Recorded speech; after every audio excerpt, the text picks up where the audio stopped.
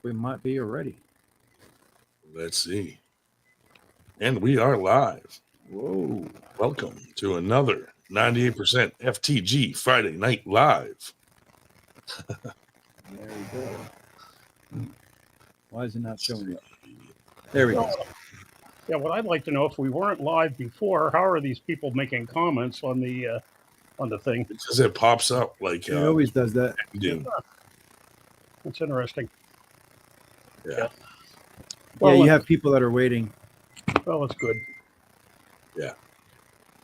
Yeah, I have a couple of people I said I'd invite to join us tonight. So if Ted has to leave, I'll see if we can get. Oh, really? Yeah. Wow, Well, look at this. Who are you inviting?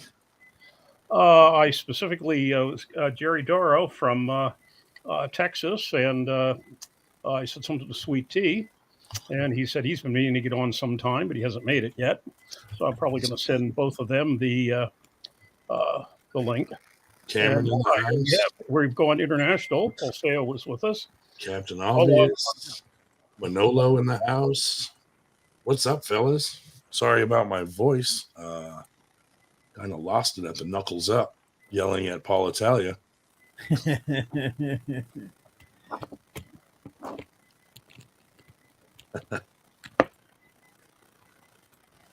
Oh, man. Oh, yes.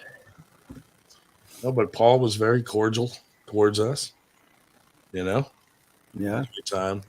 What's up, White Wolf? Devin's Forearm. Oh, my God. I missed you guys. The usual. Josh Berger. No, it's good the burger's just coming on now that he didn't hear me say I'm going to poison one of my cookies tomorrow at the party.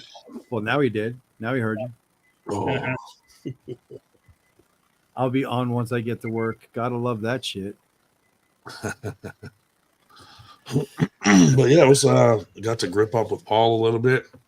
That was pretty interesting. I was gonna say, do you want to share what you might have felt or no? Yeah, I don't mind. You know, Paul's arm is very strong, but I felt like probably if I have an angle to hit him, it's going to be in the fingers and hand. All right. I couldn't really tell with bicep to bicep because we kind of started like he kind of hit me while I was like just gripping up with him for a picture. So yeah, he didn't actually like go at it in a hook. But I mean, he felt strong in a hook, you know. I mean, but I'm used to pulling strong guys in a hook, so I think he didn't feel weak almost for sure. I was gonna say, I think almost everybody feels stronger than they should in a hook, right? And that's kind of why I don't like hooking. It's because it can be deceiving. It's so inefficient. Yeah. It's just so inefficient. He did have a small thumb. Yeah. But you know, super nice. We hung out. We got to poke fun at each other. We took some pictures. I got a bunch of guys to sign my arm bet cards. I saw that. Hung out with Jake Ward a lot. We had some good conversations. I know. So that was fun. What happened earlier with the Paul Lynn feed? No, that was just me posting our episode of last night's arm wrestling science. So that should be available now. It wasn't a live feed. It was just a recorded. It was an episode. Yeah. But yeah, it was knuckles up. I mean, they put a lot of work into that event. It was very, very organized. A bunch of us guys took Sean Hancock's referee course. Good seminar. And I'll say this. He was very professional. We learned a lot, and even if you never want to referee a day in your life, I suggest taking the class because I learned more about arm wrestling in that class than I have in a while. Like little things that I didn't even know, like, oh shit, that's a foul. You know what I mean? Like, especially with the strict rules, like there were a lot of things that just are not common that you don't think of that are, you know, warnings that lead to fouls that I was like, man, thank God I learned that before a match that's going to have like strict rules. Yeah. But a lot I of just won't. there's a lot of shit like if if someone puts their leg on your side, you know how you can request to have it taken down. Yep. If you don't request have it taken down and the ref doesn't catch it and have them take it down, you're allowed to literally kick that leg off the table in the rules. So Sean was saying like he'll just leave the person's leg there and then on the ready go, he'll kick it on the go to like throw off their entire game plan. And I was like, that's actually kind of a nasty little trick, but you know, it was kind of funny to joke about it, you know. But yeah, very, very cool class for $40, dude. Like you can't beat it. Like No. it was like, you know, a couple hours and they have like a little test like on your phone that you take, but it's not pass or fail. Like it's really just to provoke questions. Gotcha. So I mean, it was really cool, and they answered all the questions, and then they have you get up there and ref, and then when you're put on the spot in front of 2 professional refs and you forget everything, they're just like, yeah, you guys all suck at refing. But yeah, but I could see how, you know, you getting certified, you know, a lot of people think it's retarded, and you know, maybe it is, I don't know. I don't think it's retarded. I don't think it's retarded. How going through the class and you know, he has like different levels and stuff, like really it makes you go home and practice reffing. Yeah. So you become a better ref. I was gonna say, I think reffing also makes you a better puller. If you understand the rules, you understand how to pull better. You also understand how to cheat better. So it makes you a better puller all the way around. Well, if you ain't cheating, you ain't trying.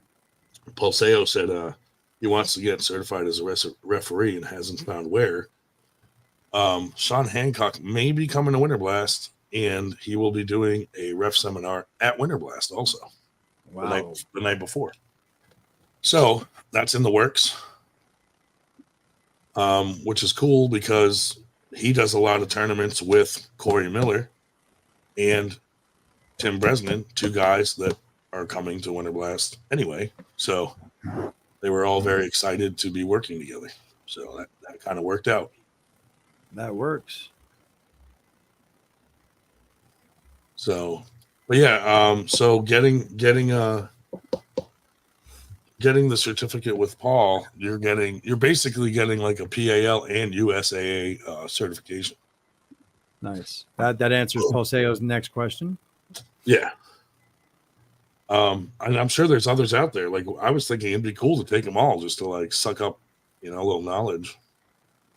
For sure. You know, I mean, someone as new as me probably has no business reffing, but like I said, I felt like I learned a lot just as an arm wrestler in that couple hours. You know what I mean? I like what White Wolf just said. He said he'd want to take that class to get in with the refs, buy them dinner and beers. Just saying, when it comes down to the balance, it might be the deciding factor.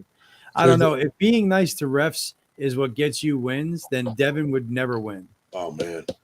The lady, Judy, that was helping Sean in the class, she's from Poland, and she was reffing the big matches, dude. And it was so funny because like these big giant dudes are giving her a hard time, and she's like, "Hey, this is my setup. I make the rules. I'm the referee. This is a ref script. You're going to listen to me, or I'm going to foul you." And the whole crowd started cheering. Like she put them right in their place. I would have loved to have seen Cristo doing that during the freaking Hermes and Devin match. You know, like Devin's the one who had to call out the fucking fouls before they got fouled. Yeah, I know. That was ridiculous. It's like, it's a fucking ref script. Like, stop letting them move. Yeah. Yeah. I mean, even Robert Kelly has his level 2 that he got from Leonard Harkless. Yeah. So, you know, he's been doing some light reffing at smaller tournaments and some down reffing. And I believe he's coming to Winter Blast also to do some live feed stuff. So Bart loves Devin, huh? Bart loves Devin. I think Bart is a Devin fan, but when he's up on that table, he hates Devin because he knows what he's in for. Yeah. It's kind of like my coach. Like when I'm reffing my coach, I absolutely fucking hate him. Like I know what I'm in for, and I love the dude. Like he's my coach, but I absolutely can't stand reffing the guy. Yeah. It's funny too, because like just watching them, like when you get up there and they want you to like watch them, they're fucking with you hardcore. Like she's doing some fucked up shit with her hand, and like then all of a sudden he just took his thumb off the peg like a quarter inch, and yeah. like, and you're missing all this shit purposely, and then they're like, "Am I touching the peg? Am I doing this? Am I doing that?" And you're like, "Oh fuck," you know. Shut up in your mouth. That was funny, the ref telling him to stop whining. Yeah, he's like, stop whining in arm wrestle. How about that? I'm like, oh shit. That was good. Didn't matter what he did anyway. How about when he smacked the US ref? He smacked what's his name? Rivas. Like he literally fucking smacked him on the arm. I'm like, what the hell?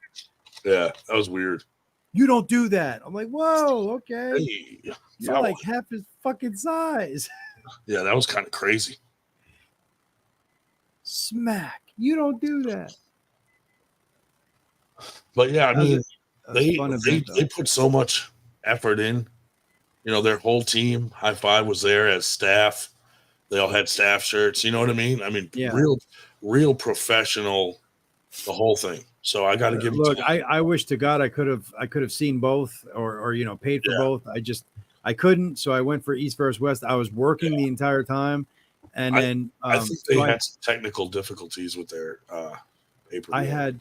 I had all of my socials turned off throughout the entire day because you know I didn't want any spoilers. And then my friend David Robinson, out of nowhere, just messages me, which I didn't expect him to message me at all because he said he was taking a break from Facebook and all that. And out of nowhere, man, who would have thought that Devin was that dominant? I'm like, shit. That sucks. Like, I'm gonna kill you. I was like, man, I haven't seen it yet. He's like, oh my God, I'm so sorry. Oh, that's rough. I'm like, at least I know it's my guy that won. Especially, you know what I mean? Especially like someone like you that's a mega fan. Yeah. That's like, that's serious. Yeah. And I mean, you know, look, I don't have a ton of money. So when I pay for pay-per-view, it means a lot to me. You know what I mean? Like, you know, right. Right. And so I mean, whatever, you know, it is what it is. At least I knew that Devin won. So that made me feel a little bit happier. But I mean, I still watched the whole event, even though I wanted to fast forward, you know, I still watched the whole event and it was phenomenal. I mean, seeing all of Team West just absolutely fucking go nuts. It was beautiful. It was beautiful. Wait, Wolf said you can't turn on any electronics if you haven't watched an event and want to catch it. Yeah, no shit. But see, I'm a salesperson and they all have my fucking cell phone number. So my phone had to be in my hand, you know? So yeah, it's just, it was definitely a fun thing to go to. God, the table volume was so loud compared to the commentator. Oh yeah, for sure. Yeah, being able to hear the commentators was just amazing. Oh, I'm sure I'm sorry. You know, as soon as Devin got up there, they turned that shit up. Yeah, but they had it up for everybody. Hearing the Polars poll was phenomenal. Like getting to hear the Polars was great. Here's Steven Shoemaker with his weekly message to tell me that I should be very afraid of losing to Paul Italia. Yeah. Thanks, buddy.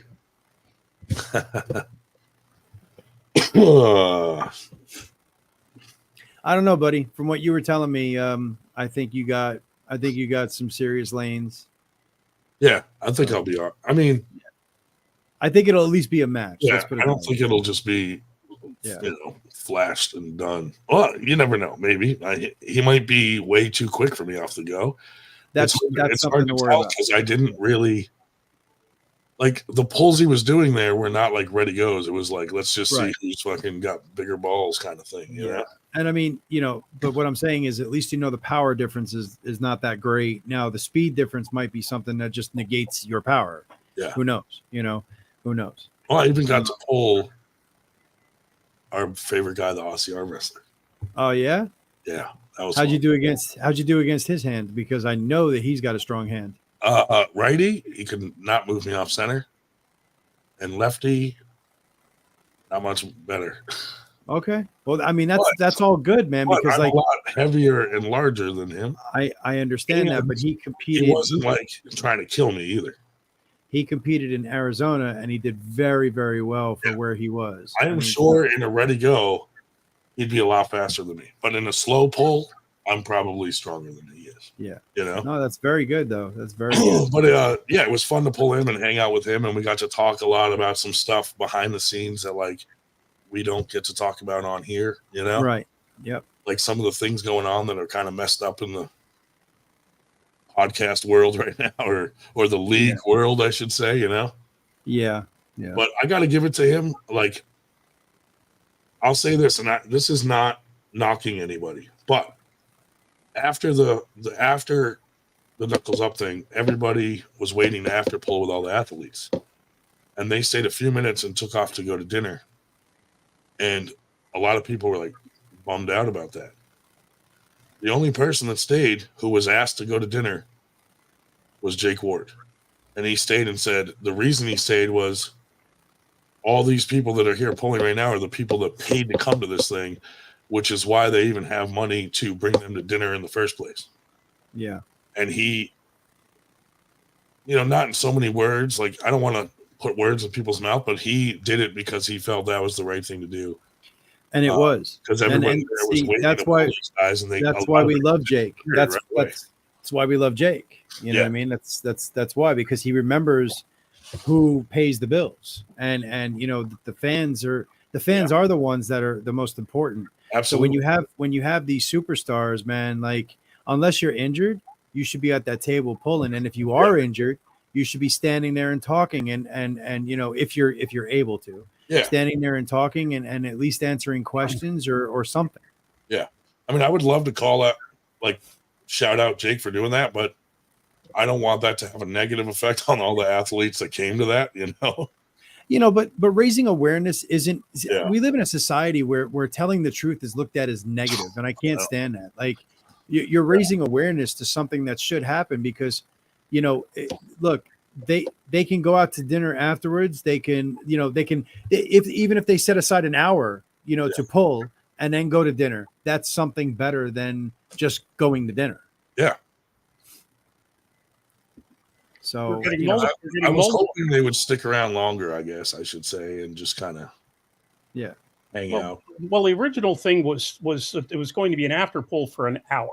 They had advertised, not 5 minutes an hour, but we are getting multiple questions here for you, Ryan. Jake and Longhorn. No, we did not have time to do that at all. Although me and David Shubich did go get a steak downstairs at the restaurant that was there. Nice. Just because we had to. But, well, don't forget that once I get up the Winter Blast, we're all going out for steak. So. Oh, hell yeah. Hey, my treat, dude. Oh, fuck. I mean, that'd be nice, but I don't worry about it. For you guys making the ride up here, like, it's the least I could do, man. It's going to be awesome. Yeah. Well, I don't know if I'll be able to lift my fucking arm, but, to cut the steak. Dave Shell will feed you. Yeah, there you go. We got staff members that'll feed everybody. Yeah, there you go. Yeah, I think it's gonna be awesome. I think that I'm gonna get my ass kicked in the tournament, and then in the after pull, I'm just gonna wear myself down to nothing. Oh, Ed Cruz in the house, who had a really big weekend in strict curling. Oh, did he? I didn't get to see any of it, man. Like, yeah, really cool. Well, awesome, Ed. Glad to hear it, buddy. Link in there. I'm gonna post a link at the top of the thing so you guys can come in if you want. Say hello. Only had nachos and beers with Jake at Planet Hollywood at LAX. My treat and $125. Welcome to LA. Oh my God. Hidden message. There we go. Should be at the top if you guys want. It is. But yeah, that was the highlight of my night, was like hanging out with Jake and to talk to him, because he's one of the few guys I hadn't met in person yet that I talked to quite a lot. So yeah. And he was the first guy to come on our podcast, like back before he even blew up. So yeah, Jake is an awesome dude. He really is. I got to speak. I mean, I've gotten to speak to him on the podcast. I've gotten to speak to him several times. He's a good dude. Really good dude. Yeah. When we interviewed, this is kind of a funny story. You may know it, but so when we interviewed Jake, I reached out to his wife and I said, "Hey, listen, we're going to be interviewing Jake. could you give us a few inside stories that he's going to be like, how the fuck do they know this?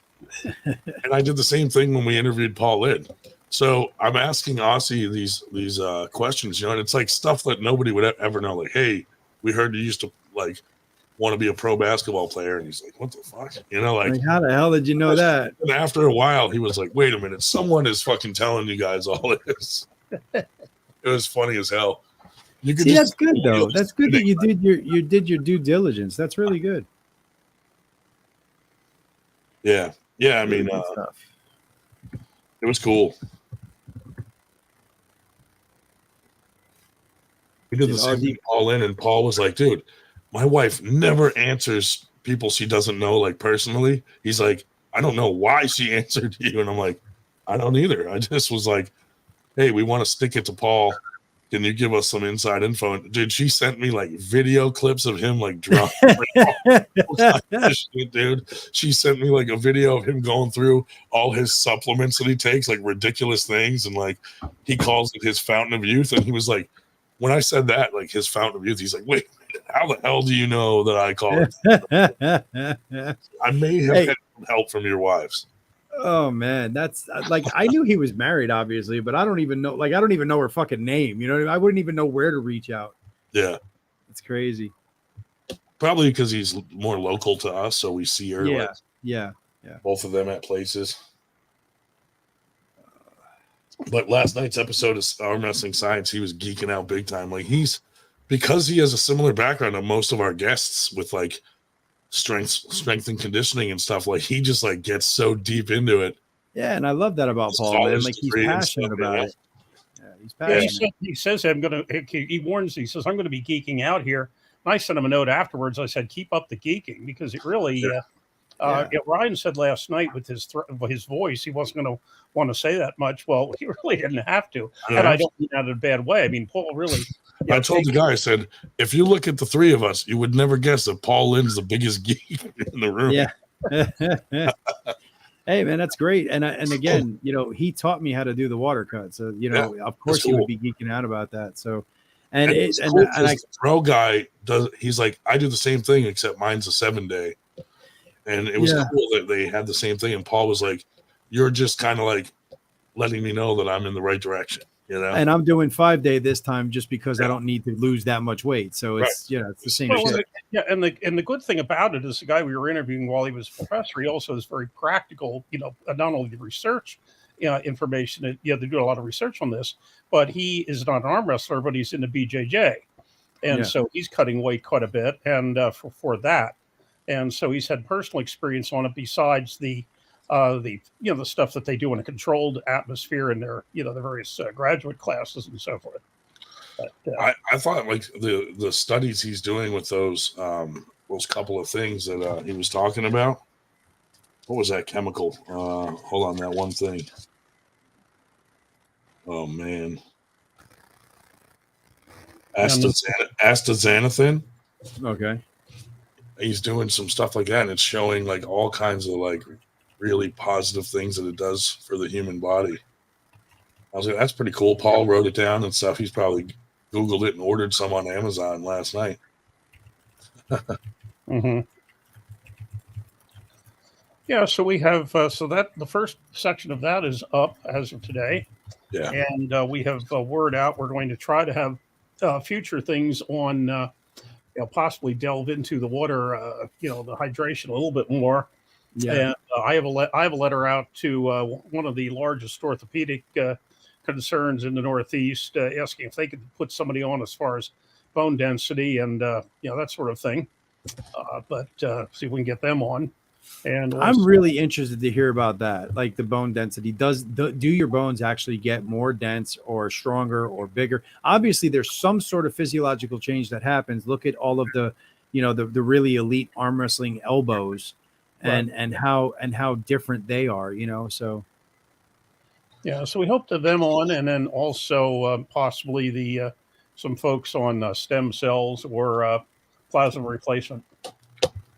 So we do Luca, he was telling me about meeting you at High Five. Yeah, got to meet Luca. That was cool. He came up to me and he's like, he kind of was like, you know who I am? And I was like, nope.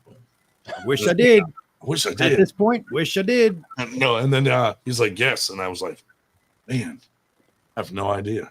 But then when he said the name, I was like, oh, dude, it's one of our usual suspects. This is awesome. Mm-hmm. So we got to chat for a while. That was fun. And then two other guys came up that are usual suspects on some of the other podcasts. Metal something. Yeah. What was that guy's name? Do you guys remember? You know, I'd love to meet like DF and White Wolf and Luca and all of that. Yeah, but like I have a feeling that like DF would never introduce himself and say, "Yeah, I'm Devin's forearm," because like his entire persona is, you know, nobody's supposed to know who he is. So I want one of them to come up and wet willy me. I don't. With Please their don't. tongue, with their tongue. Please don't ever. Oh, ever. yeah, Cam Dennett was there. Cam got to arm wrestle Paul a little better than I did. Yeah. I didn't want to arm wrestle Paul too much, you know. Kind of wanted to keep it minimal. Yeah, no, absolutely. Absolutely. But definitely felt some lanes that I will probably try to attack, you know. Yeah, as Cam has indicated here, he's saving himself for the New York State, which is in 2 days, Sunday. And actually, I'm probably going to stop by his practice on the way home from the New England's in about 3 weeks, because up in upstate New York. But I've been to his place before, but now he has a bigger group, joining him there from upstate Armed Force.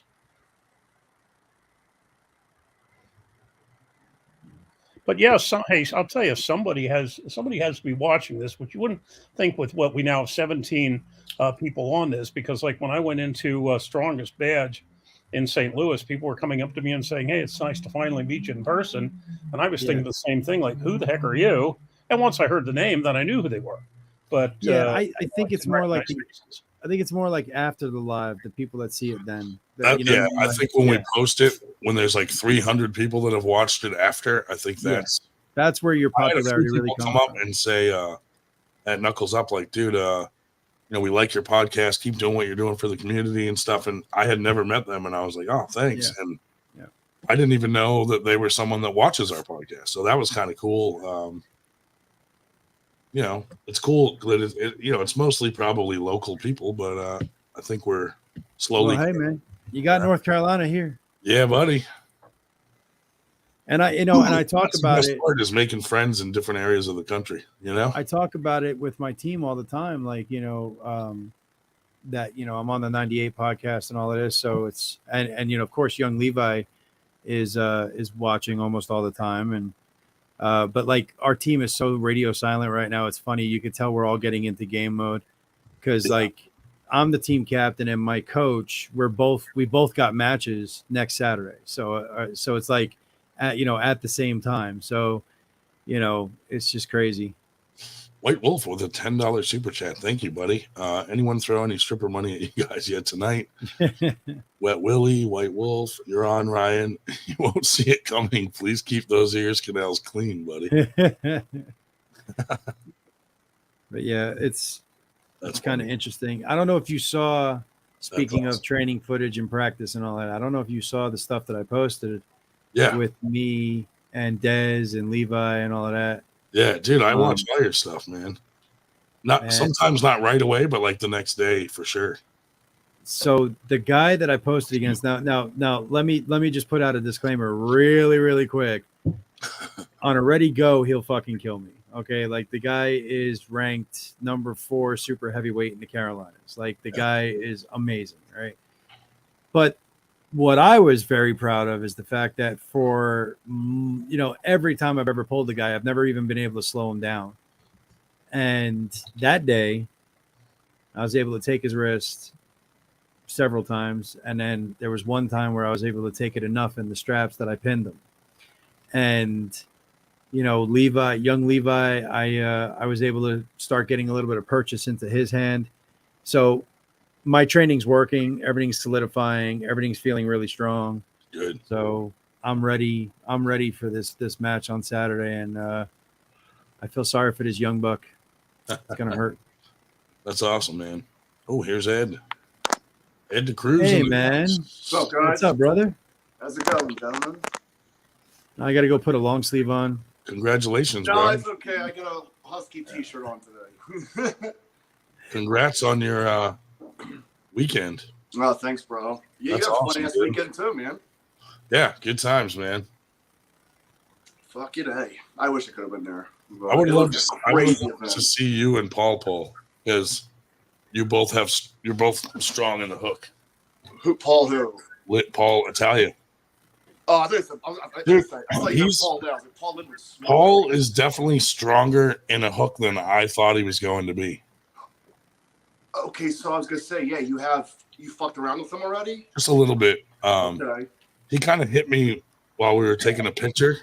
Right. And I kind of slowed him down, like over here, and then I just kind of let him pin me because I was like, "What's the point of fighting out of that?" And he's already. You'll think you're weak, like, yeah. Like, so make him think otherwise. But we gripped up after a little bit, and he's trying to like pronate into me and kind of like fuck around with the hand, and I definitely felt like I got some lanes there. You have a lane or something. Like he tried to pronate into me, and I felt like I could stop it.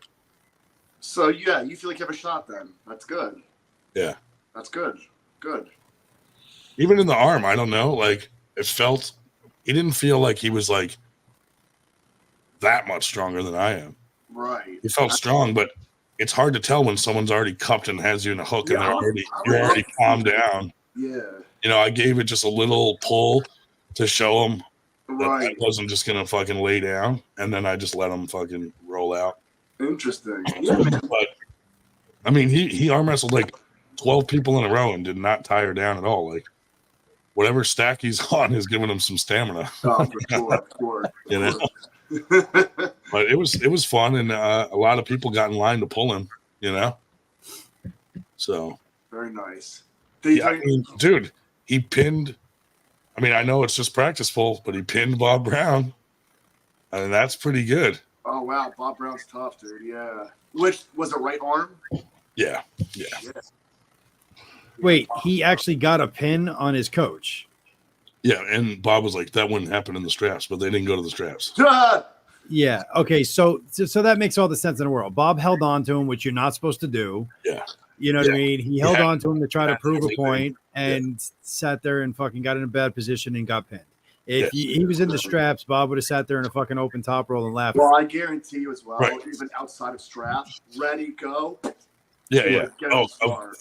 For sure. Yeah. Bob doesn't hold on. Bob doesn't hold on to anybody in a fucking competition. I told Bob. Yeah, it was just playing around. It was just playing around, but Bob was impressed at his strength. So very impressive. Yeah. That was good to see. I mean, I'm glad he's strong because I want it to be a match. Because when you beat him, you want it to be impressive. Well, if I beat him, no, you're supposed to say when. You're supposed to say when.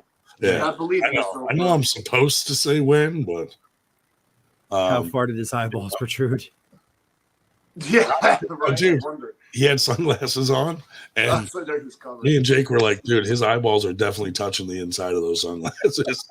Because dude, he was screaming like, "Oh yeah!" and doing like he was full on Paul Italia in a super match. Paul.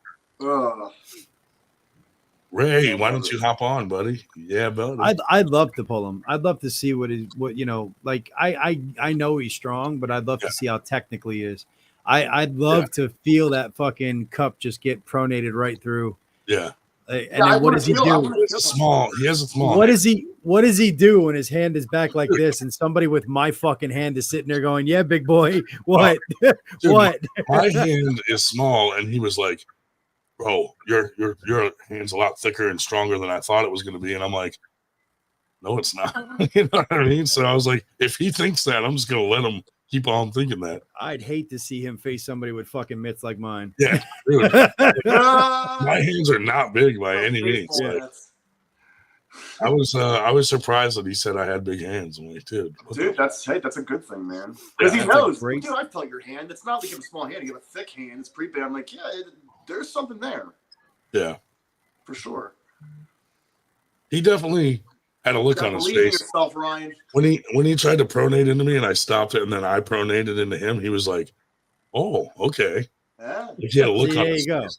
See, there you go. See, that tells you everything right there. Like he actually was giving you something, and then when you stopped it, he was like, "Oh shit!" Like I didn't expect that to happen. Right. He's used to being the stronger guy on the table, Ryan. Yeah, he's used to that. He seemed like he was more excited about the match because, like, he probably thought he was just gonna fucking flop me over like I was nothing.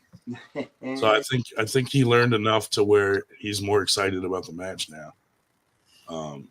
You know, I saw the post that he made right afterwards. How he was going to take you a ride, take you on a ride right down to the pin pad, and I'm just like, okay, okay. We'll see. I mean, look, I think it's going to be a match. I don't know who's going to win. I think it's going to be a match, and I think that's what's important is that it's going to be a match. Right. Like, I think Paul thinks that it's just, or has thought that it's just going to be a one-way trip to Pinville, and it's just not. Like a flash, 3-0. Yeah. Yeah, no. Yeah, like I said, the only way that it might be like that is that's a win. If he's a lot faster and better than me at a ready go, because I don't have a whole lot of experience on ready goes anyway. So just remember to catch him in an open top. As long as your pronation is good, you're good. Like, you know what I mean? Like once you can catch somebody with an open top, you're good to go.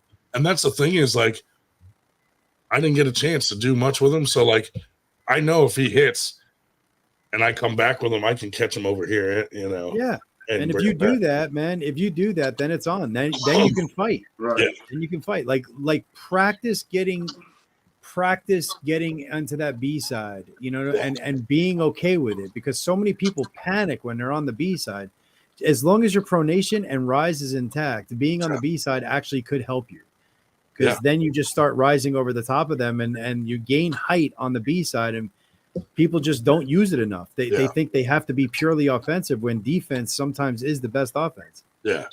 And when he did get into like someone that was closer to him in strength, he, like I said, he dropped down real low into like a weird like Toddzilla straight arm, like trying to pronate kind of weird thing. And I was like, that's weird. Stand up and bam. Yeah, and he gets low. Like he was on his tricep a lot too and getting lower. And I'm like, that's trying to get his post and get high. Yeah, he was trying to gain height that way. If he does that, I'm just gonna lat drag the shit out of him. Bring him down. I love it. Like I could just see like when he did that and other people were lat dragging him, like it was very difficult for him to fight that, and that's how it suddenly dropped down into that weird low hand pronation fucking move.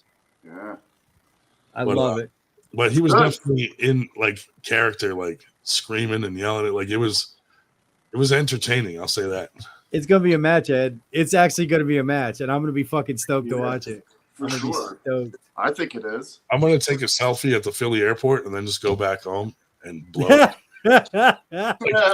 On my way, and then just not show up. Be the ultimate troll. Ed, what did you wind up lifting, man? I'm sorry, I didn't get to see it. What did you wind up lifting? I wanted to hit 163 because that would qualify me for the Arnold's World Championships, but I only did 160. Only. I know, right? So, but Mr. America is in a month, so I plan to hit around close to 170. Mr. Nice. America. Dude, what's cool about Mr. America, because they have arm wrestling there too. Yeah. Arm wrestling, the stage for arm wrestling is right next to the main stage, which is where Strict Curl's doing it. So literally, I'll be seeing all the arm wrestlers across the stage, like, "Hey, what's up?" I'll just back and forth. It'd be funny as shit. Yeah, well, we did that at the New England a couple of years ago. The actually, I think it was a bench press contest. Was in the same room at the Mohegan Sun in Connecticut as the New England arm wrestling. So you just looked in different. We were far enough apart that we really didn't interfere with each other, but there were two events in the same big ballroom. That would have been it's funny how it's next to each other sometimes. Yeah. Mm-hmm. So yeah, man, that was good. I felt bad for Ray, dude. He like missed it. He was supposed to come. Oh, really? To high five. But we did that ref seminar, which was pretty good. What time did you drive? Oh wait, this is in North Jersey. I'm thinking it was in New York because I was going to ask you what time you drive into New York, but this is in North Jersey. It didn't take long. It was wide open getting up there. Yeah, that's good, dude. I went to because I had to go to fucking Long Island. Yeah, for my that's the worst. Oh, dude, I left at like 5:15 in the morning. I won't go to the because I heard Dan Schwartz lives out there, so Dude, my I don't competition, go there. my competition was 15 minutes away from his crib. I was like, whoa, that's wild how close Didn't I was to watch him. him pulling Paul? Congratulations. Yeah. Paul was crushing him. That's what I saw. Yeah. Paul was crushing Dan now. Paul, which Paul? Paul Italia. Paul Italia. Paul Italia was killing him. Yeah. Yeah. Which that was fun to see. Oh, I didn't know he was there. Because Dan was telling Paul like he's gonna crush Paul. No, it was a different spot, Dave. It was a different spot. But yeah, Paul and Dan he went to a New York practice. And that's right. They did go out. And Paul was smacking Dan Schwartz. I wonder what his left feels like, Paul Italia. I don't know, dude. I didn't even attempt to pull him lefty. I know. Now, a lot of arm wrestlers don't care about left arm. I know. Yeah. I pulled Jake Ward. Lefty. Is your left better, Ed? In some ways. Like I'm more outside with my right, with my left, where my right likes to go inside. But they're both. It's the complete opposite. It's the complete opposite with me. Like I'm not afraid to go in, even though I'm still not strong in a hook. I'm not afraid to go in with my left, and I protect my hand a lot better with my shoulder on my left. My right is all about fucking posting, like just getting through your fingers. No matter what I have to do, I will get through your fingers. And I'm actually developing a huge open top that's really, really strong. It's just naturally happening. Like if you're strong enough to take me off center, and drive, I can catch you usually 3-4 inches off the pad in a beautiful, pronation, and then crack your wrist and fight back. Yeah, like a nice rebound effect. Yeah, it's really developing nice. Like I'm finding a lot of success with it. Obviously, I don't want to be there, but I'm developing a huge amount of success with it when I get dragged that way with guys that are so much stronger than me. Try? I don't know if you ever tried this, but like depending where you set up. So if you're right-handed, put your inner elbow all the way to the other corner, and then you hit to the side. You go with the guy at the same time. Yeah, I was actually winning against now this is practice, but I was actually winning against young Levi that way. And young Levi, I haven't been able to touch in months, like at all. And so I started getting some success with posting super, super high and climbing over the top of him. And then that started to run out because the kid's good. Like he started to adjust. So then I was hitting reverse exactly like that. And I was cracking his fucking hand wide open. And it was just, it was fun because I haven't been able to move him at all. And I was getting a lot of success with him that day, but if it, I'm peaking, you know what I mean? Like for a competition, he's not, So, you know what I mean? Like there's going to be, I'm closing a gap, so. Robert Kelly in the house. What's up, Robert? What's up, Robert? So yeah, there's I'm not taking anything away from any of the guys that I beat in practice. It's just one of those things where I'm getting ready for a competition. So I'm at the best that I can be right now, and these guys are just kind of like normal practices. Yeah, absolutely. Yeah, I got to give it to Paul though. If he's smacking Dan Schwartz like a year ago, he could not do that. That's interesting. Yeah, Dan is pretty solid, right? Dan's solid, yeah. He just got back though from that super match with Palco. I wonder how beat up his arm was because he's probably practicing with those guys. You know what I mean? Yeah, it was weird to watch. And then a because couple days later, Paul Italia. I mean, that's kind of rough. It was weird to watch because like there was literally no lane. Dan tried every lane he possibly could. I'm gonna say right now, I'm not trying to defend Dan Schwartz, but I guarantee you Dan was not fresh because of that his weekend with Palco.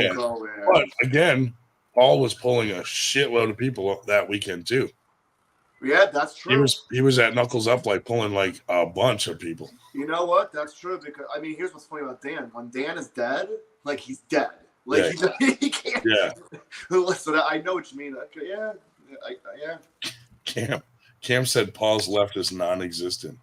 Okay. So I would spank his left for sure. Then. Big D in the house. What up, man? We got to get Big B to Winter Blast.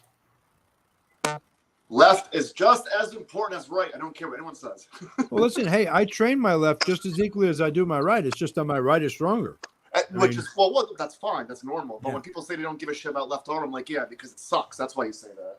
Well, I say it because my jerk. it's weaker. You know what I mean? I say it because I'm a right hand dominant puller, but I train my left equally to my right. Yeah, but you care. You're not saying you don't care about your left. Yeah. You actually care. My right is my arm wrestling arm. My left is my masturbation arm. So I care about them both equally. I just never understood that notion of arm wrestling. That's a combat. It's like telling a boxer we don't care about jabs. We just want to Yeah.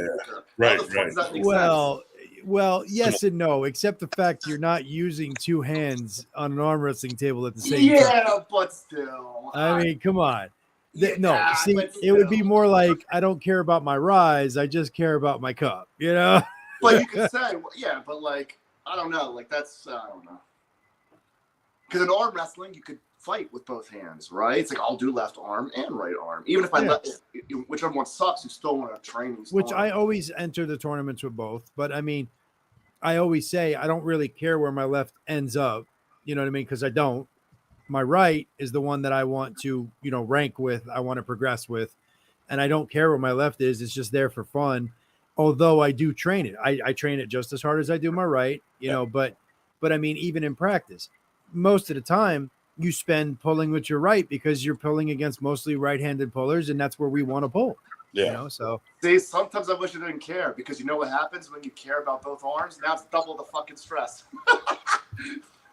It's true. Like, no, you're right. I mean, listen, my left's not connected like my right. Yeah, listen, I will fight just as hard, for everything on my left. Don't get me wrong. Like I'm just a competitive fucking prick. So that's why, like I'm super competitive, but yeah, I mean, my if you ask me where do I want to be left-handed as far as ranked, I'll be like, I don't fucking care. Like I don't give a shit. My right, I want to be, top 15 in the country at some point. My left, I don't give a shit. I don't care where I end up. Yes, some don't care. Yeah. But I'm still gonna train it. I'm still gonna. Right. I tried pumpkin training for like a week, and I was just like, nope, can't do it. Like it just felt so fucking weird, man. I was like, no. It. Can't do it. I can't be imbalanced. I don't like that shit.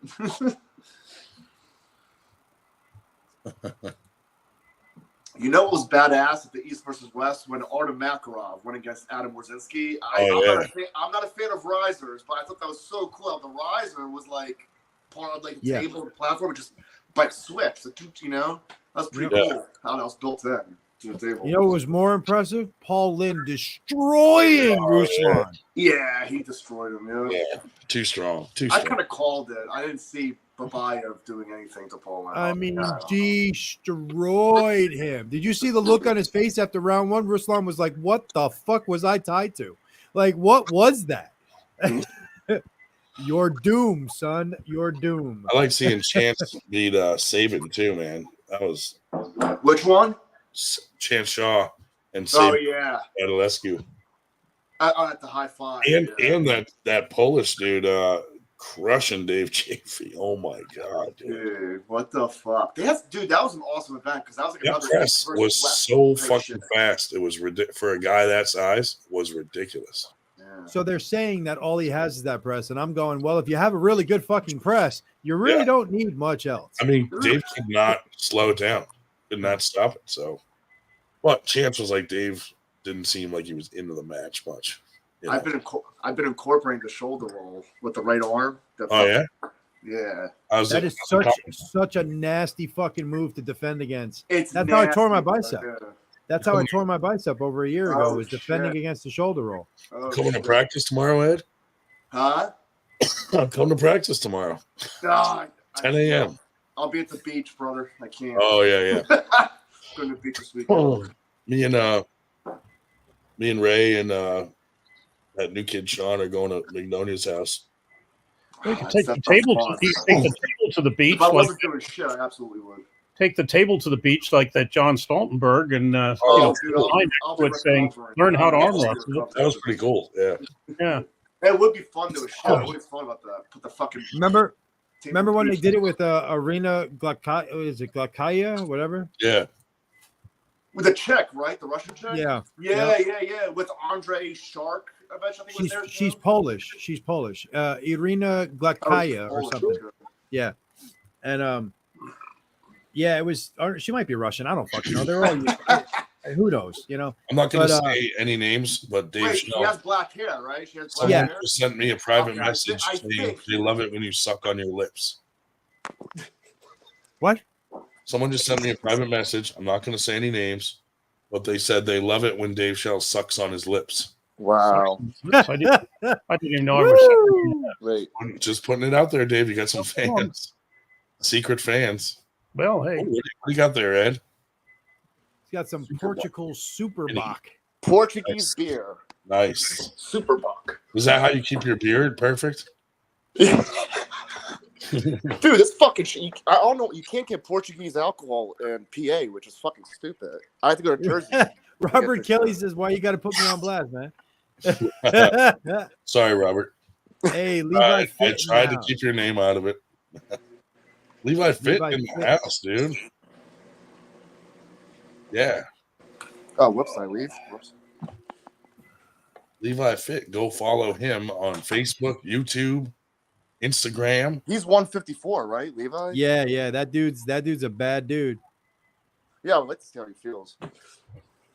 If you need some training, that's the guy to see, man. I'm good. My wife and I want to we would love to just fucking travel the country and just like visit different camps and pull them and shit, you know. Like Dave Shell. Yeah, exactly. It'd be fun to Exactly. like just do it in like a Winnebago or some shit. Well, that's what we were talking about, like getting Yeah. an RV and all that, but we Yeah. don't have the money for that shit. And then, Right. you know, Bills I- to pay and it's shit. it's gonna suck so bad next week when I'm at fucking work and water loading. Can you imagine that Oh shit? my god, dude. You're gonna Can have you to imagine piss, that shit? I would be running to the fucking bathroom every 10 minutes. like, Oh, man. so you like this bike? Hold on, I'll be right back. Hold Yeah. that. So the Ultra Glide is what you should be. I'll be right back. So what I was saying is the 114 motor. I'll be right back. So yeah, Just carry a fucking piss bottle with you. Just Yeah. oh, sir, just turn around. And another thing that these saddlebags can be used for is, hang on a second, And you just piss in the saddlebag.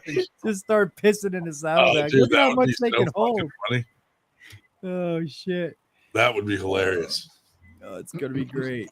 It's gonna be absolutely great doing a fucking water load at a motorcycle dealership. That's Fantastic. terrible. Oh, my God. Fantastic. I already told my boss, like, you know what I mean? Like, I'm just warning you. this is what's happening, bro. I'm gonna be pinching like a fucking racehorse. Yeah. It's funny as shit. You're gonna be on the microphone like, I need backup in aisle 2. There is no I aisles, need- asshole. I need a piss break. I need a piss break near the Super Glide. Yeah, exactly. Exactly. They send a staff member over to just keep them warm for you while you run to the bathroom and come back. Oh, who's lucky? You have like a helper for the day. Right? Help! We should have Tomes on, dude. Then people would better understand the ropey loads joke. Yeah. He went on Evan's show, dude, once, and he had like a Viking hat on and like Viking swords and shit. What the hell is all the noise? Who is that? Dave, is That's that what I you? said. Freaking- not me. No, what are you doing, dude? Dave, it's got to be you. I'm not doing anything. You're typing or something. No. It's definitely not me. I don't know. Everybody put your hands up. Oh, wait. I can't put my phone. Hold on. Oh, The see, noise it's- stopped. The Dave. noise stopped as soon as Dave's hand Dave. raised. Dave, could you please wait to jerk off till after the show? No. He is typing. That's what it is, Dave. Are It's you something. typing? You got to be typing, Dave. Yeah, he's typing. He's typing. Nope. See, it's quiet all of a sudden, then. Yeah. Oh, Anyway. yeah. I'm But muted. yeah, that's going to be absolutely fun, man, for a fucking salesperson to be sitting there and water loading. It's going to be great. Oh, it's Ed. Oh, it was Ed. It It's is Ed. Ed. You Yeah. son of a bitch. I'll fucking leave and come back. God damn it. Busted. Busted. I knew someone was masturbating. We got to the bottom of it. And when he says bottom, it means bottom. But yeah, some random kid hit me up on Facebook and he said, "Hey, my name's Adam." He said, "I'm autistic." He said, "I like your show, and could you do a video for me just telling me that I'm going to beat my friend Michael in arm wrestling?" Yeah, I saw that. I That was like, really cool. Yeah. "Sure, dude, no problem," you know. And then so I sent it to him, not thinking anything of it, you know. And then he sent me back like this whole video clip that he put together of him beating with my video that I sent him as the intro. And then like this whole video of him beating his friend Michael. And I was like, "Oh, that's cool, dude." So I said, "Do you mind if I post it?" And he was like, "No." And then I told him, I'll send him a shirt or something. And he sends me his address. Shit, I still haven't gotten my shirt. Fuck. I'll send you a shirt.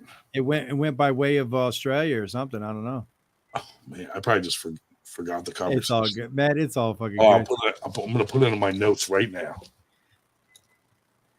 I remember I put that 98 patch on my shirt. You guys are going to see it on next Saturday. Oh yeah. You guys are going to. What's your size, Ted? XL. Well, it depends. If it shrinks a lot, then 2XL. If it doesn't, then XL. I don't know if they shrink much. Yeah, then XL is fine. They're the next level shirts. I don't know if you have any of those. Yeah. No, I don't think I do. They usually don't shrink too much. They don't shrink much. Yeah, XL would be fine. No. But yeah, it's you'll see it next Saturday for the first time in competition, man. I haven't worn it in competition yet. So sweet, man. Can't wait. If it's loose, you'll just have to pack more on your shoulders. Right? Hey, that's coming too, buddy. Don't worry about that. Don't worry about that. No, what I'm wearing is an XL, and this fits fine. So it's getting there, though. Look, see, Ryan? So yeah. It's getting there. Man. Do you feel stronger? Oh fuck, man! My hand feels amazing. What the fuck? My son is calling. Hey, hon, can you call Jeff? Jeff, and you are live on the 98 podcast. Right. He would be like, "What the fuck is a 98 podcast?" Right. But I feel bad for the kid because he called me at work. I called him back, and then I said, "I'll talk to you at 7:00 tonight." And here it is, fucking 10, and he's now calling. It's like, yeah, nope, got other things to do, buddy. Yeah.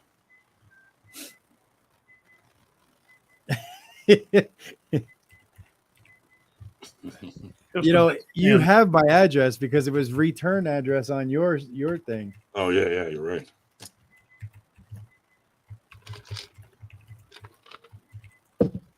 Oh man, we're going to reveal it openly because then all your fans would show up at your door. Bro, it's all over my website. My address is all over my website. That's true. When I put up sometime back. No, I'm sorry. Regard that message. I'm sorry. My phone number is, which is so easy. My social security number. I put up a post with my last 2 driver's licenses on it. People said, "Oh no, people know where you live." I set up at the same damn address for 43 years with a listed phone number for 40 of them. Won't take St. Bernard to find me, for God's sakes. Oh, dude, when Chuck Ryder threatened to come to my house and kill me, I've just posted my address and was like, "See you soon." Yeah. or Nitro, or Paul Italia, or Jeff Dabo. All these people that have threatened my life, more than welcome to stop by. Mm. The police will find you laying there in the morning.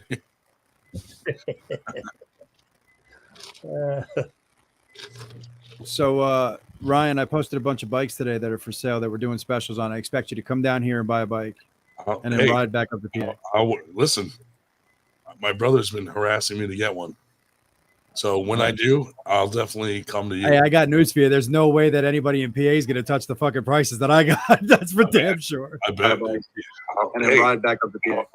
Listen, my brother's been harassing me to get one. Dave, I'll definitely come. What'd you do, Dave? Just relax. Just relax. Everybody just calm down. Just calm down. Dude, Dave fucked up. There's a reverb. Yeah, just briefly. Just relax. Everybody just calm down. Damn, it's Dave. okay. Just calm down. Did you see the video Paul Italia put out of him like stabbing me and shooting me in a trunk? What? The Goodfellas, like. No. Them like that is funny though. Me in a trunk and then like that is funny. Like when they're driving around in the movie and they hear a noise and Oh, I remember that. I remember that scene. Yeah. Yeah, I remember that scene. he It's fucking redid awesome. that scene and they're fucking killing me in the truck. No shit. I was like, nice, dude. That's why I did Well, that you know what? video. Hey, karma's a bitch because they all, like two of them wound up getting whacked because of that fucking guy. Right. Exactly. You don't kill Joey Betts. He was a made dude. What the fuck? They end up in a fucking cornfield. Yeah, Bacho did really fucking good, man. Bacho kicked the shit out of Dude, impressive. Ungerbayev. Yeah, he looked really good. He looked really good.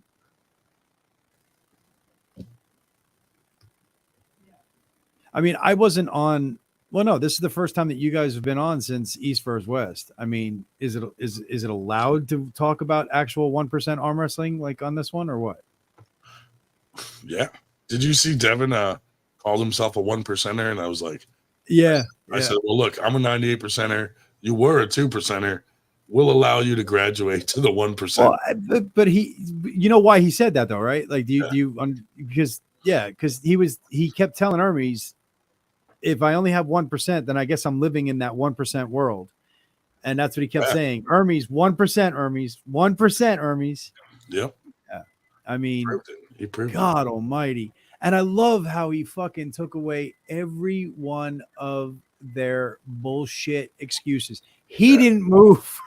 Did you see him lip "fuck you" Engin after the first pin? No, I didn't. Oh yeah, no. He pinned him, and then as he was walking away, he went "fuck you, Engin." No. Yeah. No. Awesome. Why would he get pissed off at Engin? I don't know. Engin must have told him he's going to lose or something. Wow. I mean, they always go back and forth. Yeah, I didn't think he. Yeah. Wow. But yeah, if you rewatch it, you see Devin go "fuck you, Engin." I thought he just said like "fuck God. Yeah." I thought he just said "fuck yeah." No, well, rewatch it. You can see that he says. I will. Yeah. Yeah. I think it was an absolute amazing fucking thing to watch, and it was so dominant,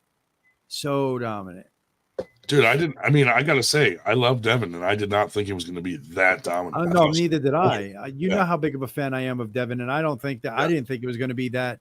I didn't think it was going to be anywhere near. He's looked impressive lately. Yeah. So I mean, I didn't think it was going to be anywhere near that dominant. Like the way it looked in round 3 when Devin was playing with him out of straps, that's how I thought the match was going to go. Like Devin was going to have to work and all that. But Devin was just playing with him outside of straps. Like, okay, fine. I can't hang on to your hand. Captain's already starting a rumor. Didn't hang. Oh, yeah. Right. Yeah. That was the rumor that was going around. Yeah. Oh, if only. Yep, totally staged event. Absolutely.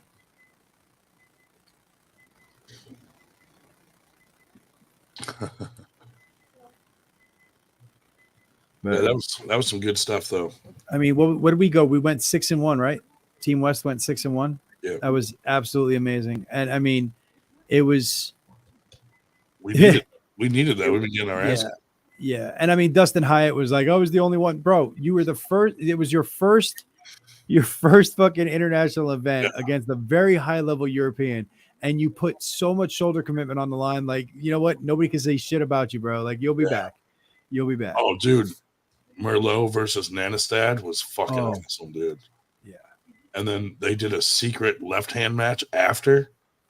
Oh, did they? They killed Alive, and they're gonna release it like in a week. Really? So that was cool too. So you got to see it. Yeah, everybody got to see it, but they didn't, go live. Even dude, Marcio fucking and Avlo was fucking badass too. That was all. See, I wish to God I got to see all of this shit. I didn't, and it hasn't been released, so yeah, it will. But good matches, like real fucking back and forth, like Hey, you know what? Hopefully this job pays off, and I get to buy all the fucking pay-per-views. You know what I mean? Like, right now I've got to pick and choose, and I mean, I hope Knuckles Up doesn't get pissed off at me, but I had to go with East vs. West over Knuckles Up. I mean, if I can only do one, of course.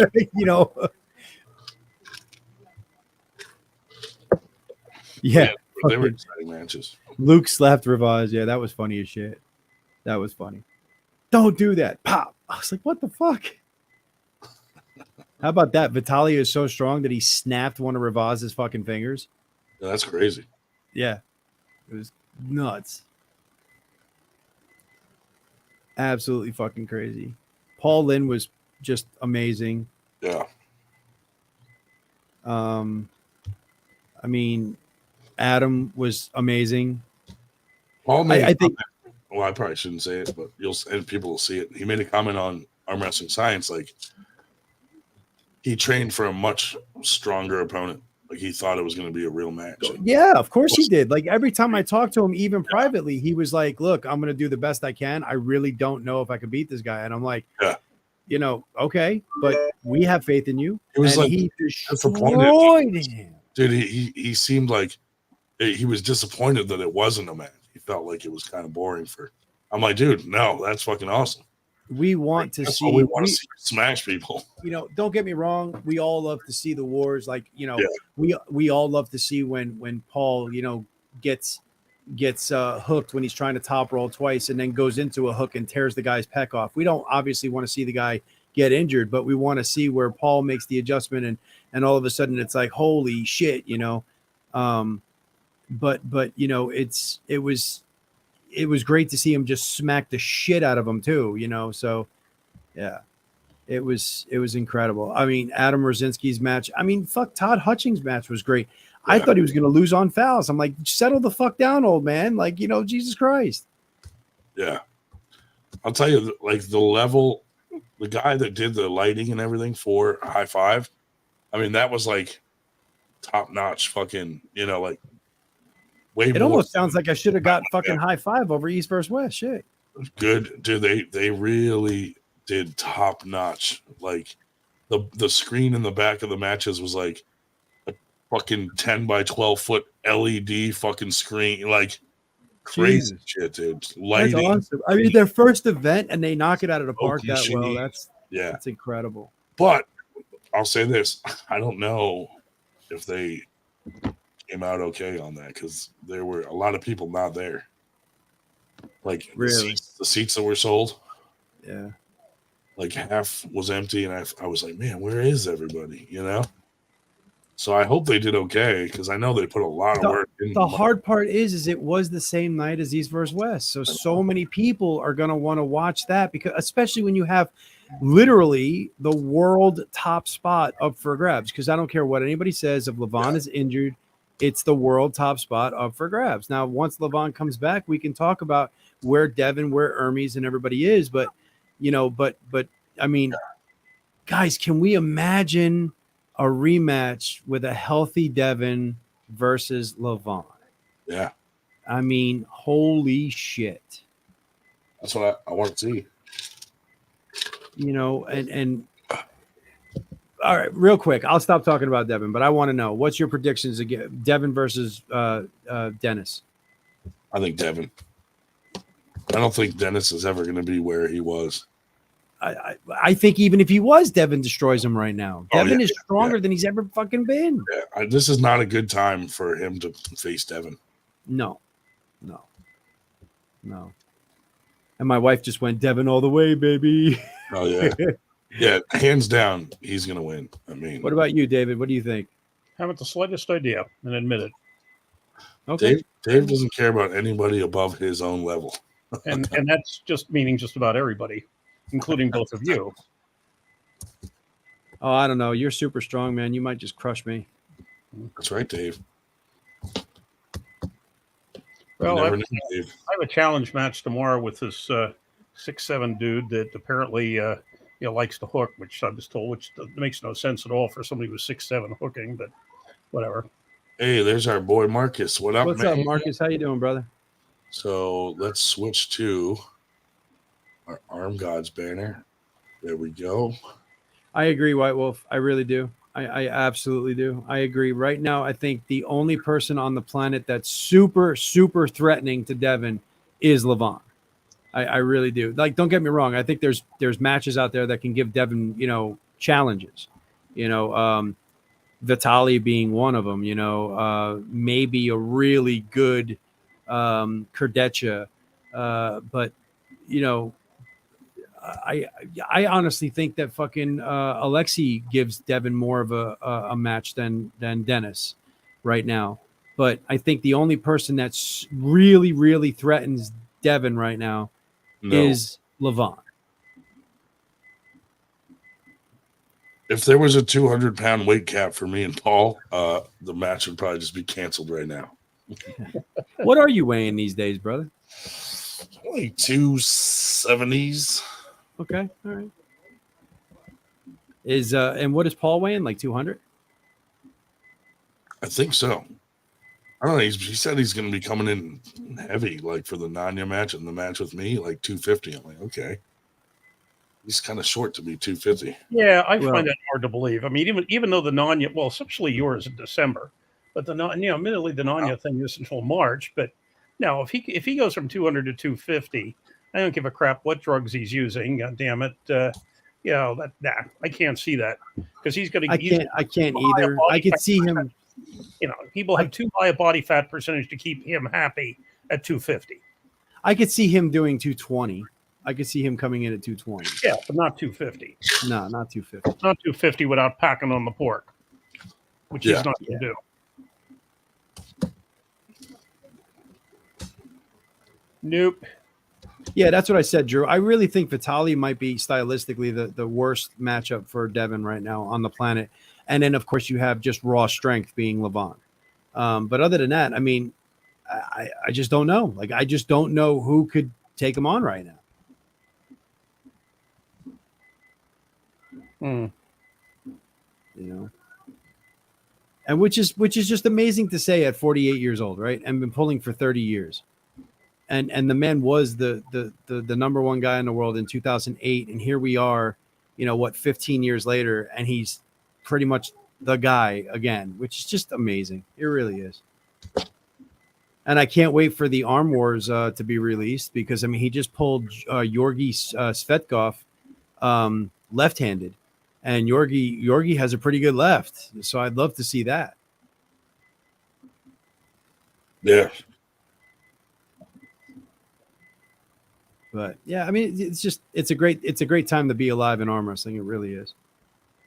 And I'm so happy to hear that High Five put on such a quality event. I hope they made out at least okay, with it. Obviously, next time, don't pick a day that, they had their day picked before Engen announced East versus West. Which may have been slightly intentional.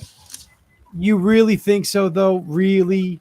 Do you really think that Engen's paying attention to a first-time event?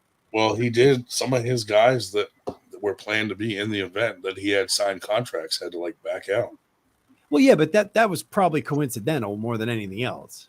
Yeah, but you think about it, though. If those guys were able to pull off an event like that in the United States, that's a direct competition to Engen.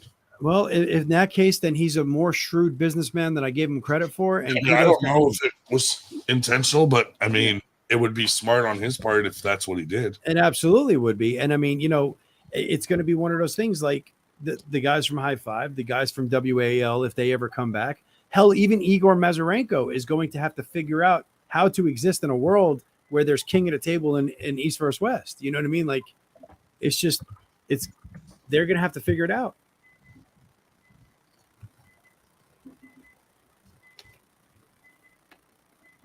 Yeah, let's face it. Everybody steps on top. Even just in this country. I mean, the number of things that are going on. Yeah, there isn't a free weekend around. And then if you're a week before or a week after somebody, they moan, groan, and bitch. Even if you're X number of hours away. But there's only so many weekends in a year, and Well, shit, you look at next weekend, right? I mean, it's no big deal, right? It's not a big event or anything. But you got me and my guy pulling. You got my coach pulling. And those are two big super matches for North Carolina, right? Yeah. Well, fucking A, Shane Owens is pulling Paul Passmore in Georgia the same day. Mm-hmm. So it's just, it is what it is, man. Yeah. Yeah. I mean, sometimes I like the local matches better because there's reasons behind it, like feuds or just guys that are like, hey, I can beat you. No, I can beat you. Well, let's find out. And Yeah, I love it, man. I love it. And my ultimate goal is to be top 20, NA in my weight class. But shit, dude. Like I'm loving this time right now where the North Carolina lists are filling in and we got new guys, new blood getting on the list all the time. It's great. I love it. Yeah, I mean the list I put up is just from Ohio East and Virginia North, and frequently I'll have 2, 3, 4 things on the same weekend. Yeah, yeah, I love it. Like the Italia versus Nanya. Like a lot of people. That's a hell of a match, man. That's a hell of a match. That's like two guys that haven't been arm wrestling that long, and there's $5,000 on the fucking match. Like that's up there with some of the biggest fucking money matches out there. You never know, White Wolf. I'm getting older. By the time I try to get the top 15, I might only hit your top 20, but I'm going to try for the top. Hell yeah. How about that? I'll try for as high as I can possibly get.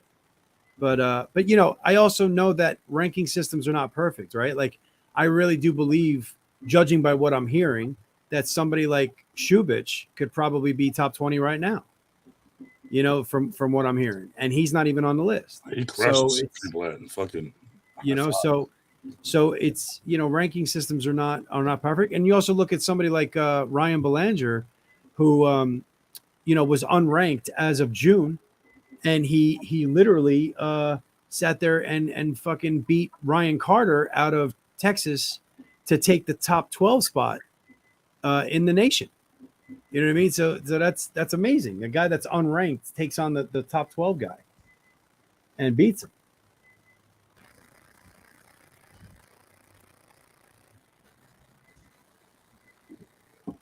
Top 10 drinkers. Yeah, that should be a real thing right there, dude. Top 10.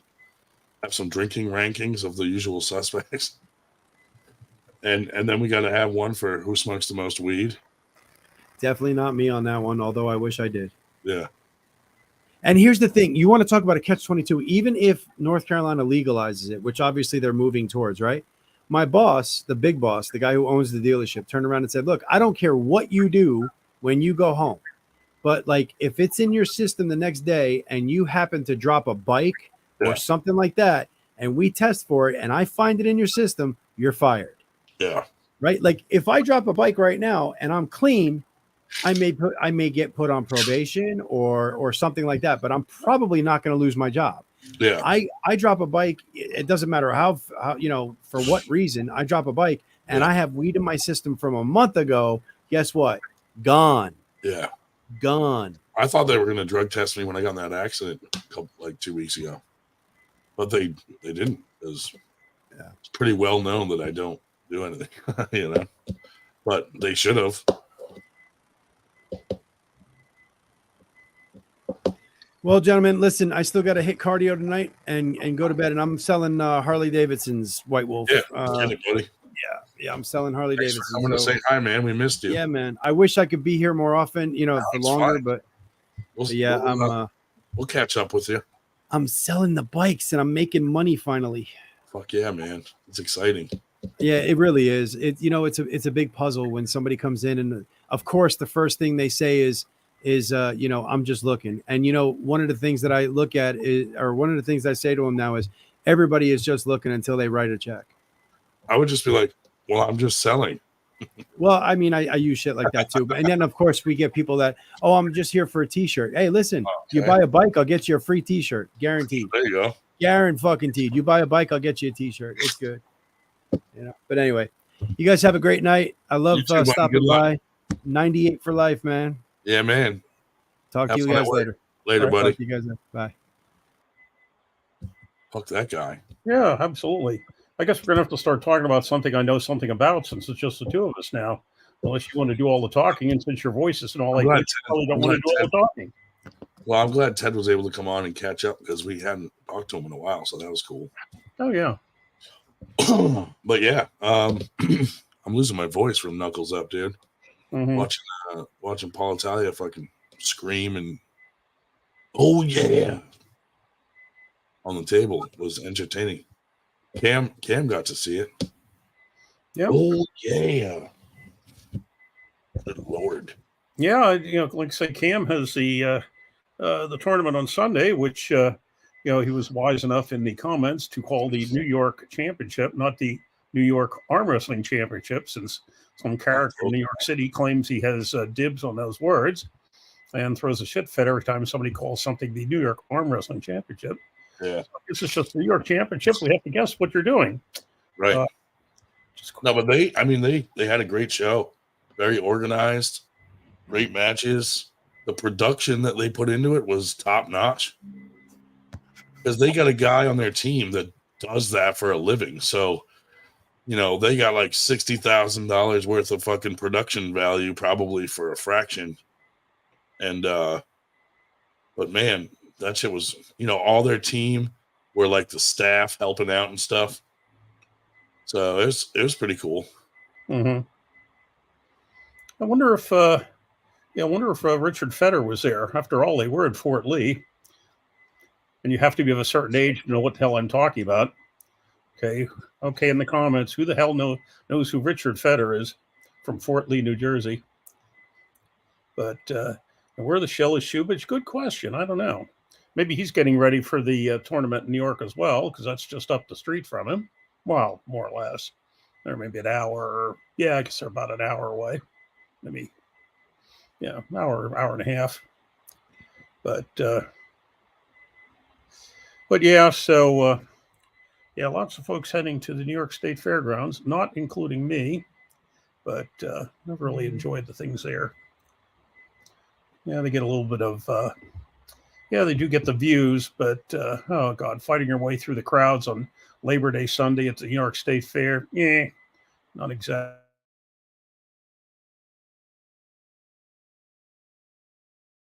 Hell, there's no beeping going on here at all. You might have heard some fireworks in the background a while ago. So they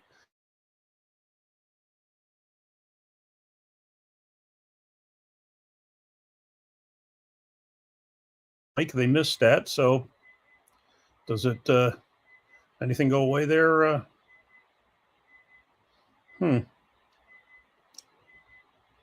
Let's see. What's Carpenter? Well, I'll tell you, this is really actually what I am doing. It's not for the website, but what I am doing on the upcoming events list for the Northeast. Alec Guth suggested we add the links to the tournaments, which I am going to be doing starting with the next list, that you can at least find it and, of course, register way of that, as to what tournaments will benefit them. Well, that's certainly a subjective sort of, issue. Benefits them in what way? To, have a lot of fun, to raise their ranking in those states where rankings actually count. Dave, what the fuck is beeping behind you? It's honest to God, there is nothing beeping here. It's you. It's 100% you. When we block you, it goes away. There is nothing. Well, like with the Corey Miller rankings now, pretty much every tournament benefits you in some way, because the more active you are, the better score you're going to have on their rating system. So, Is this beep a regular sort of thing or just an occasional? No, it's fucking beeping, dude. The only thing I have turned on is a fan, and it's not beeping. Let me turn the fan off. Don't worry, Marcus. When you come here and we throw a 98 tournament together with Arm Gods, it will not be small. Okay, is it still beeping? Yeah. Okay, it's not the fan. It's like going on and on over and over. Oh, Scott, there is nothing beeping here. Of course, I'm half deaf, admittedly, but honestly, there is nothing beeping here at all. Let me take a look, make sure nothing in the kitchen is going, which I don't hear it, but hang on, I'll be back.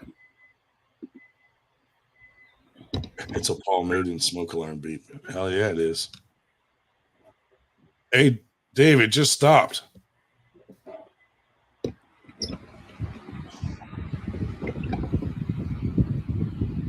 Dave, whatever that was, it stopped. Well, I didn't do anything except go on the the camera. Is it your hearing aid? No, let me see the camera here. Hang on. Did it stop now? Well, it was stopped when you were just on. Whatever you did, it stopped the beeping. Do you have a vibrator that's low on batteries or some kind of butt plug? Is there a butt plug in the house? Nope. Is there a butt plug in the house that has batteries? Am I ready for Italia? Well, I will be come December. Still training, still going to practice every week, working on some things. So I think I'll be ready by the time December comes. My voice is all fucked up because I've been just injecting Tren right into my Adam's apple. So that's why my voice sounds deeper and kind of scratchy. I've been taking some HGH like straight into the anus, like suppositories, so that it goes right into my bloodstream. So that's been my game plan, is just the injections in the Adam's apple and in the anus. It's not working for me though. All it's doing is fucking up my voice. No, but I got to pull with Paul Italia a little bit. I mean, so did Cam, a couple other guys. I feel like his bicep was a little stronger than I thought it would be, but I think his hand and wrist are weaker than I thought they would be. So we'll see. Man, Dave took the opportunity to go change the batteries in his vibrator and masturbate.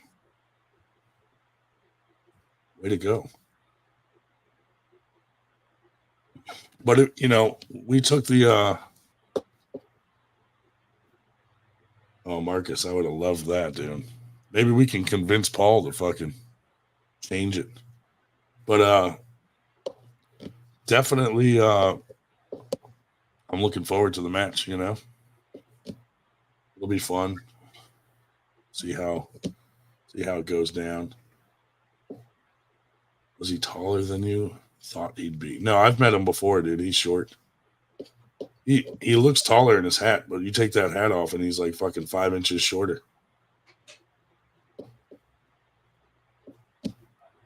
But at the high five, we took a bunch of us 98%ers did a ref seminar with Sean Hancock.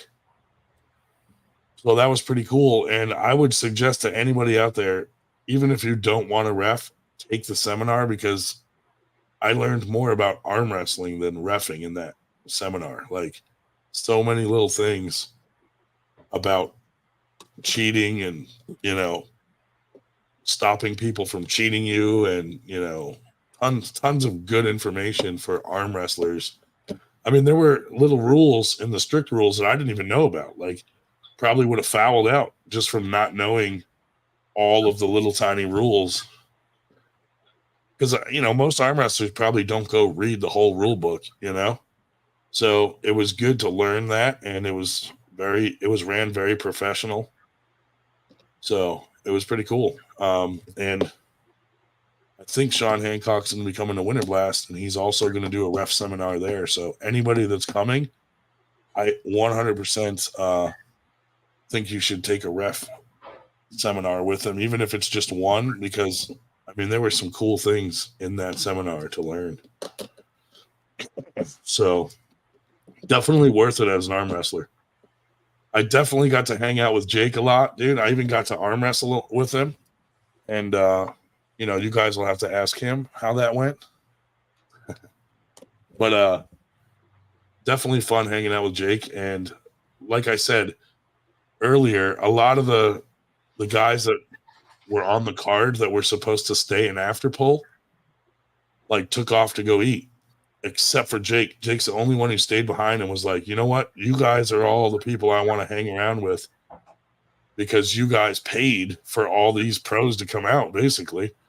So he was like, I didn't feel right going to dinner. I wanted to hang out with the crowd. And Jake stayed there all night, man, fucking hanging out. Judy was distracting. That's for sure, dude. Shubich and Josh, I don't think they learned a thing because they were just staring at her tits all night. But Jake, stand-up dude, man. One of the best guys ever. Yeah, she is pretty smoking. She was fucking knowledgeable as hell, too. And some of the guys were giving her shit on stage, some of these big fuckers, and she put them right in her place and was like, hey, this is my match. I'm the ref. This is the ref's grip. I tell you what to do. And the whole crowd started cheering. It was funny as shit. But oh, Marcus, that's awesome. Yeah, she was a class act, man. Jake too. Jake, class act. Jake's one of the first person that we ever interviewed on 98, like way back before he blew up. And he's been a supporter ever since, and we've supported him, and just such a nice guy, man. I had so much fun hanging out with him.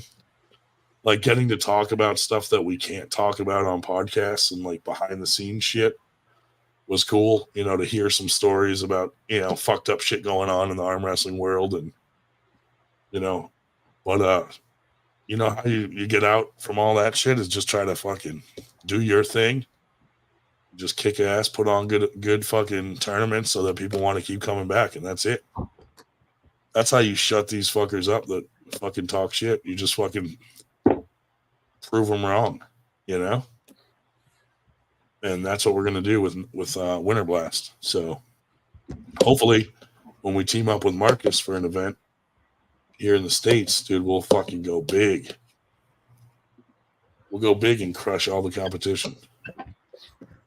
It was her birthday that night. You're right, Cam, dude. That was crazy that she was there on her birthday. But yeah, highlight of the night was definitely hanging out with Jake. Meeting Lucha.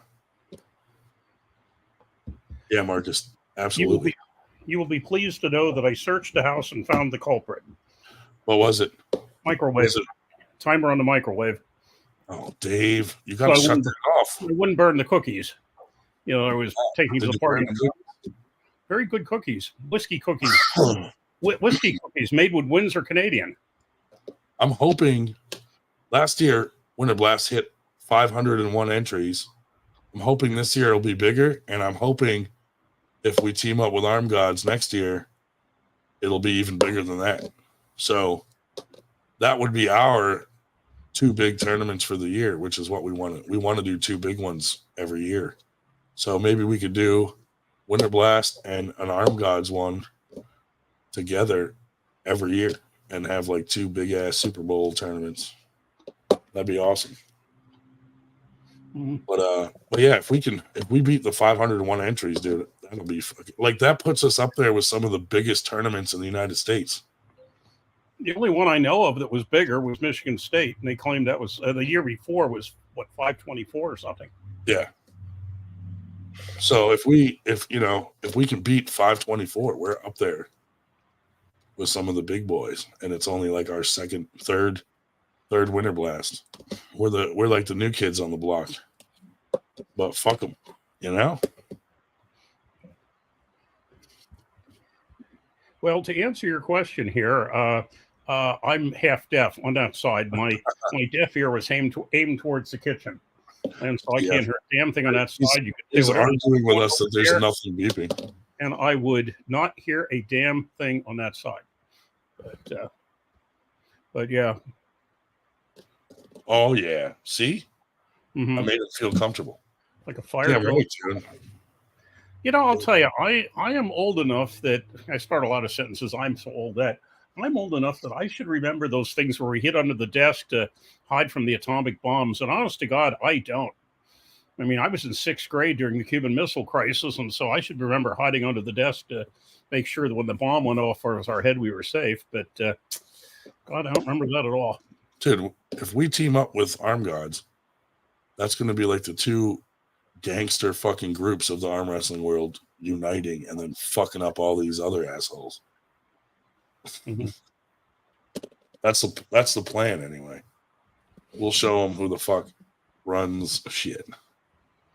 Yeah, and here, as far as the table situation, yeah, what we had, we were operating 3 last year. Well, we had 3 up on stage and we had 2 down on each side. But this year we're shooting for 6 this year. And we got Corey Miller coming out to run the brackets with other multiple brackets people. So that's gonna go smooth. We got a lot more staff for registration and weigh-ins. We're gonna have like press conference and some super matches the night before so that the super matches don't interrupt the tournament on Saturday. So our goal is to just have the tournament run smoother and faster. And, we're going to have a lot of vendors there and stuff out in the, how, I don't know if any of you went last year, but we had the main huge room where we had the tournament. And then there's another huge room out in the lobby where we're going to have like a bunch of vendors, like, people related to arm wrestling selling like their handles or their shirts or this or that. So we have a lot of little things that we're doing this year that are different than last year. Sean Hancock coming out, Tim Bresnan, Mike Magnolia, Steve Walker, Klemba's coming, maybe Badger Drews. So we'll have an all-star fucking ref lineup also. Plenty of down refs from local guys. So it'll be good.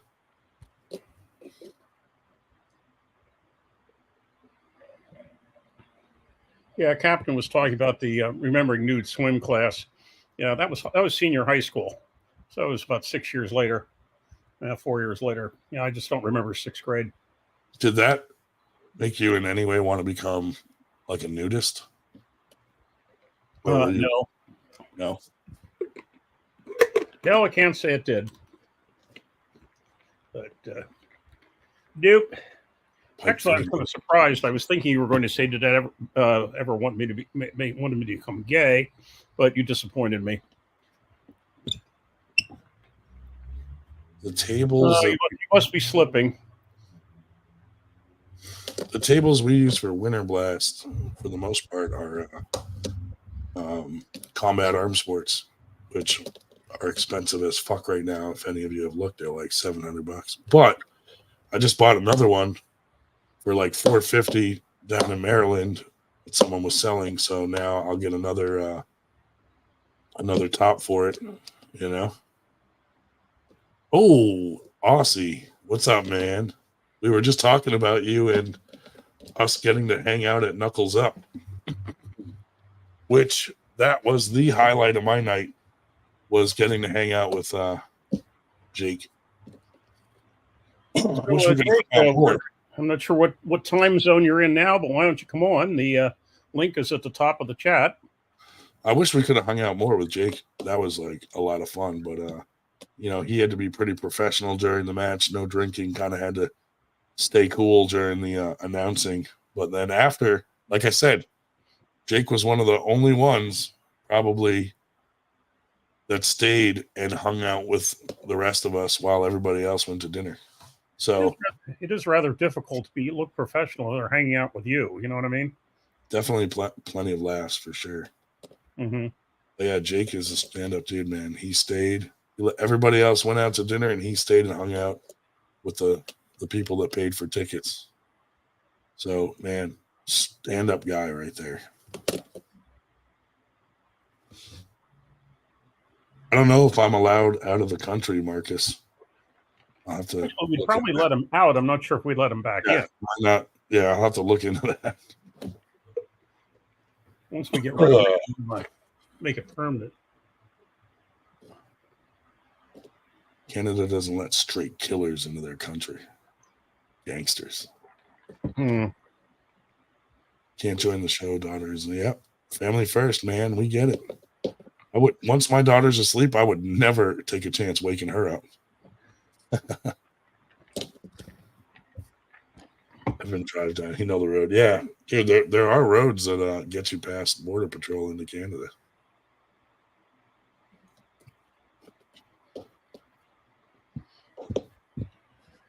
Yep, and I'm sure between Brian and Evan, they can find them. Josh Berger in the house. Yeah. Or trying to get in the house. Yeah, which means he's on somebody else's dime now at work. Paul Italia is not allowed in Canada. There's a height restriction, just like rides. Meta's in the house. What's up, buddy?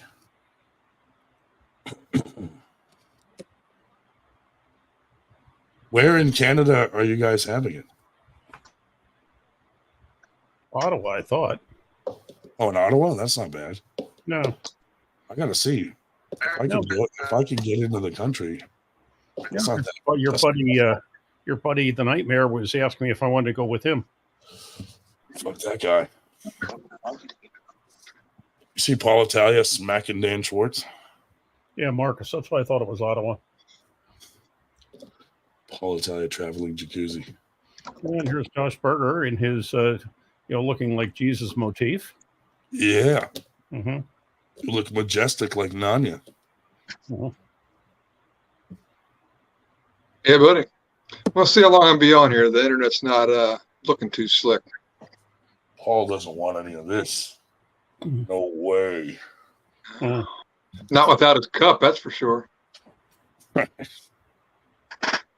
Boom. Ready, go. Ready, go. Already cupped. Come on. You want some of this? What if I start over here? The only reason they have Ottawa anyway is when they united Upper and Lower Canada. The folks in Upper Canada did not want the capital to be in Montreal, and folks in Lower Canada didn't want it to be in Toronto, so they had a compromise. Something right on the damn border between Quebec and Ontario. Both my parents are born in Canada. Fun fact. Mm-hmm.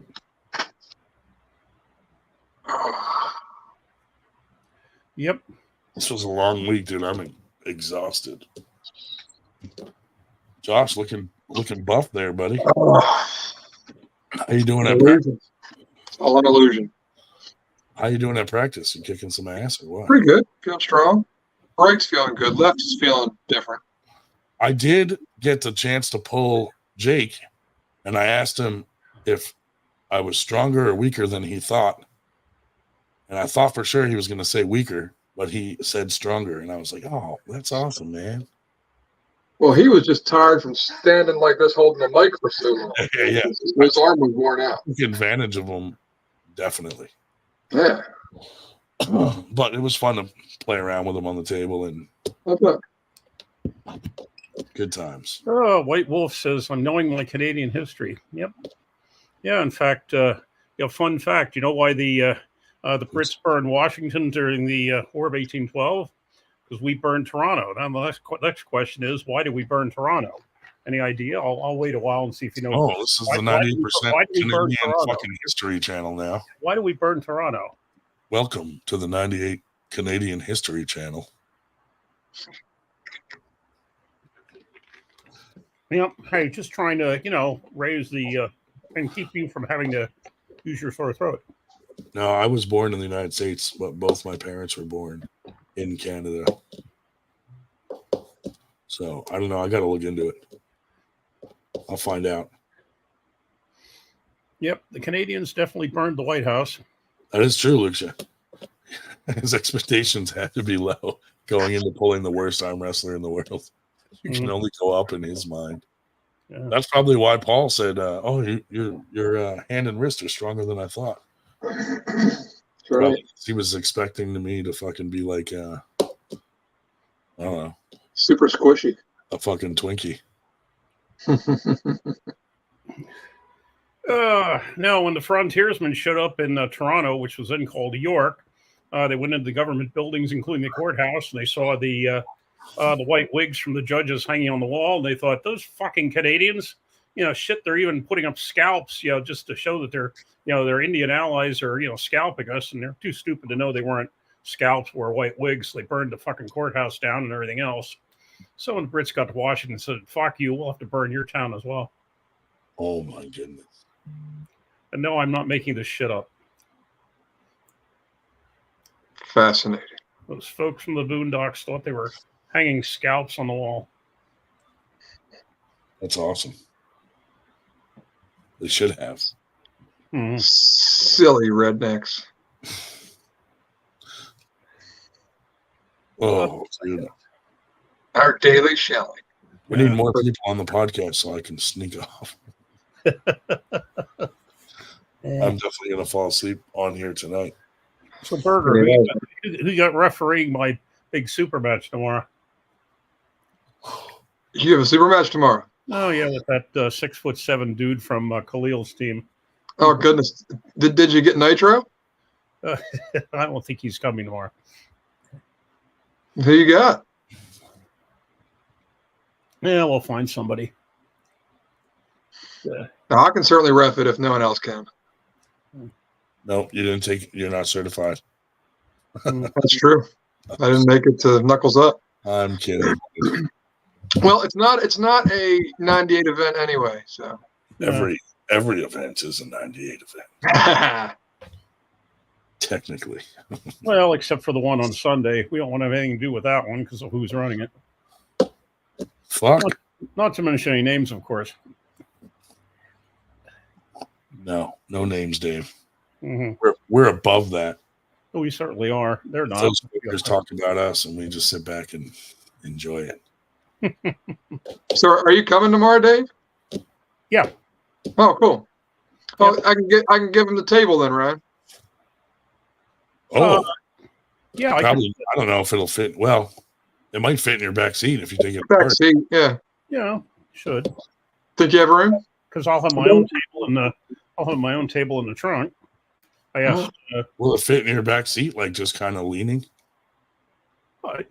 taking it apart. I don't see why not. I've put tables in the back seat before. Yeah. As long as you don't have a person sitting back there, you'll be good. I'm going alone, as far as I know. Haven't been able to swindle No, anybody sitting with if me. it works out, grab it. If it doesn't, we'll figure something out. Yeah. Either way, I can hold on to it if you need me to. But yeah. Yeah, I got to order a new top for it anyway. So I got to make measurements because they changed their hole pattern at some point. So depending on how old the table is, depends on where the fucking pin and pads I are. wonder how we know that fun fact. It's at least 5 years old. Yeah, good. So it might be a good thing. You might have the same whole positions. If anybody else knows someone selling a Combat Arm Sports table, you let me know. Because we'd like to get all our tables Combat Arm Sports. Just because they're so fucking sturdy and, and they are really comfortable fucking elbow pads. Got to give them that. Is that the one that? Isn't that the one It's that like they whacked do, everybody's non-pulling arm when they drop down? well, they do a layer of foam, and then they do a layer of memory foam, and then they do a gel layer of semen, but only semen that you've produced after eating celery, so it's super ropey. Right. So that's why I go with their pads, because of that layering process. And we only use Gold Bond powder on our tables. Menthol. Yeah, I wanted to mention if you found anything white on my shirt today, it was flour, not Gold Bond. Bullshit, Dave. For making the cookies. Bullshit. You can have flour and Gold Bond. Don't lie. Were they Not one or the other. mint chocolate chip cookies? Have you ever tried to masturbate with like whiskey cookies? flour? Whiskey cookies with walnuts. You ever masturbate with flour Walnuts and Windsor Canadian. or baking soda? You ever masturbate with baking soda No, that would probably be or salt? Just straight salt. Oh, Be all gritty. Oh my god, rock salt. imagine how soft your skin would be afterwards. only if it was kosher salt, I would think. Like a pumice stone.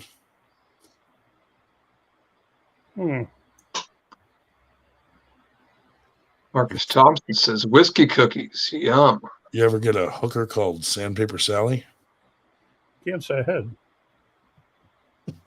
That'll clean off the pecker. I'll tell you that. Smooth for at least a couple weeks. It's like putting your dick in a rock tumbler. Yeah.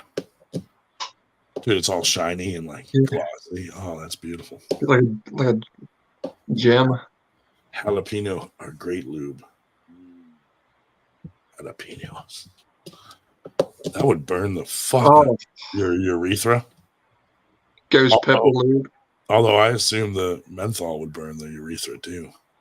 But you know what? There's people out there that have 15, 16th areolas that just don't give a fuck, and they live with reckless abandon and live their lives as if they're in a much higher tax bracket. Yeah. Absolutely.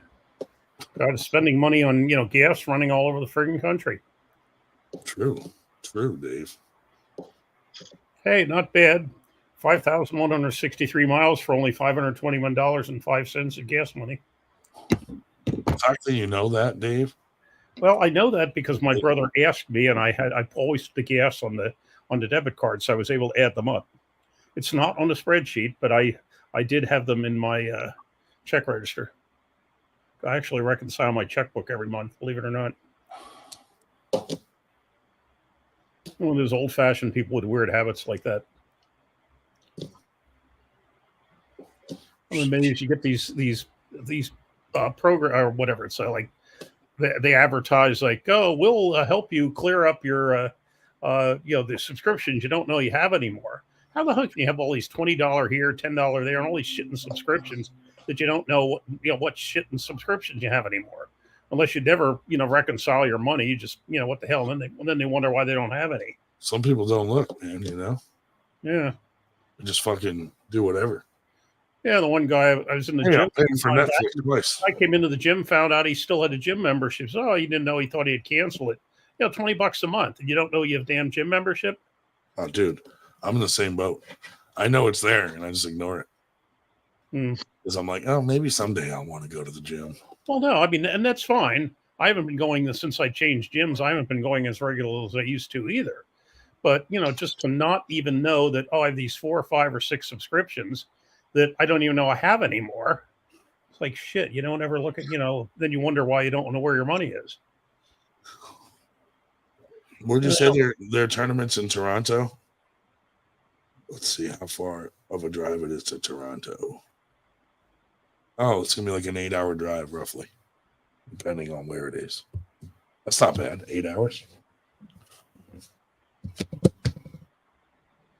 Unless they keep me there. Well, see, I'm used to Pennsylvania gas prices, and just about everybody and their brother is cheaper than Pennsylvania, except for, California and Arizona, maybe. I heard those Mounties will literally tie you up on the ground and then jerk their horse off onto you. Well, only if it's Dudley Do-Right and horses named Horse. Trying to go to Canada. It's been a while that I've tangled with a horse dick.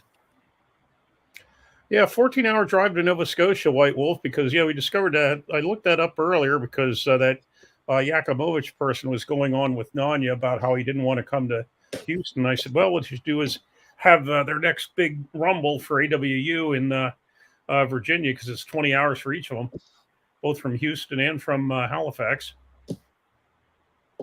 But I don't know if that probably won't go off.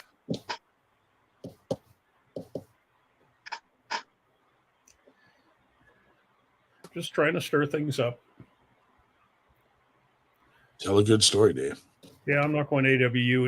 It's like 24 hours, 1,600 miles. And it's AWU. Yeah. That's the ones.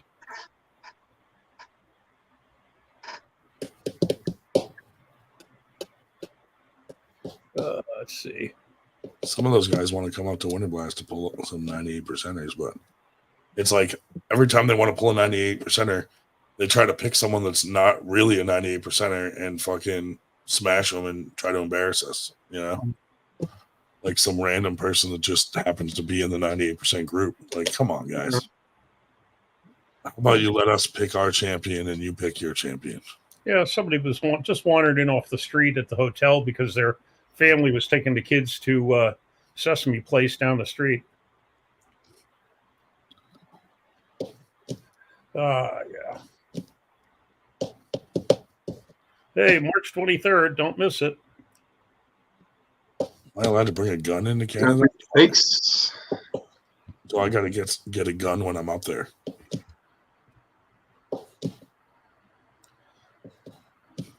Uh,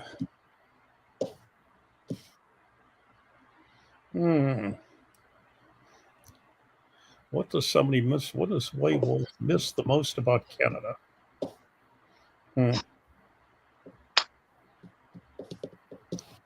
Dude, I remember going out there in the dead of summer, and the fucking pool water was like 50 fucking degrees. It was freezing.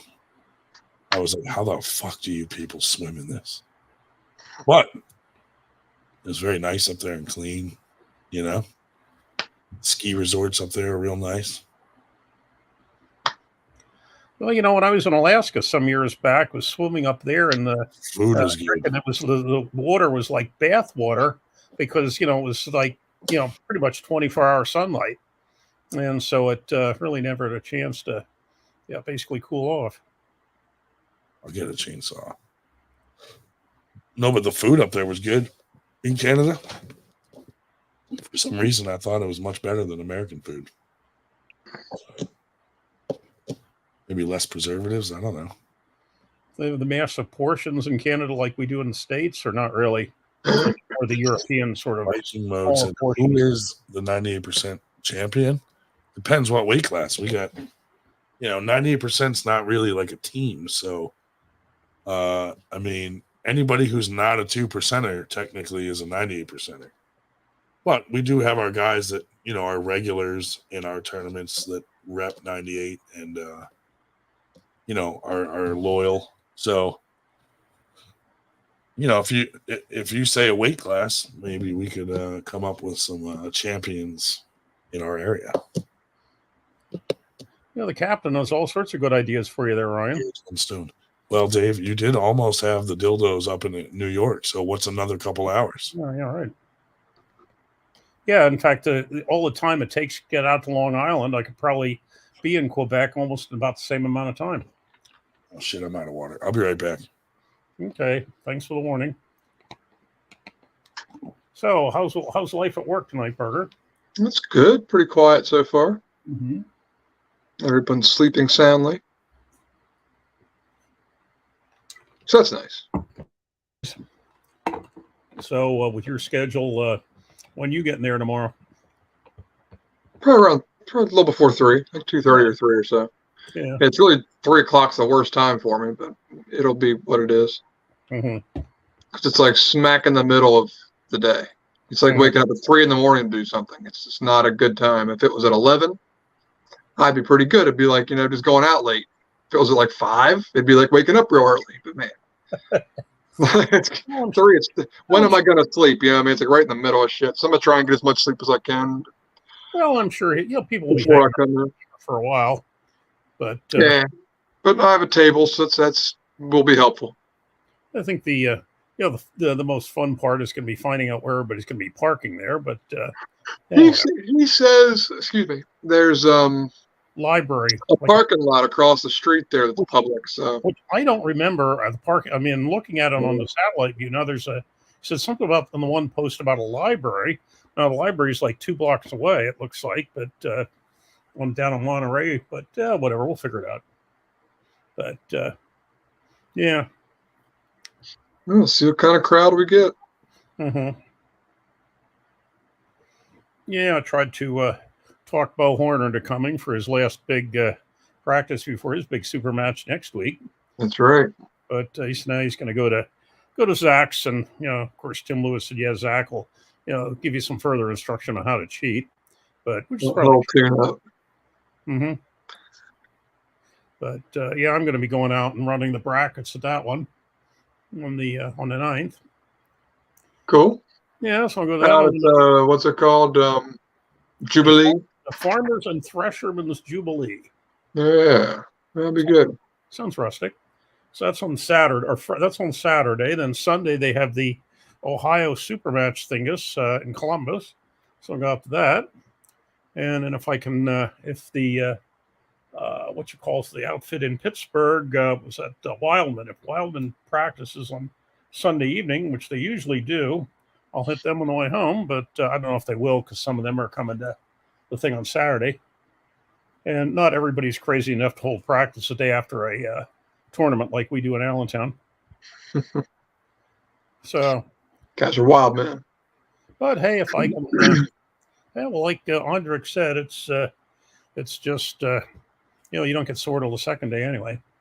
Yeah, we got a new dude there named of course, as soon as I want to say a name, I completely forgot it. But Ainsley something other, big dude, about 330 pounds, has the largest hands that I have ever seen. And Andrik said actually the largest hands he's ever seen, except for Cleve Dean. So whatever. Wow. So this dude doesn't, he's basically very new to the sport, but once he knows what he's doing, he's going to frustrate all sorts of people. He's got some tools, huh? Yep. Yep. Cool. Yeah, 330 pounds and humongous hands. That's a monster. Mm-hmm. He's out of my weight class, so that's good. Mm-hmm. That's cool. Oh, it'll be nice to have it practice, man. It's like a bigger hand, and it's going to make everybody's hand feel small after you're used to a hand like that. Oh, yeah. So that's a great asset to the team. Yep, absolutely. So then the week after this coming week, of course, a week from now, we have the things out. I'm going to Ohio. Week after that, we have Team Punishment coming down for joint practice. Mm-hmm. After that's New England, so I'll hit a couple things up there. Week after that, oh my God, I don't have anything the week after that. I'm going to find something for the last week of September. But, oh, yeah. So 23rd got the agent thing down there in Virginia. Right? Yeah, well, it's there once again. You got at least 3 things going on the 23rd. Now I'm going to New England. Cool. But staying in Connecticut with motel prices are half the cost of Boston area. Stay 2 hours away and can save half the cost.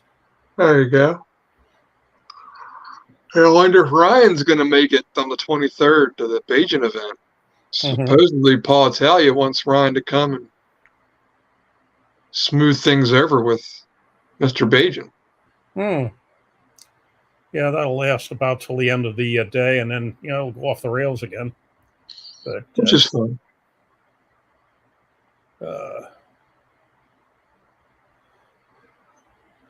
Yes. Let's see.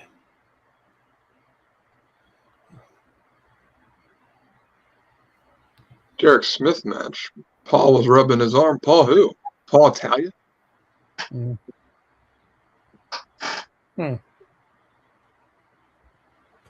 Yeah. I don't know. Lots of Pauls that are active at the moment.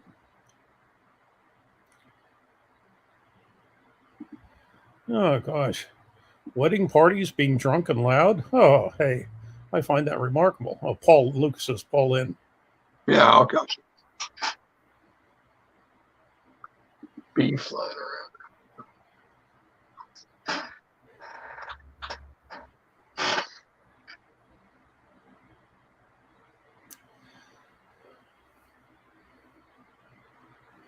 Yep. Hey, Ryan better get back. My food's about to show up. You're saying I'm going to have to come up with something to talk about until Ryan gets back? Oh, I don't know. I'm trying to swindle people into joining us, but I haven't quite managed it yet. But let's see. Captain Obvious is Italia was banned from East vs. West for frightening Hermes. It's pretty interesting that he hasn't been back. Do you think that's coincidence? Yeah, and then of course Nanya gets banned from all sorts of people up here, and I commented on one chat that the people like him better in Texas than they do in Pennsylvania. So that's because we only see him every 6 months. So that may have something to do with it. But whatever. Yes.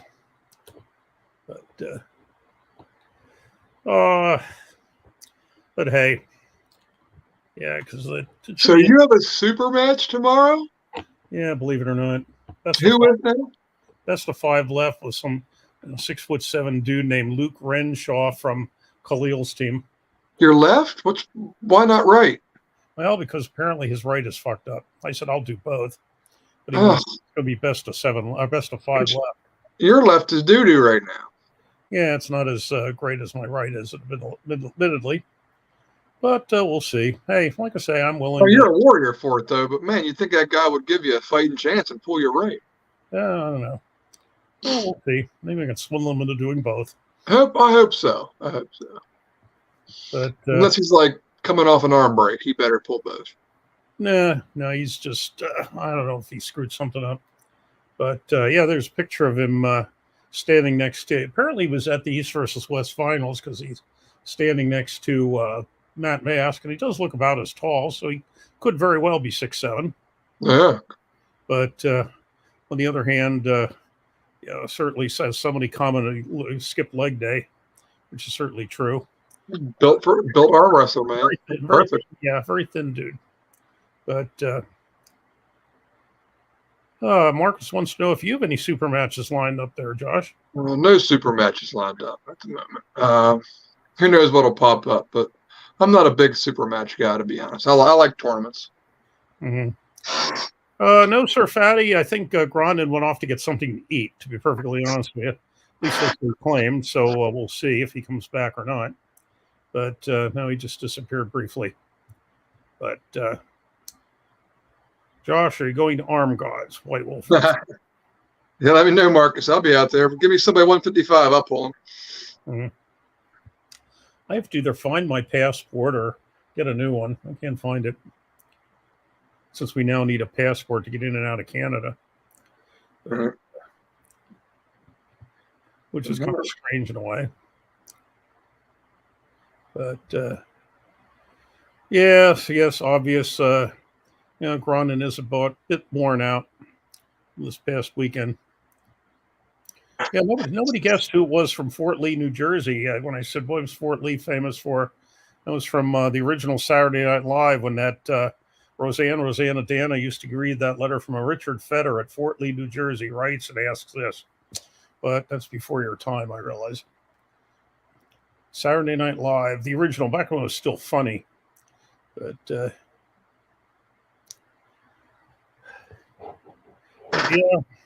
yeah, if you miss the last turn on Fort Lee, you end up going across the George Washington and paying extortion to get into New York. But I might show up at Schwartz's practice on the 24th, the day after the New England's, because I'm going to stay up there. And if I come down the east side of the Hudson, it'll be like 1/3 of the tolls to get onto Long Island it is if I have to come from Pennsylvania. It's only like $10 instead of 30. But whatever. Yeah, White Wolf. I think you're right about the passport part, but I don't know that either. And hell, the thing is, our government's so damn inefficient. It takes forever to get these things. You want to go somewhere for Christmas, you better start applying now, if you're lucky. But passport office is for all the gazillions of dollars we're spending on the federal budget, you think they'd be able to get a damn passport to you in less than a couple months. But no. Whatever. Besides, I think I'm probably not liberal enough to get into Canada these days. Well, with the prime minister you have running things, I'd probably use the wrong words too and get arrested. Call somebody something and whatever. Whatever.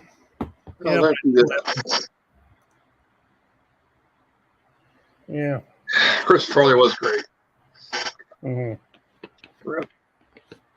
Yeah, that's been years since Saturday Night Live was funny. It is rough now. Yeah, you got to remember, I go back to the originals with Belushi and those people. There's Shubich. Shubich stole Ryan for a little couple date. A nap date. Mm-hmm. Who's the big spoon?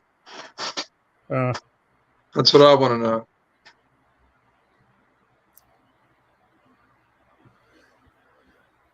Yeah. Oh, Lordy. All right.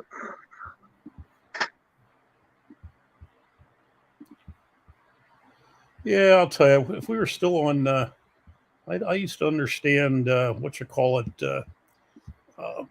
The other before we went on to this new platform, I understood Zoom a lot better than I do this thing. But You'd like to Zoom better? yeah, I mean, well, I just don't understand how to do all this stuff here. But Ah. let's see. Oh, my food's dropped off. Oh crap! Gotta get my food.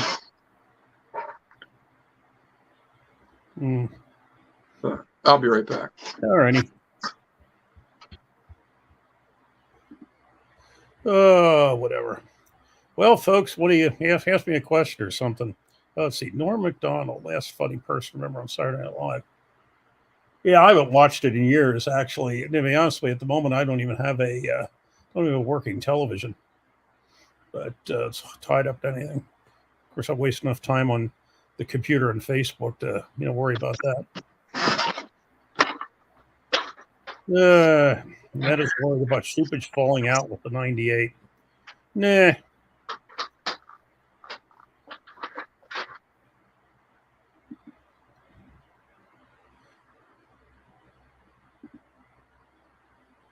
Let's see.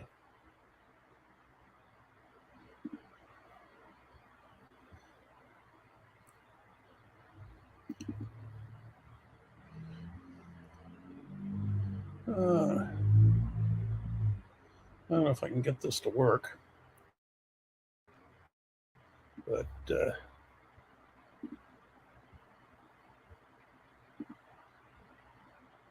share screen.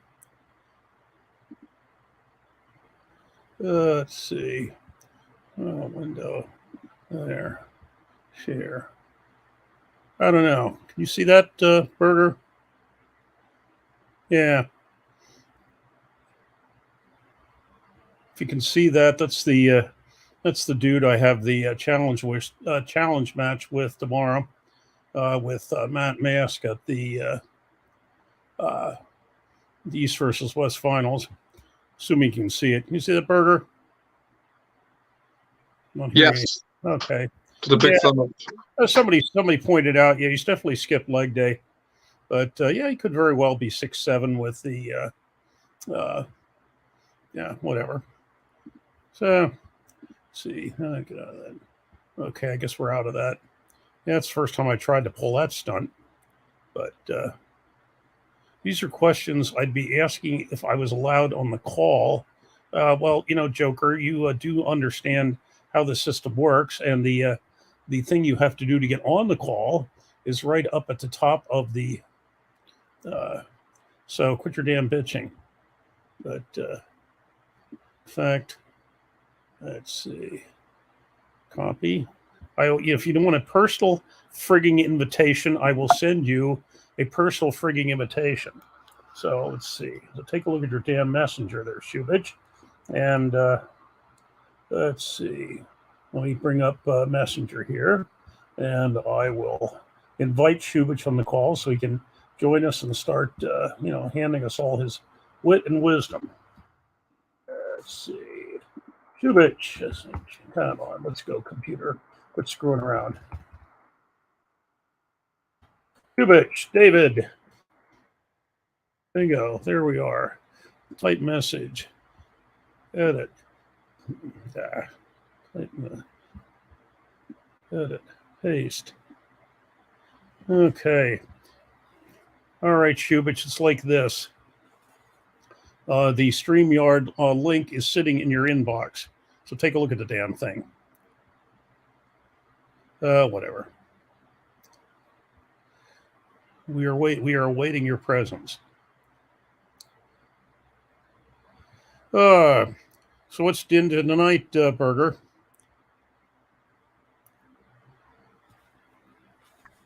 Got a little steak. I don't know if you can see it or not. Ah. Steak, chicken, and mashed potatoes. Got a little Caesar salad over here. Mm-hmm. Yeah. Meat and potatoes, baby. Mm.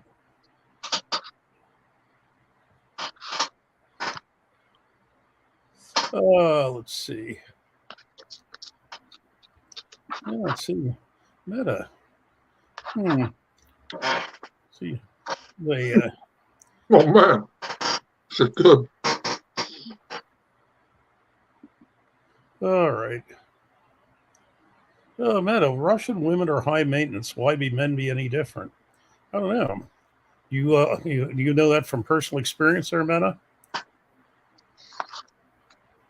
But,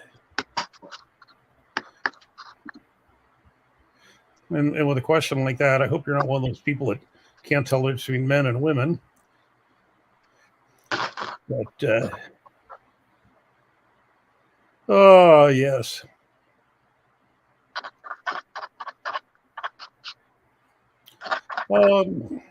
Yeah, we actually had Aussie on with us, but just he typed, but he couldn't join us because he was in the car and the kid was sleeping, and so he was not able to join us. Because I guess by now it's early afternoon where he is, assuming he's at home. But Oh man, that is a huge steering wheel. I do remember that shit. Adios. He was angry. yeah. Tiny Elvis. He had a chip on his shoulder. Mm.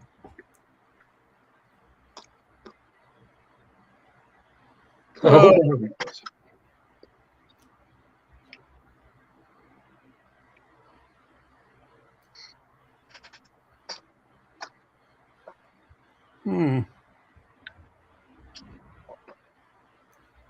I don't know, Shubich. You're really Belarusian. Is that how you spell Belarusian?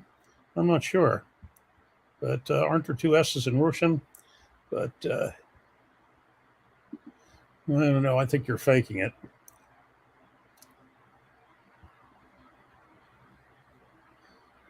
We definitely need somebody else on the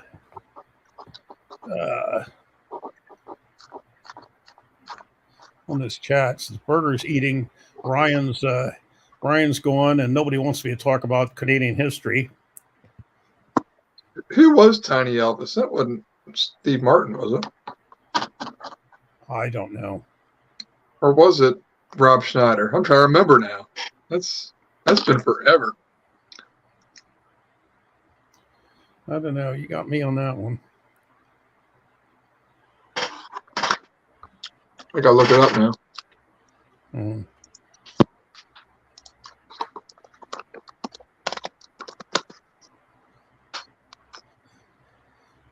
Yeah, you can tell it's lagging when the most interesting comments are going on in the chat, not actually on the live stream. Oh, Nicolas Cage plays Tiny Elvis. Mm. Rob Schneider is there. Mm.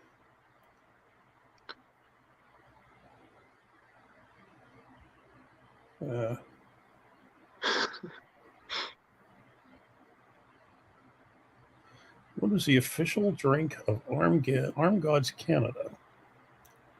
Tom Sparkle. Oh,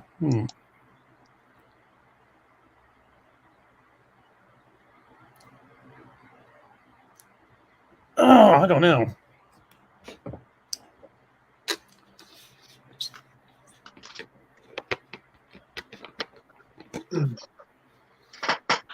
If we knew how to do a poll, we could take a poll on that one. But since I don't, hell, I just finally figured out how to put a picture up on this damn thing. Let's see. She's out of the 98. Fuck that guy. Yeah. Chuck came to our practice in Allentown this week. We were quite civil. I'm a loser.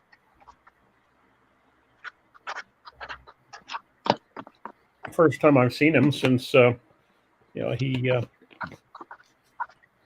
blocked me and started talking about me. But hey, everybody's welcome at 98. Well, almost everybody. Yeah. I'm curious to see if it comes tomorrow.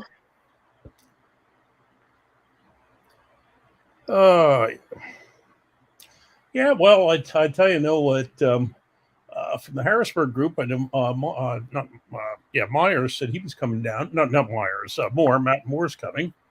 And Cool. Matt Moore, Mr. Amish, if we're allowed to say. Yeah. Cool. No, him cool. Myers is in Georgia now, but Matt Moore is coming. I'm not sure who else from there. And then Myers was up last week. And then right. Yeah, I was there for that one. Yeah, that's right. And then at least it'll be at least Khalil,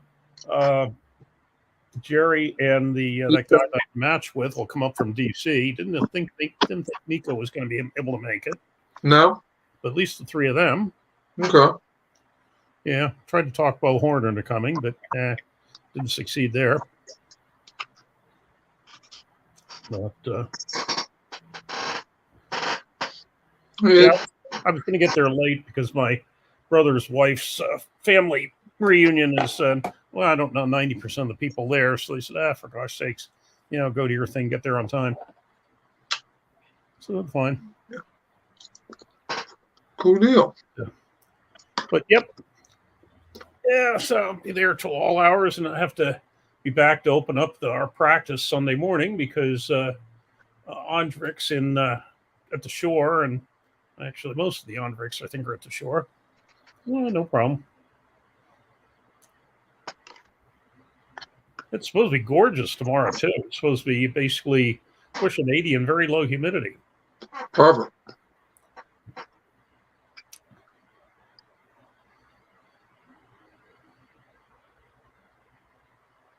Yep, should be a good event.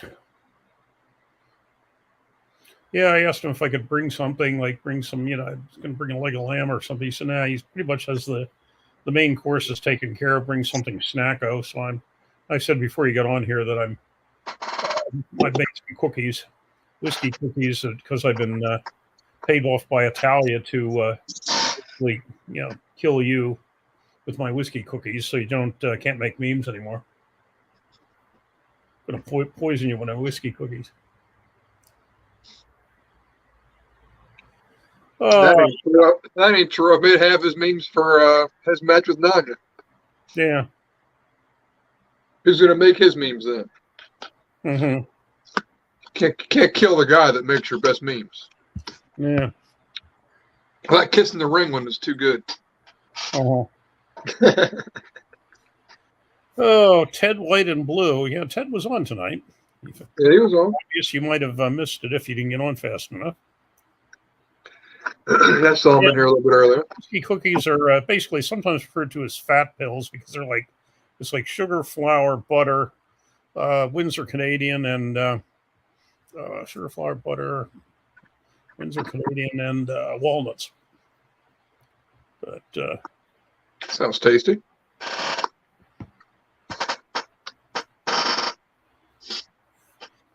Oh yeah, yeah, that's right. If Shubich is allowed to hang around with elementary school kids, they probably let him into Canada.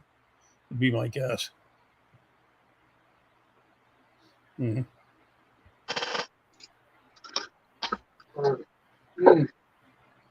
I'm full. Yeah.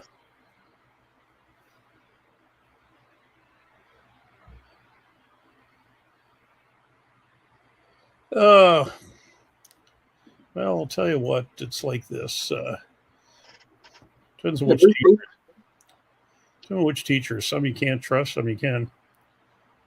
Yeah, David Moore, he must be salary bulking. He hasn't been around yet tonight. I take that back. Did he show up on the chat at all?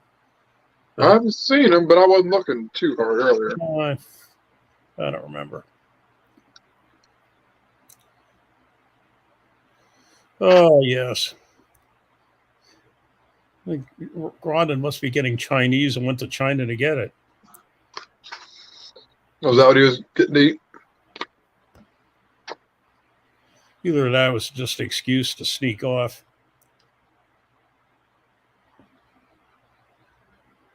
Canadian teachers are half and half, meaning half and half what?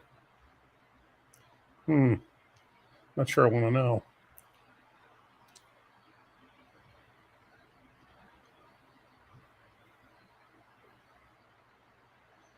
Yeah, we're kind of short on Davids tonight on this thing. Usually a couple more than just me. Yeah, Ryan left the 98. Everybody's out. Just me and Dave left. Mm-hmm. You better not have his name's in the will as the person to give the 98 money to. Oh, I'm gonna switch it to me. Yeah.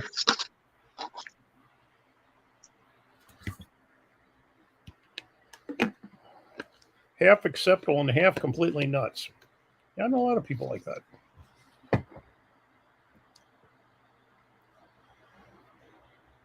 I don't know, Shubich. Our tournaments are a lot closer than theirs. I looked it up. It was 1,613 miles to AWU4 from my place. You're farther away than I am. But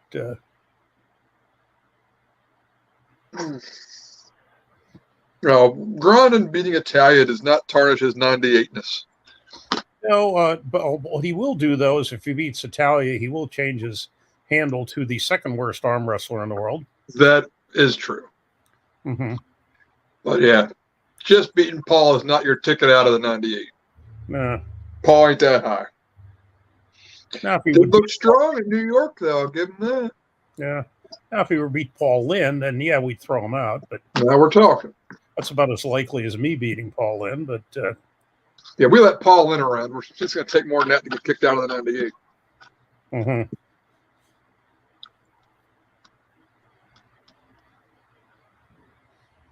So good. Yeah, Talia looking dangerous. Yeah, especially when his eyes bug out, and you think, "Oh my God, dangerous." He's looking insane.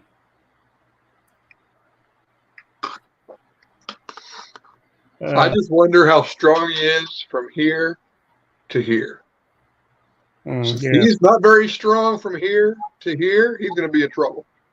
Mm-hmm. But from here to there, he's got it, man. He's got the side pressure. He's got the pec. Mm-hmm. Biceps holding strong. So he looks strong. Is that wrist going to hold up to get from ready go true start position? Right. Because he likes to start where he's comfortable. He likes to dictate what's going on in a slow pull. But he's good when he likes where he's at. So if he can get there, he's going to be a lot to handle. So I like what I'm seeing out of Paul Italia.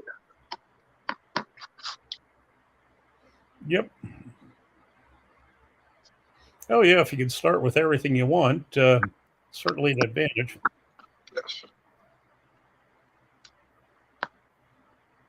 It's a poor way to practice. Just a bad habit to start. Oh, yeah. We used to tell the Blades that at practice when he was with us. Because you never get that in a real match. No. And then he'd show up at the tournament, he'd be screwed. Yep. Let's see.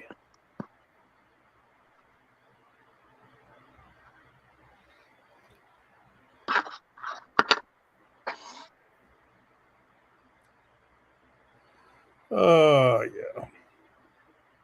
See, Shubich beat Bob Brown at practice. Hall of Famer all of a sudden. That's all you got to do. Mm-hmm. His practice pulls are more important than competition pulls. Because the competition pulls, everybody knows you're trying. Mm-hmm. You know, it's like, check it out. If you want to know how pretty a girl is, do you look at the pictures that are super filtered that she's ready for? No, that doesn't show your real beauty. You look at the pictures that are like caught by someone else. Right. Well, they just caught you in a crowd. Mm-hmm. That's what you really look like. When you're not ready, that's your true look. Mm-hmm. So, given that, you know. Yeah, I never quite thought of that analogy, practice versus competition. But Yep. It's like a candid photo, man. It's the true tale. What you're ready to do and like what you can prepare to be and under like, strict rules, that shit doesn't count. Mm-hmm. It's the practice pulling that counts. Oh yeah, well, hey, well, and I'm in good position then because I certainly do a lot better at practice pulling than I do at tournaments where I actually blow. But yeah, Shubich knows you got to catch the tagged photos. That's right. The ones they didn't pick. yeah. So that match you're not trying too hard in. That's the one that matters. Mm-hmm.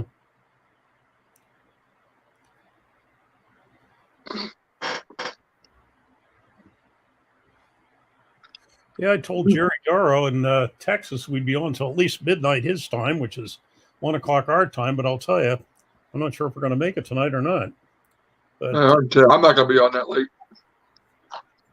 I don't think. But you never know. You never know. mm-hmm.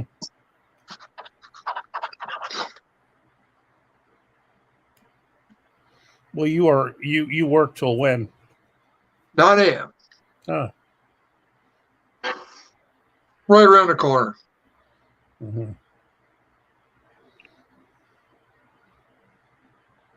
9 a.m. So then when did you go in? What are you on a 12-hour schedule? Yes, sir. Mm-hmm. It's like the fire department. That's right. The day shift is 10 hours, the night shift is 14. I'd be down for that. Get my shit over in 3 days. Yeah. I love it.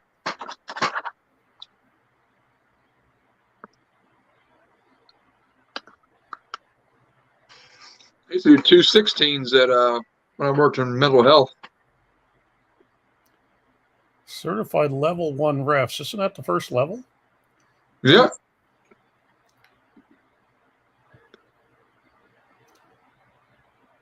They're like way too good for this podcast, Ryan and David.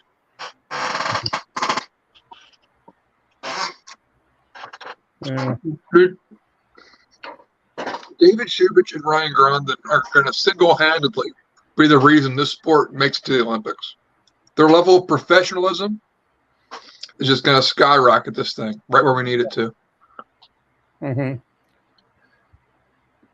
Yeah, Shubich, you got the info. Get your rear at arm guards. Come ref at arm guards.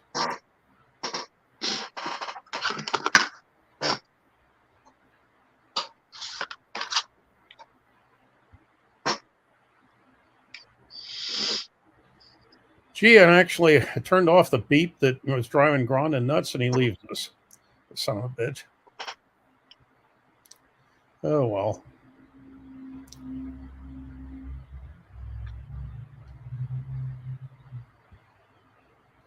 Yeah. This is what's known in the radio trade as dead air.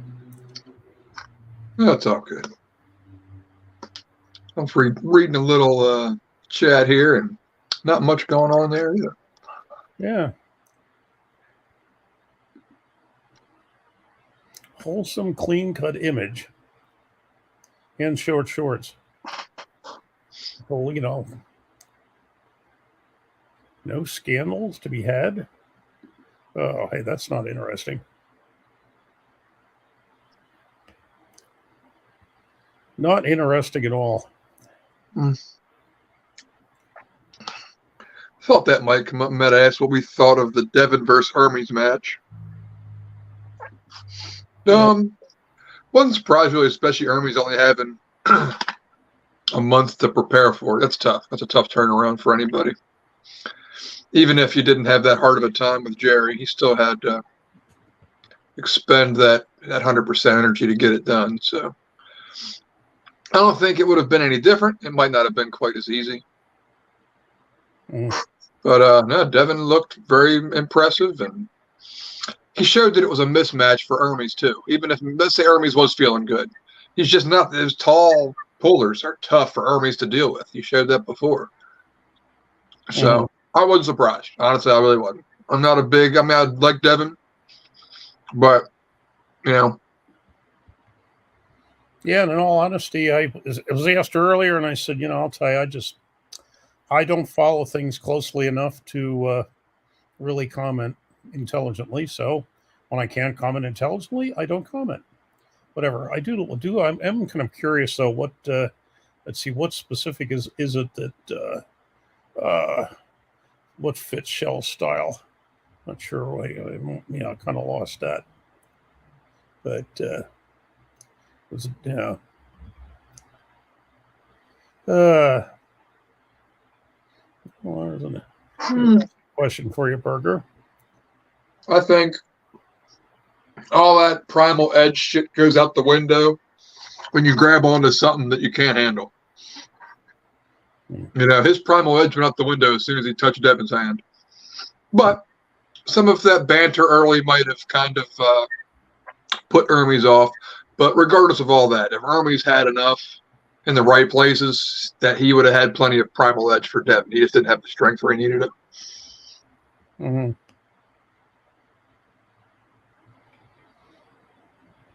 Yeah, I heard Shuvich almost failed the ref test because he couldn't stop looking at Judy's boobs. Mm. So I can't say I blame him. She's a pretty lady. Mm-hmm. Yeah, but so I mean they're certified, but just basically because they paid the money. I mean they just basically stared at boobs for an hour. Got called a referee for it. Uh-huh. So see if Shubich wants to deny or confirm that. Yeah, that's I was thinking. Couldn't keep eye contact on the pad or the pin line. I bet it was tough. I bet, especially on those stripes, the boobs are like have to be like an optical illusion that makes the pin line not even a line anymore. Mm. Like I bet pins don't look like pins. It's kind of like the curve of the earth is an optical illusion. Curve of the earth. We'll have to get ice on Mm-hmm. to explain that. The ref shirt, what does it, man? Those stripes are killer. Good stuff. Mm-hmm. Yeah.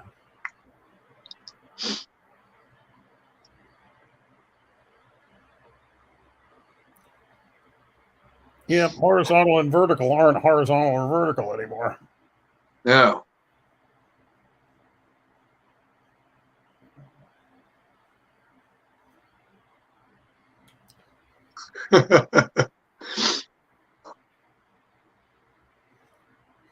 For flexibility. So was she like on a schedule wise or muscular skeletal flexibility? What are we talking about?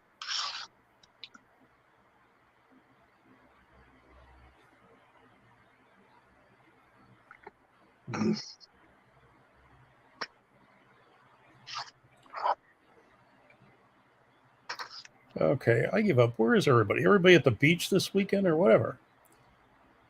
I mean, holiday weekend in the US of A. But still, certainly aren't here.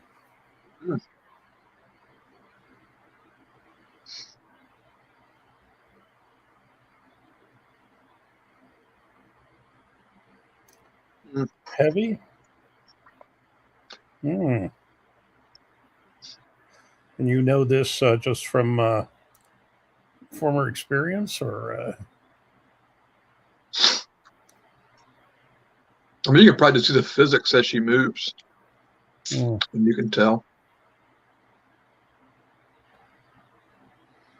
Yeah, the physics, and meeting Aussie arm wrestler are probably the two biggest things I missed out on by not making it that weekend. I was excited to be there for all those jubbly things, lovely things.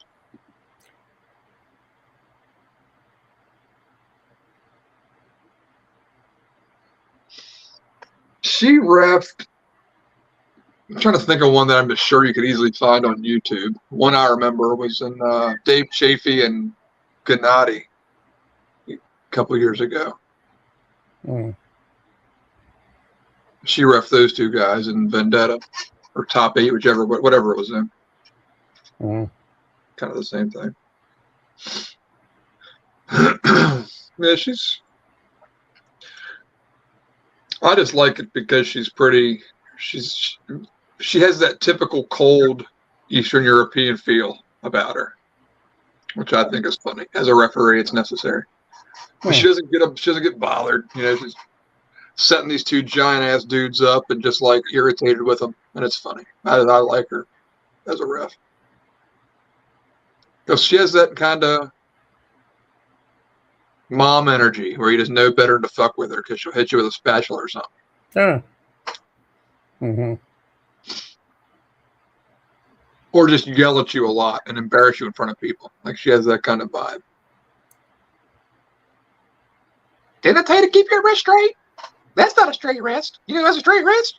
Your father. Mm-hmm. Your big brother had a straight wrist. He's doing great in life. Look at you.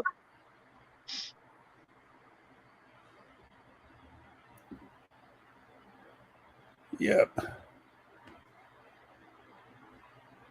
Yeah, she's very professional. I haven't liked that even like between rounds, they just like stand there like, you know, the guard at Buckingham Palace.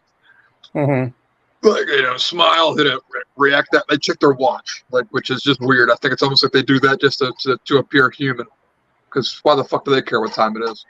I guess they're looking at time between rounds, but yeah, it's very, very robotic, very professional.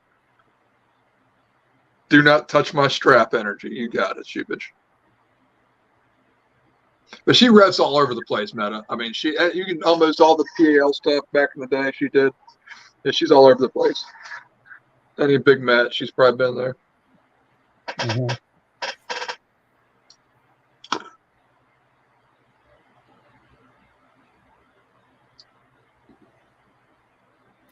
Yeah, and there's a controversial person.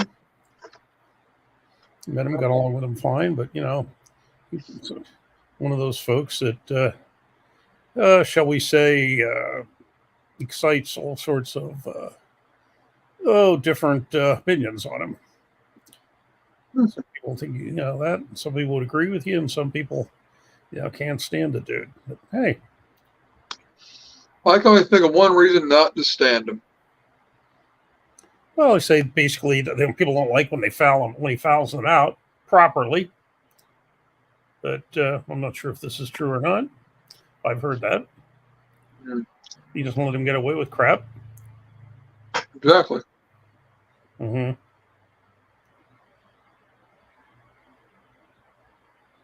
Yeah, so I wonder how many folks they'll have in New York. Yeah. What is Sean Hancock going to do? The Keystone style setup there, Shubich, coming to New York States? Doing the set grip? Mm-hmm.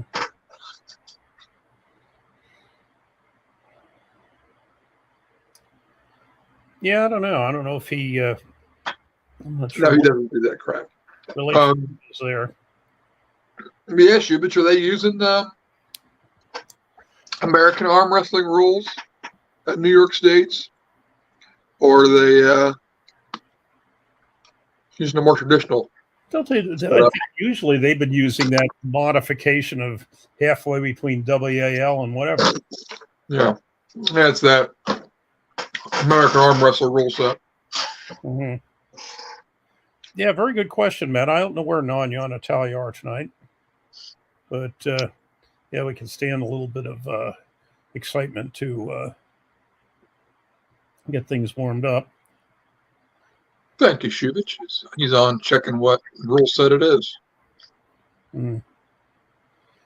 Yeah, a lot of times they do put a very detailed list of the rules up on some of their tournaments. But East versus West, they did more of kind of a WAF setup, didn't they? I don't know. East versus West rules, says David Marr. What's up, Dave? Yeah. But so East versus West rules looked like it had the ref script, didn't it? Mm. It didn't use the set grip stuff. It used more of a traditional setup. Yeah, I guess it's East versus West qualifier would have to be. Although, actually, I'm trying to think. I'm pretty sure there's quite a few of those coming up. I'm pretty sure New England is an East versus West qualifier as well. You get your own grip, yeah. The ref grip. Which I'd prefer anyway. that he'll, close your thumbs, close your hands. Nah, thank you. But but if you fail to get your own grip, you go to the ref's grip, where they close your thumbs and they close one hand, and then they close the other hand. But at least you have an opportunity to get your own first. Yeah. Yep.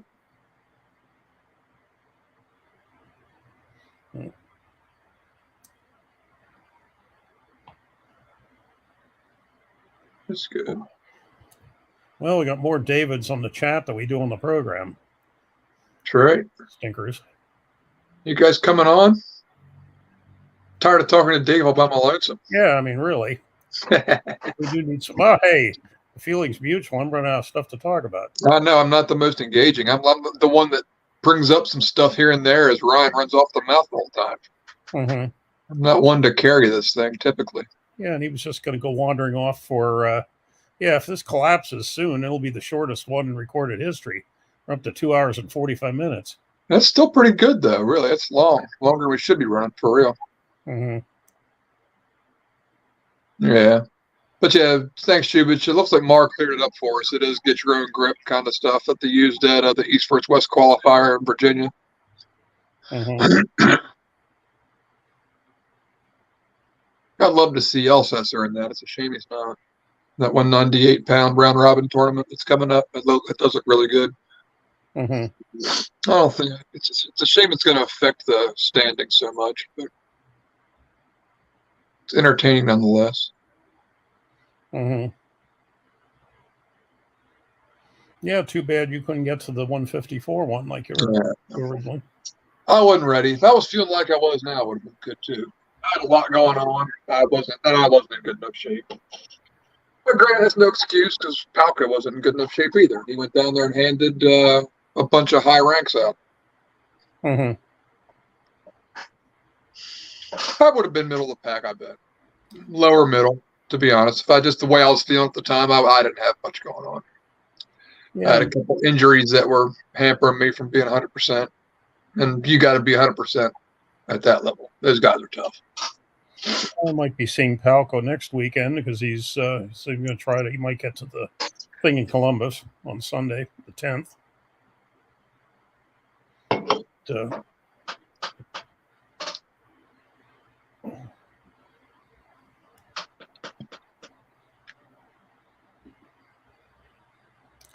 I don't know. Palco versus Dan. Did you guys see Palco versus Dan? I did. Yeah. Looks like run it back.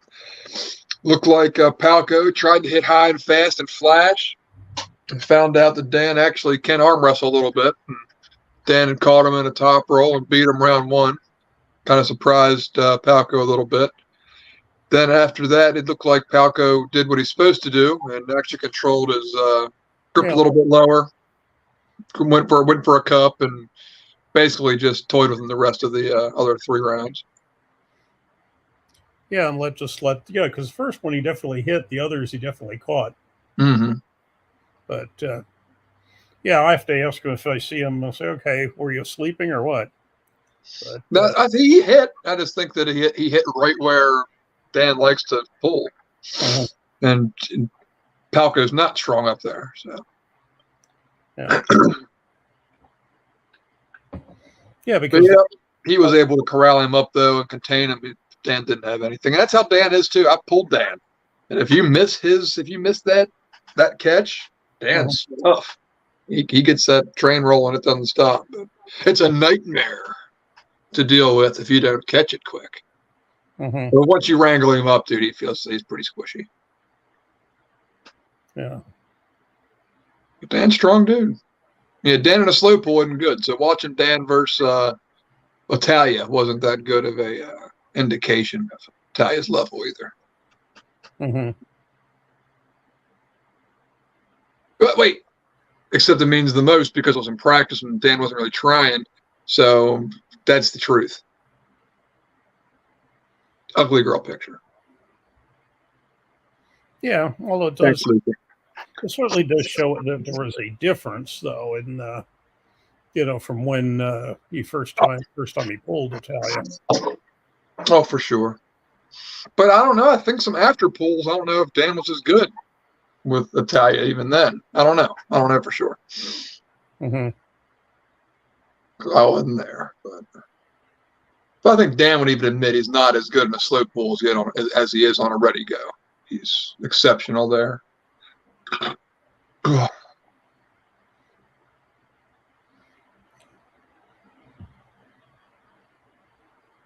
Yeah, I don't know. You got me. It's like people say to me, "Hey, who's stronger, A or B?" And I'm like, I don't freaking know. They're both stronger than I am. I have the foggiest freaking idea. But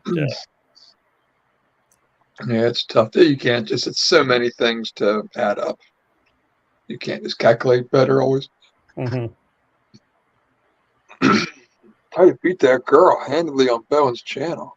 I saw that. I didn't see it though. Sarah LaFond, yeah. Yeah, I didn't watch it. I just saw the thumbnail. Wasn't too interested in watching a juice head beat up on a young lady.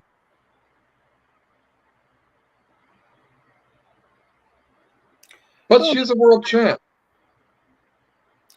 Well, and it's an interesting point. I mean, I'm not going to quote the person, but somebody very good puller that commented, was talking some time back about really there's such a difference between, with very few exceptions, between male pullers and female pullers, that really you can have somebody that is, middling, male and takes nothing away from, can handle a, female, that is, one of the leading females, just because physiologically, which, For sure. Shubich says he wants to pull Sarah with Judy reffing. Who would you have as your down ref, Shubich? Yeah, that would be a loss for Shubich. You wouldn't be able to concentrate. Dude, what would you look at? I mean, my goodness. Yeah.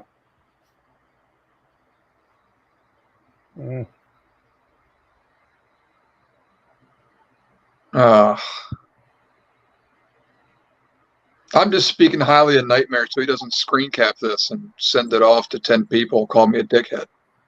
Mm-hmm.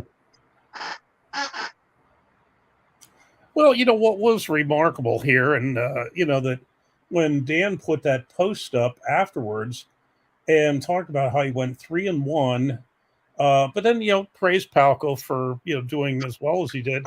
And people like, wait, it was really kind of a confusing post. It was like, wait a minute, who won this? And then he answered, oh, he did. But I thought, no, you didn't go 3-1, you went 1-3. He was talking about he was happy they went 3-1 and he didn't get flashed. Well, no, he didn't get flashed, and but he worse, he got toyed with. But he got sweet talked while he got slow pinned. Much better. Oh god. Oh, his after. I'm gonna talk shit on him just for fun on this. His after things, how grateful he can be, is so phony sounding, and his vibrating from excitement is cringy as shit. Just the way he puts stuff and over exaggerates his thankfulness. Like no one can be that thankful for just an arm wrestling event. It's cool and it was a great time. Mm-hmm. But he gets down and just really shines his shoes up for whoever did something for him. And gosh, it's a little much sometimes.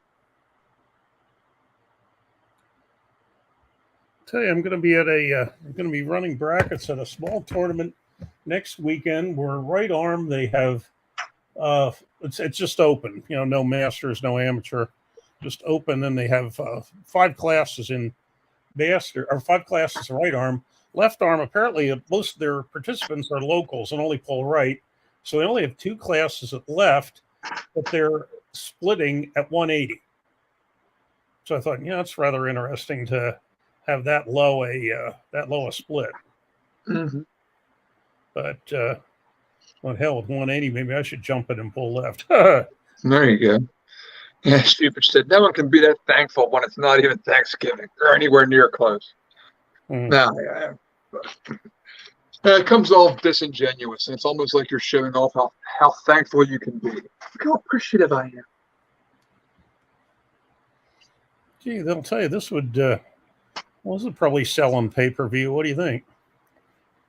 Arm wrestling porno with Sir and Judy. I'm sure with AI you could do it easy. Yeah.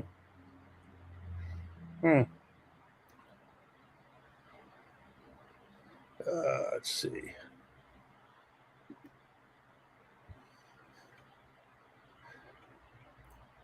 Yeah.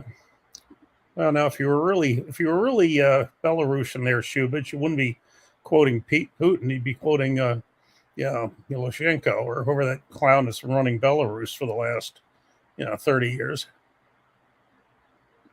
But oh yeah, straps, docking, and gold bond. Yeah, of course you can't forget the gold bond there, Meta. Gold bond makes anything better. Heard it here first, folks. Mm-hmm.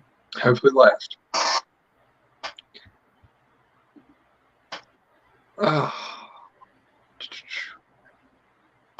19 watching.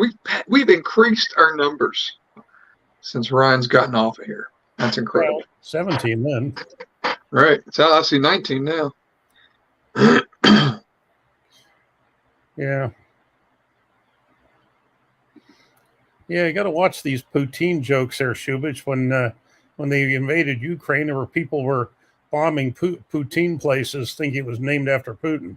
Huh. Some people are basically stupid. That's dumb. Mm-hmm. Yeah, they're actually vandalizing Putin places. But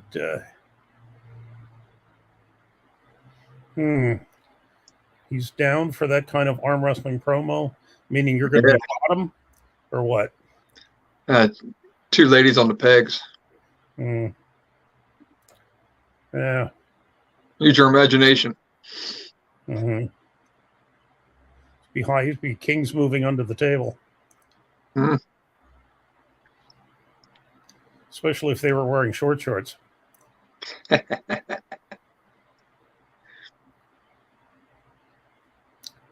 Hopefully they're high hooking. Yeah, the stream. We have another. Greetings. Hey. What's going on, Genesis from the Arm Zone?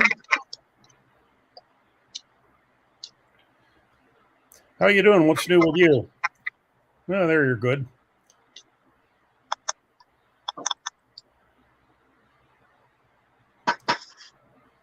Why am I getting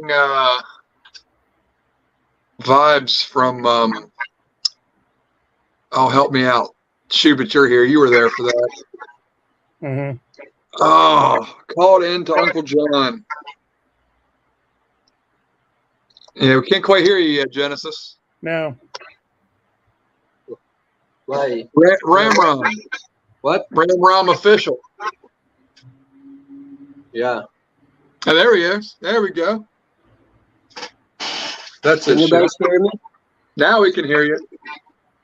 Okay. How's it going, man? Good. What's going on? Yeah, so where are you coming to us from? From the Philippines. Cool. Do you arm wrestle? Yeah. Awesome, man. How long? For about 3 years. Very cool. So what's the scene like over there? A lot of arm wrestlers? Yeah. Very cool. But it's not yet that famous here in the Philippines. Okay. Good. Well, got all the Facebook and YouTube. Put your footage out there. Do you have a team that you pull with?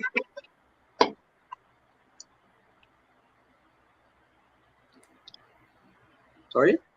Do you have a team that you pull with? Yeah. A big group of guys? How many Yes. guys got in your group? In my team, Yeah. I have 2 teams. The other one has 30 or more people. That's awesome. Mm-hmm. Okay, so it is big. The other one is quite inactive. Okay. No, we're glad to have you. I guess. Yeah, Meta says 98 is going international. That's right. Mm-hmm. Oh, Yep, we're everywhere. Legal list. is this live? On what page? Yeah, we have a question here. If the Philippines had an event versus Australia, who would win and why the Philippines? But The Philippines had an event versus Australia. Who would win and why the Philippines? right. I don't think we have that many high-ranked arm wrestlers here. Australia is level above us. Okay. We get a good number of on 98. We can get some posts from the Philippines. Then Meta wants to know about boxing. Boxing in the Boxing is Philippines. still number one in the Philippines. I'm not sure. Basketball is. Basketball. Okay. Yeah. But we have the number one boxer in the Philippines, Manny Pacquiao. Yeah. Mm-hmm. Yeah. Yeah, and somebody wants to know how did you hear about us? How did he hear about 90%? Yeah, how did you hear about the 98?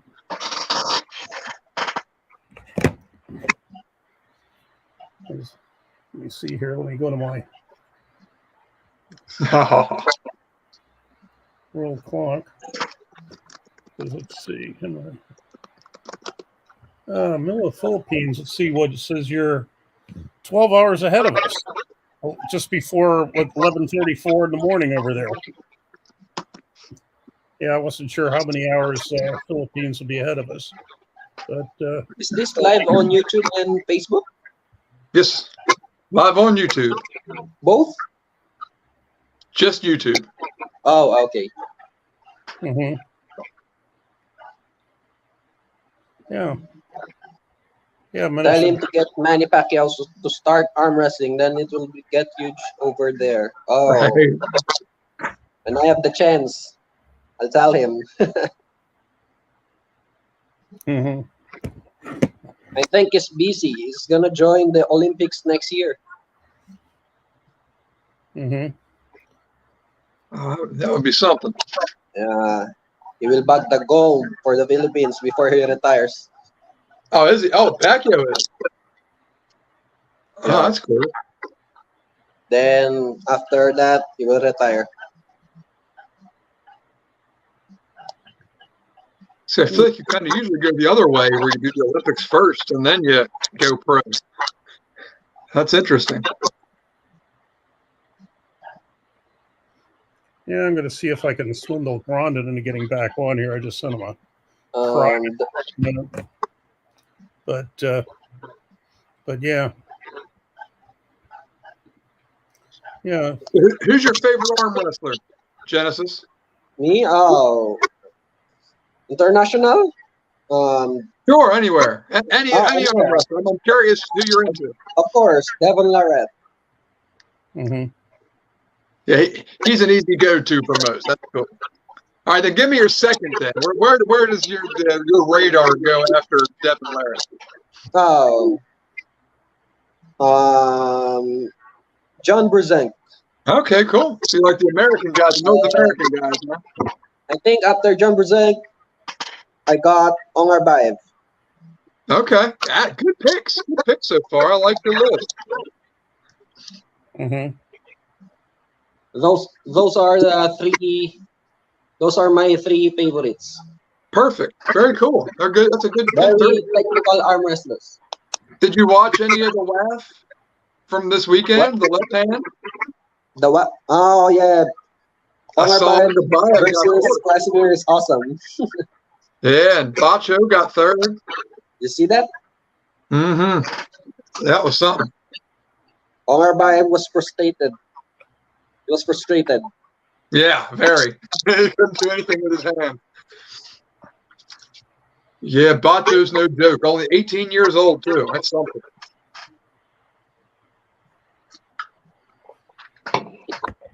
Who won that? Who won that left hand? Is that the Georgian or not Bacho? Bacho got third. Kurtagali got fourth. I think Krasny got second. I forget who got first. Who's the first place? The I Georgian? forget his name.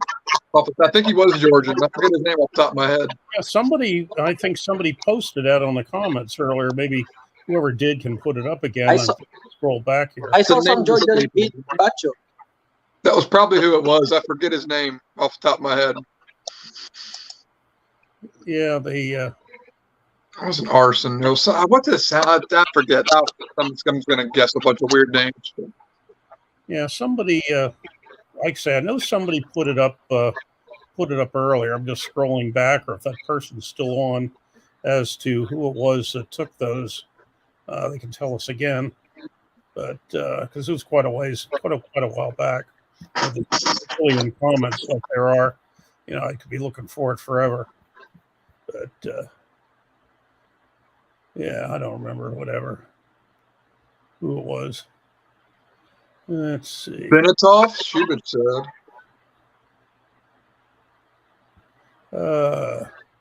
Here, yeah. Somebody wrote Bacho got third, Casimir second. Let's see. Some Georgian I never heard of named Casimir got second. Elchin Binatov. Benetov.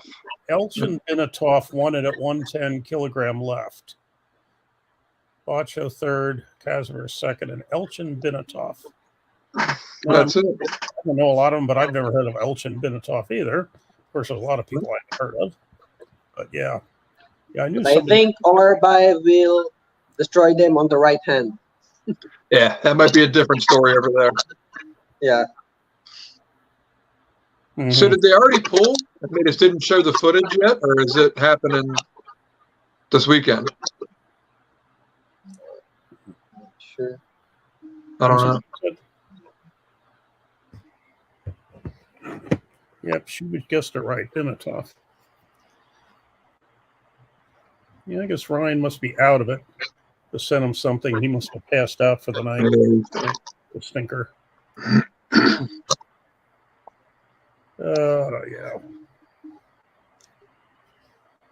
Oh, where'd it?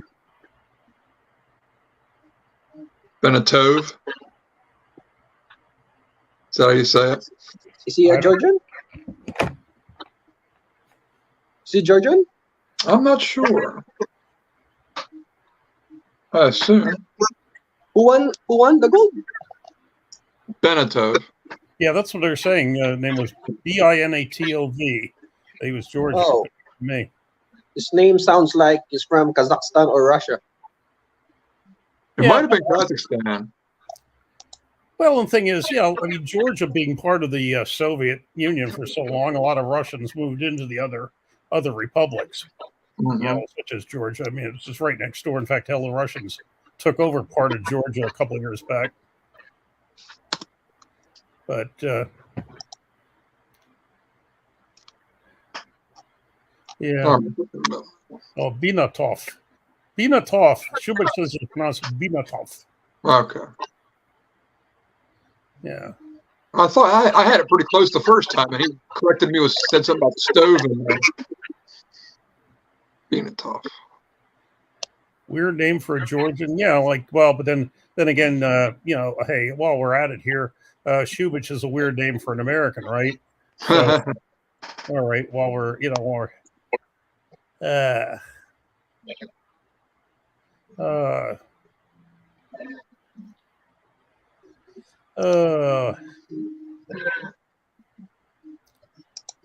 but yes, no, we're certainly glad to have you on here because things were kind of lagging a bit. Just me and Berger trying to figure out what to talk about. Since we ended Mike Rondon, we've been trying to talk some other people to come on, and no. We've been at it for about 3 hours now. Yeah, a little over 3 hours, 10 minutes. But Yeah, I was trying to look at. Oh, yes. Let's see, Paul Italia. Paul Italia just challenged somebody for, Paul, I'll tell you. Let him know. Paul Italia just challenged him to a 5K super match. Yeah. That's Yeah. correct. People love to throw around the money. But Who did Paul Italia challenge? Well, he's got Ryan Grondin, our good friend here, on December 9th. Yeah. And then he has a fellow named Nanya at our event on March 23rd. Although that was really Talia or Nanya challenging him. Not That's the true. other way around. But well,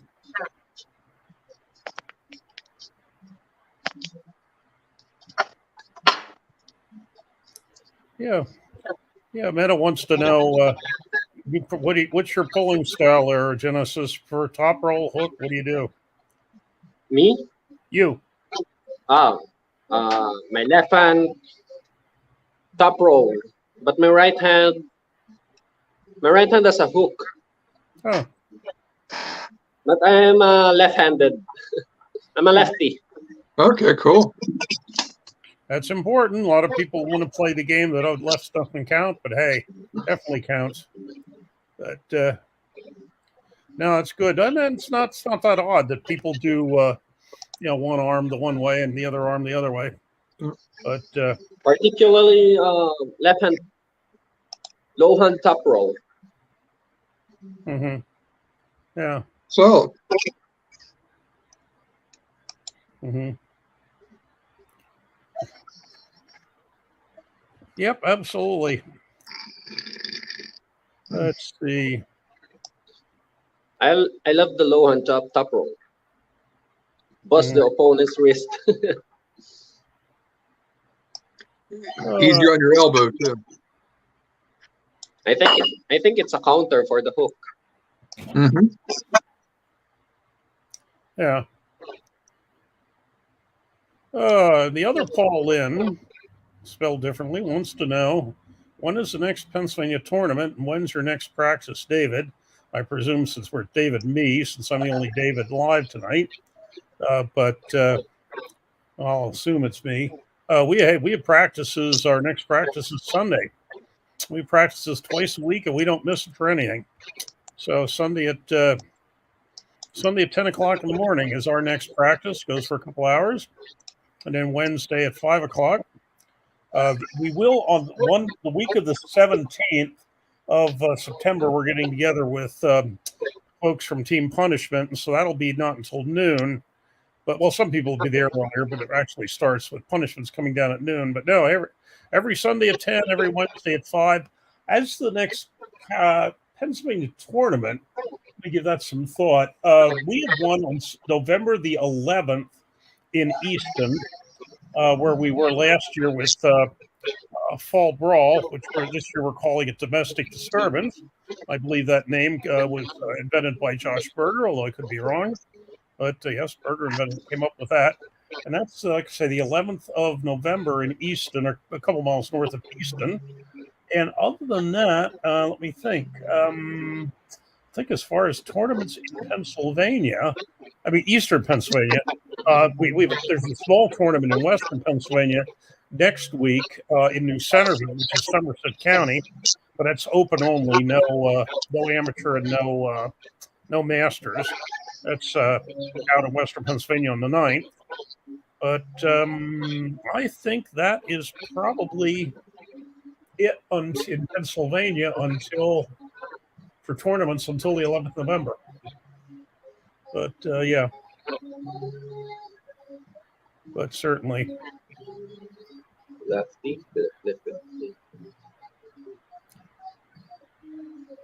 Yeah, hey, David Moore, getting around a professor. I'm going to show up the Upstate Armed Force practice on Sunday the 24th after New England, if you can get your rear to Kingston.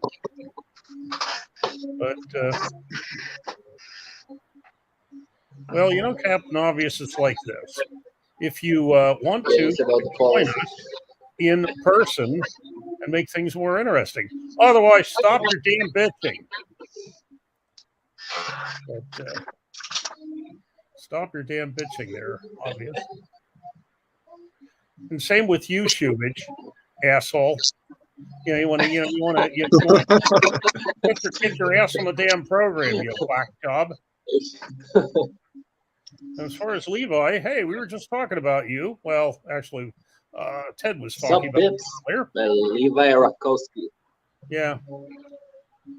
Yep. Sup, Levi? Yep. Ted had to go sell motorcycles, go to bed so he could sell motorcycles. But yeah. Speaking of work, I'm going to have to jump over here too. I've got my rounds to make. I'll try to jump back on. I'll probably leave it up, but I'll jump back on before too long. Yeah, Shamo, you're welcome. All these people, bitching about people are doing the talking. Get your ass on here, for gosh sakes. We want dead air in this. These people, you've got over there in the Philippines people that moan, groan, and bitch and complain, but then they don't join in, right? Where's Josh? Yeah. Where did Josh went? Shubich has a Northeast Coalition meeting. Did he just turn off the mic or end the video? I'm sorry, was that? Where is he? Somebody wants to know who is your Who's your favorite? favorite 90% celebrity? Oh, it's Josh. Oh yeah. Oh hey, he's our man with the posters. But yeah, I'll tell you tonight. We could even get Maripodi to join us, but whatever. Yeah, Josh had to go back to work. Yeah, when Josh gets on with us, he works in a home. Here. He's supposed to be, there he is. Yeah, I'll check back in. I'm running around. I'll be in and out. Mm-hmm. But in case I can't get back, man, good to see you on here tonight. Hope to catch you next time. That was awesome. You made it on tonight. Oh. So, you trying to palm your work off on Levi? Tell me to shut up yourself. Oh, yeah, there 98 just appeared. Thanks for taking the torch, boys. I'm napping. How about get your rear back on here? But,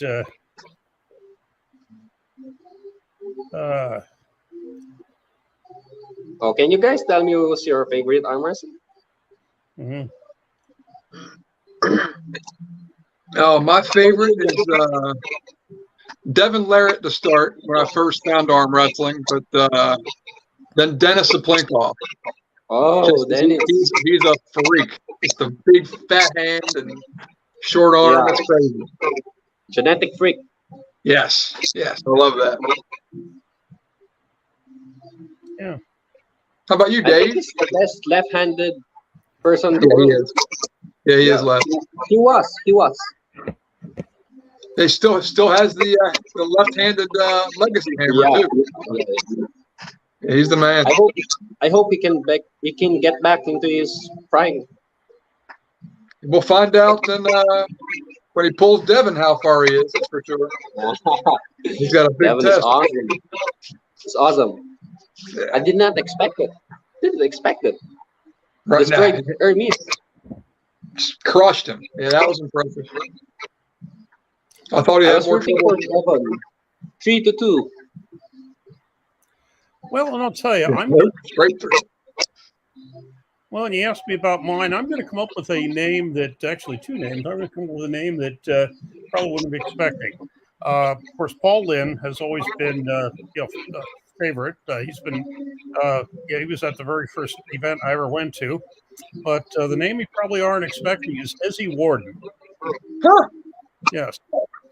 Ezzy Warden, I'll tell you, I was at the Toys for Tots.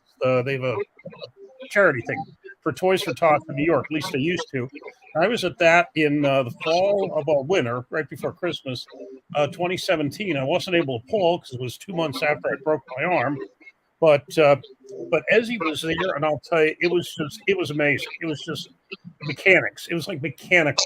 He would grip up, and he was quite a few. Either he was in a couple of different divisions or whatever, because he would get up there. He was up frequently. He'd get up and he'd hesitate for like, it was almost like maybe a second. He'd pause for a second or two, almost like it was like, okay, I'm giving you a chance to do something here. And then boom, down they go. It was, and the next one, he'd get up. It was the same exact thing every round. He'd wait a second, maybe a long second, 2 seconds, boom, down they go. I mean, it was machine work. It was absolutely amazing. And so it was very impressive there. And I'd tell you, he's been a nice guy, very friendly, very, helpful and whatever. Yes. Yeah. Shubich said, Warren is a beast. And yes, absolutely. So yeah, he's one of the guys up this way at 154 that I haven't gotten to pull yet. Mm-hmm. I really want to pull against Desi. He looks up. Well, and somebody had just asked him about that. He said, really, it's a case of that just with family and everything. He said, that he's just tied up with that and whatever. But yeah, Shubich said Ezzy will hold him on purpose before firing off, just so he could, challenge whatever. But yeah, I like to say if that was it, but it was because I was standing there watching somebody, and it might have been Hot Rod's wife. But we were watching, and every last one of us like, okay, watch, here he's up again. Boom, same exact thing. But whatever. But yeah, it was great. Yep. So if I had to think beyond that, but yeah, I'd say the people I like to follow are the people I can actually see in person, not the big names necessarily. But again, and just it's interesting also seeing people from when they started and how they've improved so much. Like, for example, Hawks, Michael Hawks. When Hawks started in school, he just, he didn't know what he was doing. Very strong, but he didn't know what he was doing. And I still have a video. Every once in a while, he'll ask me to show somebody when we were trying to show him something at his very first tournament, the after pull, and I'm holding him. And he said afterwards, "You're strong as fuck." I said, "No, I'm not. You just don't know what the hell you're doing." But he's certainly gotten a lot better. So it's interesting watching folks at whatever.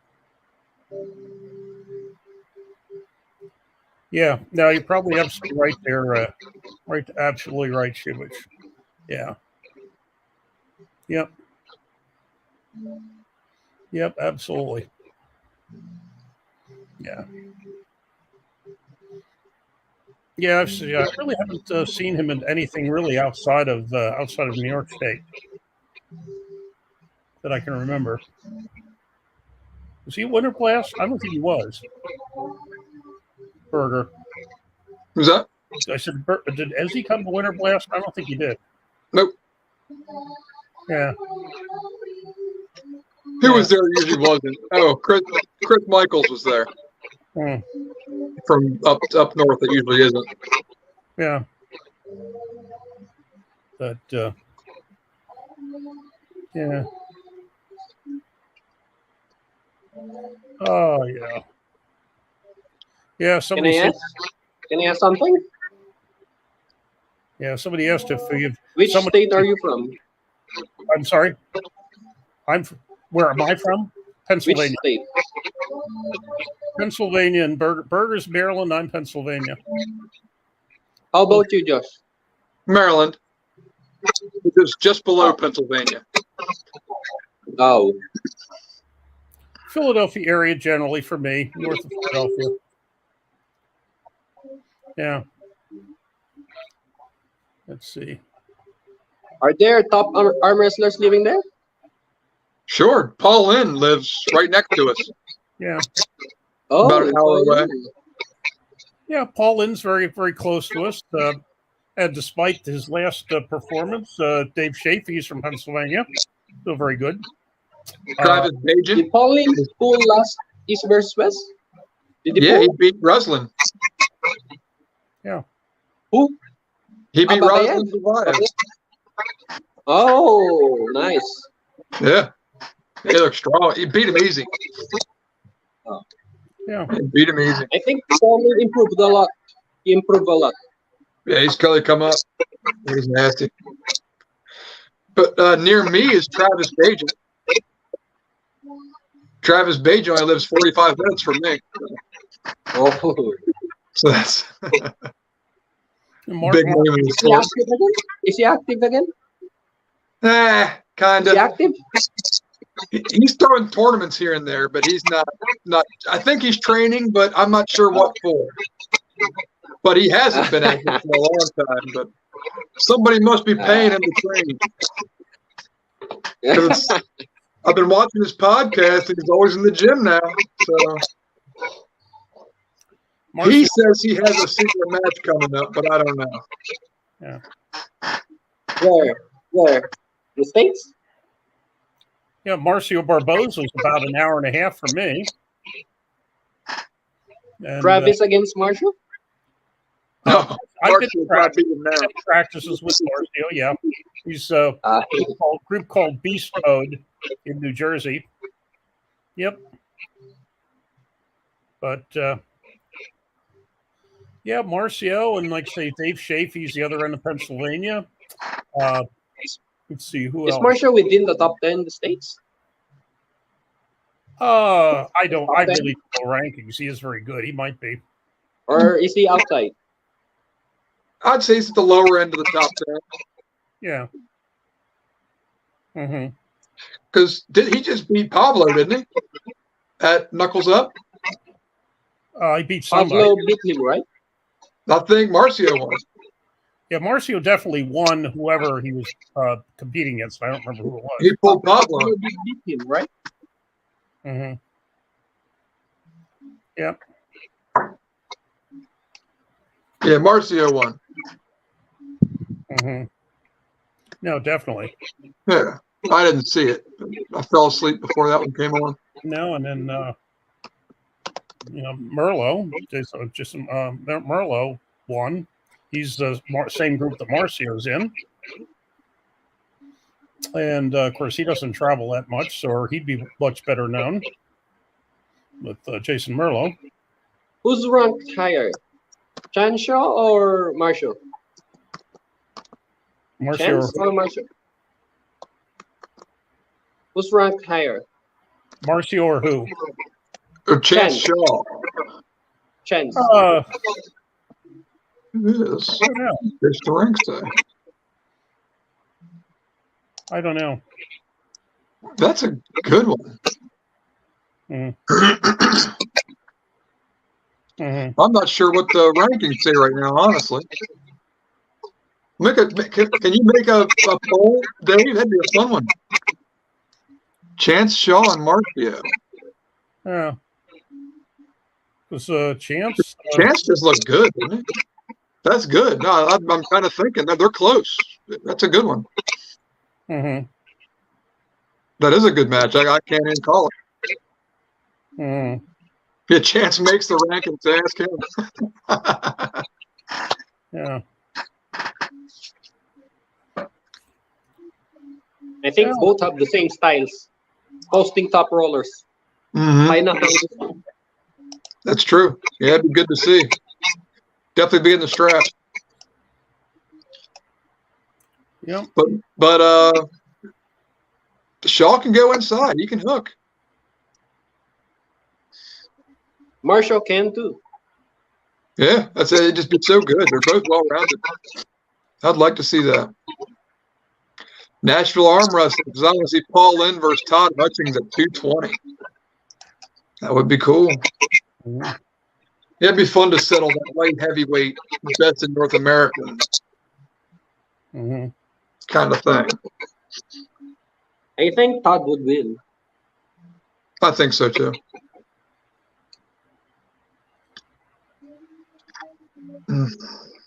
And then Warzinski's originally from Pennsylvania, although he's living in the Carolinas now. Warzone. Yeah, Warzone. He was because he was at the one tournament that we had out in Somerset some time back because he was visiting the folks. He lives. He's originally from that area, Western Pennsylvania.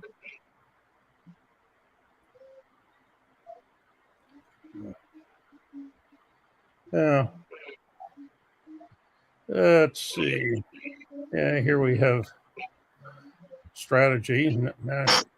See Paul taking Todd's hand and pulling Todd. Todd doesn't care about his hand. I think he will go sideways. I think he will just go sideways against it. Yeah, I think so too. Derek versus or Derek versus Corey, said Captain Obvious. Gonna need a bigger table for that. A lot of big men. Yeah. Derek versus Corey would be cool. Agrees. Derek versus Corey is the match, said Lucha Pagagliacci. Yeah. Well, I'm glad show it finally woke up some people here. They're all kind of gets supinated the cares. Yeah. Supinated. Turned upside down. Yeah. But Todd in a hook you can pull here all day. But yeah, here is no good. Yeah, but Todd in a hook supinated position is like a wall. It's like a wall. Yeah. Mm-hmm.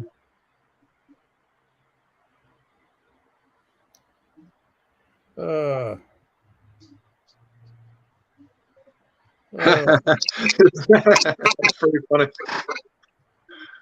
Reese, knuckle. National Arm Wrestling. Todd Hutchings' hand is so underrated. Fouls all day tomorrow. I don't know, Nashville. His hand is so underrated. Who's that? Todd Hutchings' hand. It just So doesn't mean it's not there.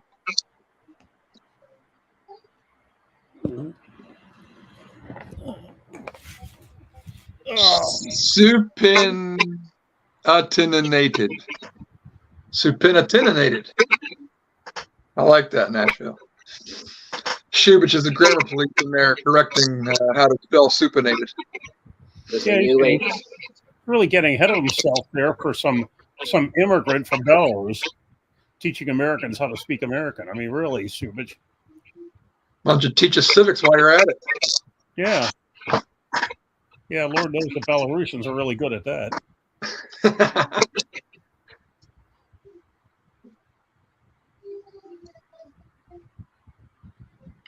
Oh, yes.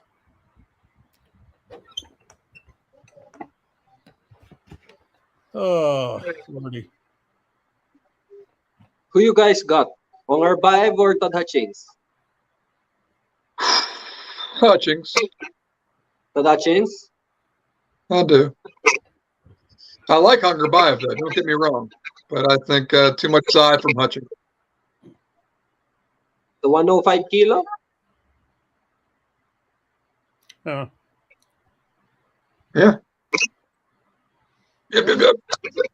Oh, But I still want to see it. Sup, fellas? Yeah, Sup, Kyle. Kyle? Yeah, let's see. What did I hear that Kyle's up to? Let's see.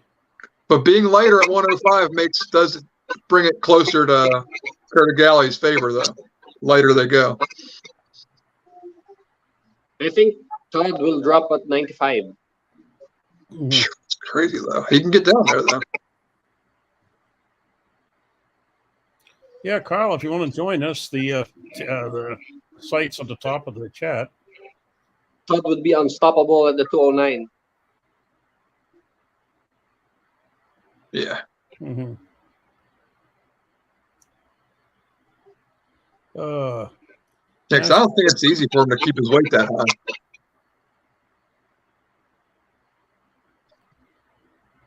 Yeah.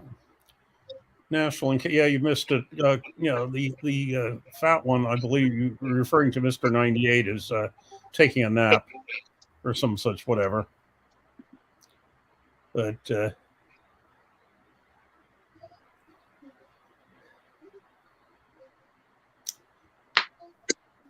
so Kyle, let's see. I guess you're Indiana? Are you going to show up in Columbus on the 10th for the big super match and practice? Be nice to see you there. Sunday the 10th, afternoon. Plenty of time to get there from Indiana. Yeah.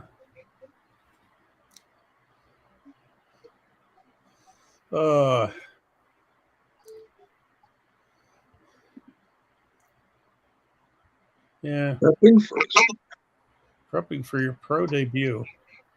Okay, good luck Best with of that. luck, Kyle. Yeah. Oh, let's see. Who have we here? Oh, David Moore, finally. Hey. It's about frigging time. How you doing, guys? What's up? Yeah, you know how much you've been watching. Yeah, painting this friggin' house. He's now one of the Davids joined us, as opposed to the other one that just wants to harass from the shadow. Idiot. Whatever. That's Shubich for you. Mm-hmm. Yeah, somebody commented a while ago he's using artificial intelligence to figure out, let's see, here, what he and kids would look like. Yeah, since he has the hots. He's probably beat off 4 times in the last one.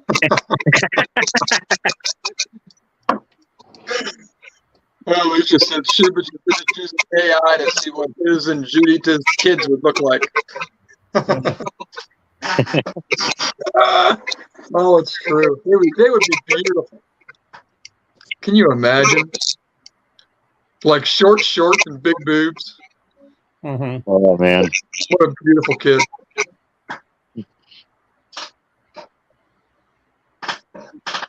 Yeah, certainly put on the right superhero outfit. The kids will certainly look like a superhero of whatever gender. For sure. Mm.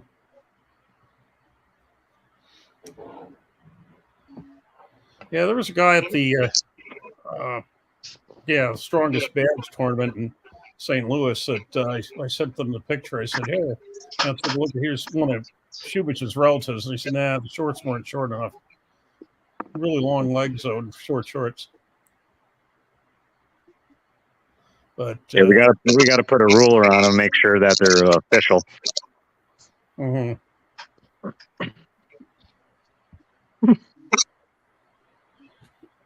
Yeah, I probably won't be able to pull that up because it's on the phone. But let's see.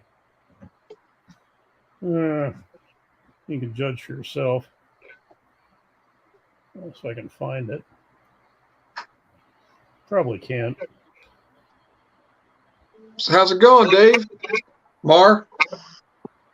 Going good. Like I said, just working on this house, painting the ceilings. And I'm just waiting for me to dry before I do a second coat. Yeah. Fucking bullshit. Right. At least you can kill some time coming in here and chatting. That's what I figured.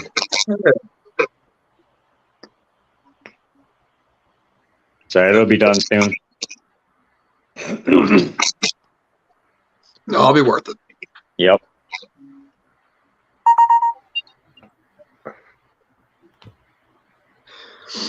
Yeah, I'm ready to move in.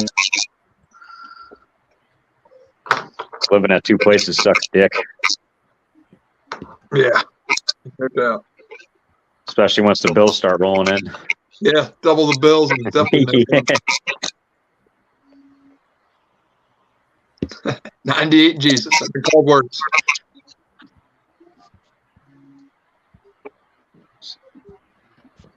Captain Obvious and life on the Ropey Ranch. Yeah.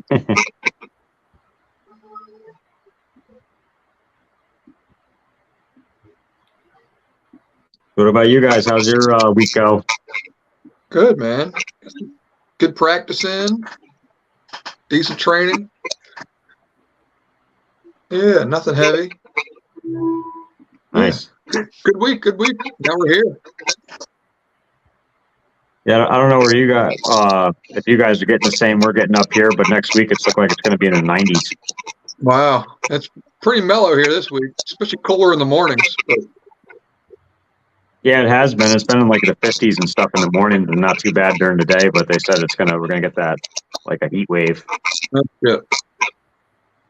What class are you pulling, David? So what? Me, I'm lightweight, whatever the lightest class is. The women's division. So he's 70 kg or below. Yeah. Oh, What about you, Genesis? I was going to ask you the same thing. the middleweight here in the Philippines is 71 kg to 85 kg. Okay. 71 to 85. So you're 85 or so? Yeah, 85.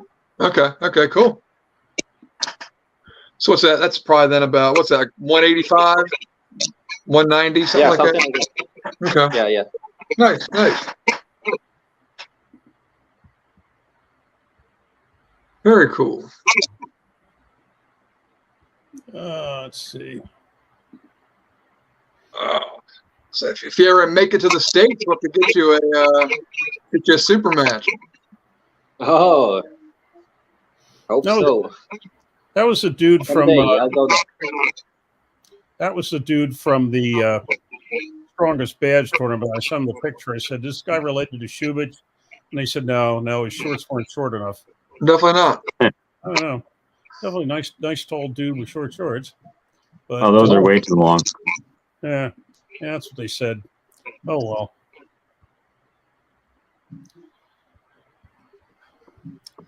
Yeah, well.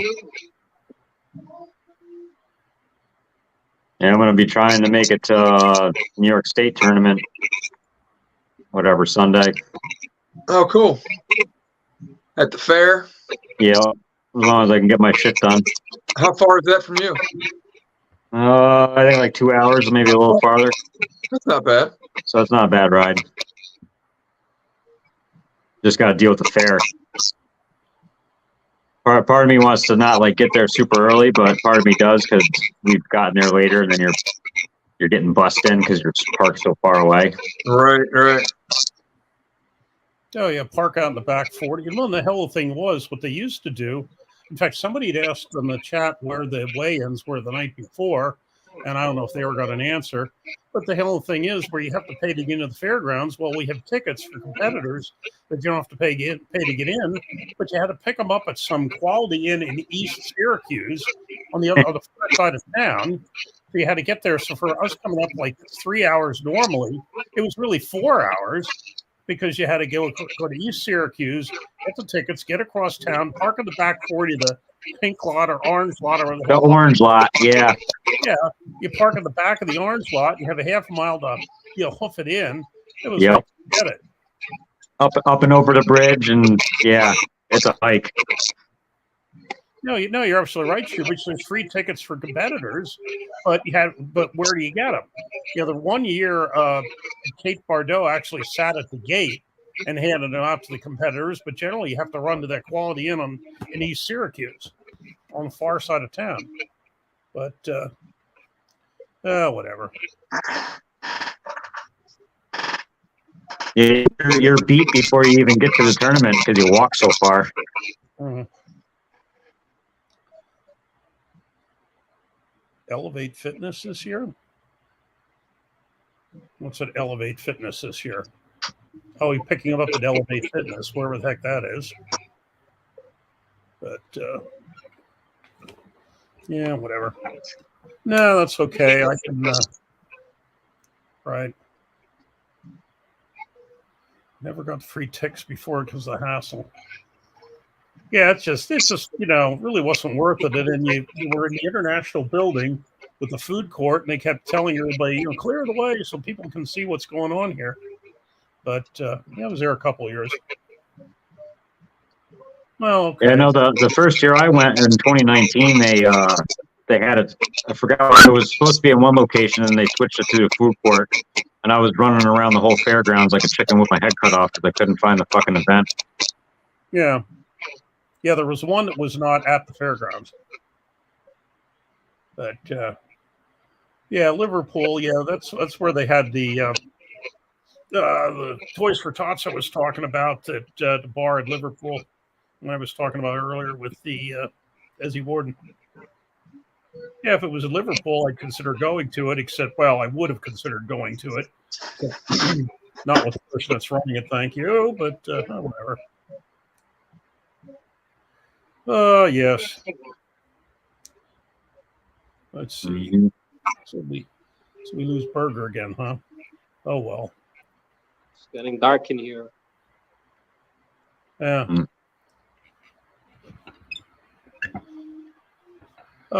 Let's see. Gronin dropped off early tonight. Yeah. Yeah, we've had at least Shubich. We did have at least one of the tournament or one of the tournaments at the Chevy Court, but that was, I think, the one at the auto show.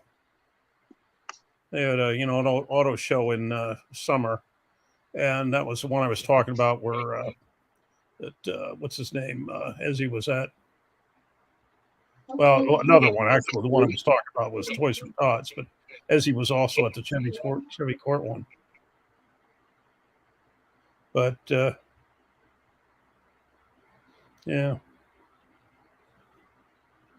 But,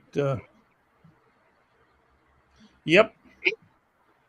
Hey, tell Shubich in the chat who he's talking. Peak Mallard, that's my son.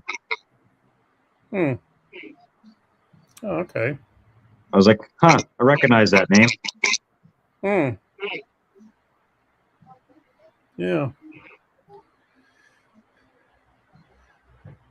Good. Yeah, watch out, Shubich. She's going to crush you. You'll find out how it feels like getting crushed by a 16-year-old. Yep. He's 17 now. He's starting to get older. 17. It's not going to be as impressive when as he gets older. Well, I'm just glad I beat him when he was 13 because I wouldn't beat him now. Yeah. Yeah. No, he's really his grip has gotten really strong. Mm. He's got a big thick hand, so it's like for me it's tough to grip around his thumb. Mm-hmm. We've been asked if Genesis whether you do you watch this regularly, or is this kind of one of your first times that you? Sometimes. I just got the link from a group chat. Huh. Yeah. Well, we're glad to have you. I forgot to send it. Mm-hmm. Yeah. I should join the podcast regularly. Can I? Yeah. Absolutely. Oh, thanks. You watched it regularly. Thanks. Let's see. Oh, here's Shubich bragging again. He's actually going to try to find some woman. Yeah. Right. Let's see. What's going on in Rochester? Just wear your short shorts and pop a couple Viagra and walk around.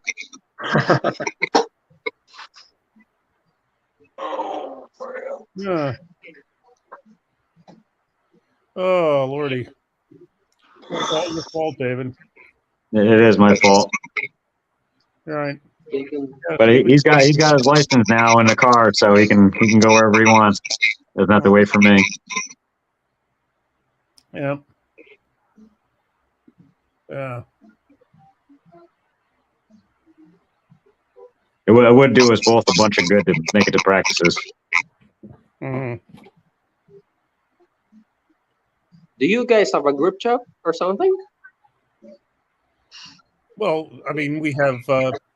They have a couple, things on Messenger, but The Messenger. Yeah, they have some on Messenger. I'm not on I'm not. I don't know. I'm not on that one, but yeah, they're popping up all over the place. That come and go. We had one years ago that doesn't have a whole lot going on in it anymore. Yeah.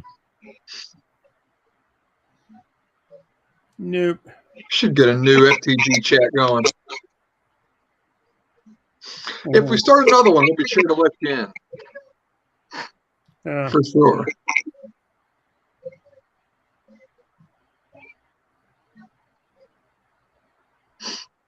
Right.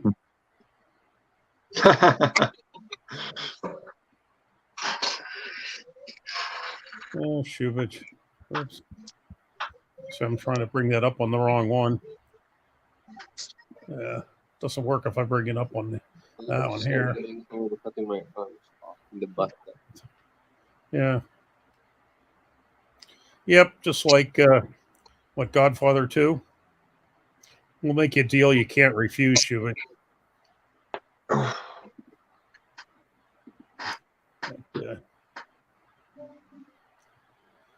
Those are Shubich flossing.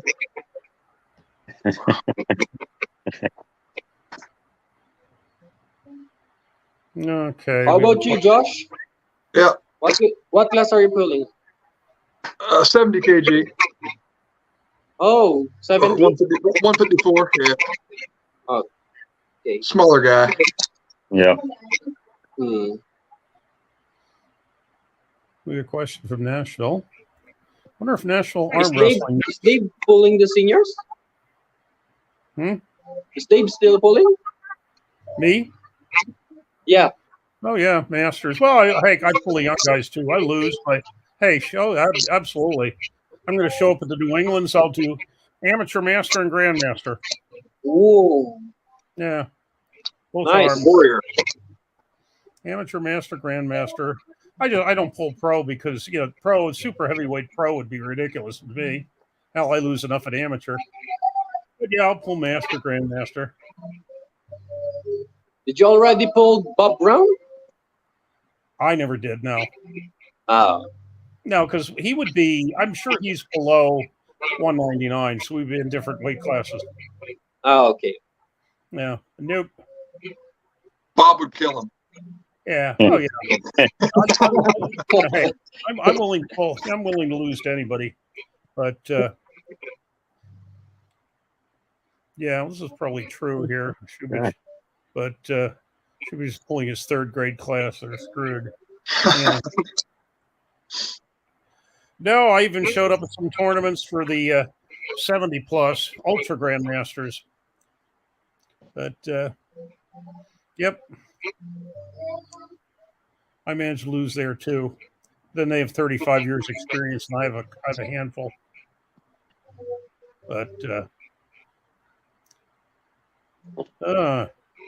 here shoot. David is offering to help David. That's sweet. Isn't that sweet of him?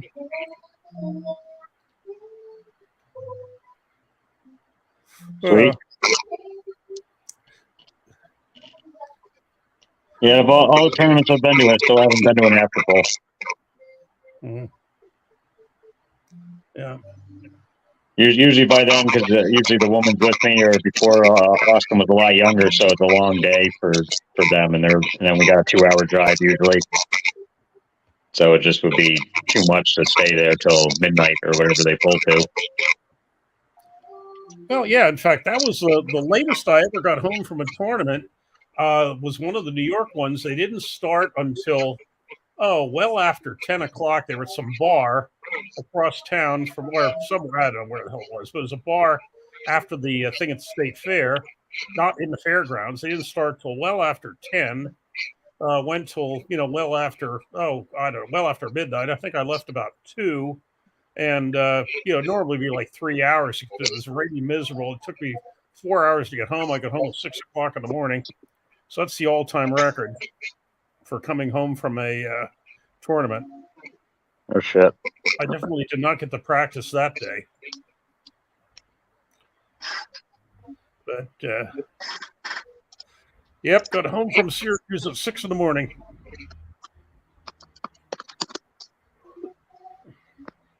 Yeah, I remember talking to, I forgot who I talked to, Arm Wrestling TV guy. He was saying that the 2019 one ended really late. That tournament was huge, though. There was a lot of people at that one. Yeah. Keystone? Or New York The State? 2019 New York State. Mhm. Yeah. Oh, So have you competed much over there, Genesis? What? Have you competed much in tournaments? Yeah, I competed here in the Philippines. You can see you can look at my achievements in my profile, Facebook profile. Okay, cool. Yeah, definitely will. Link them in chat, guys. Got some of the wrench. here, Carolyn Looms has gifted 5 98% arm wrestling memberships. Thank you, Carolyn. have to let Brian handle that, since I don't know how the heck to deal with that sort of stuff. But I will make sure that Ryan finds out, since he obviously punked out on us for tonight. But let's see. Let me Automatically went up. write myself a note to make sure that gets to Ryan. Thank you. But, Oh, they went through it. So you got one. Devin's forearm got one. Spermy's ass is creamy got one. Billy Derrier. XZX. That's a bummer. And James all got some free memberships from Carolyn. Congratulations, guys. okay. Maybe we'll actually put out some special content for the members only. Yeah, Carolyn's awesome. Yeah, sweetheart. Really appreciate it. Yeah, she's great. She coming to Winter Blast this year?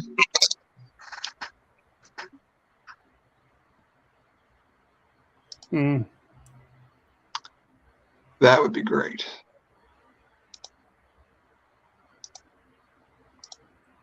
Look, I'll make a flyer just for Carolyn if she's coming. Yeah. She deserves it. Like special guest, Carolyn Looms. Yep.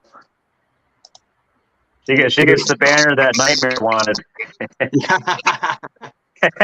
Exactly. Any business you want, or even yourself, Carolyn, whatever you need, girl. We'll hook it up. Talking in the chat.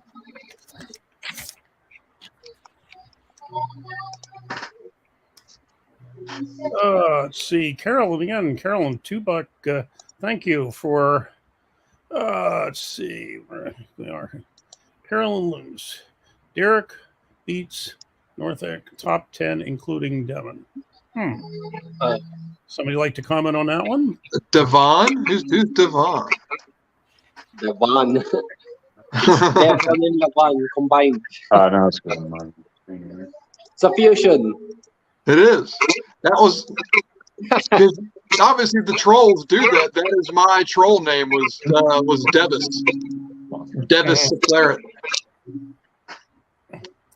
Those are my two favorite arm wrestlers, man. I made them into one amazing memer. Devon Saginash Larat. You remember him? He was a buddy of mine. I gotta do second quote. Yeah, he hasn't been in the meme game for a while. Trying to campaign once I do this one done. Gee, I'm really surprised that a non-native speaker like David Shupich would be able to come up with such a play on words in English. It is remarkable. But then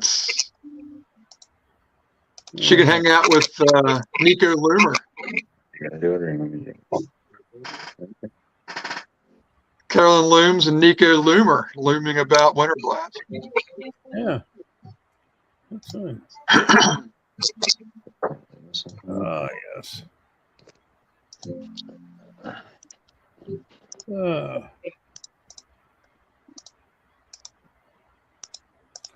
Here.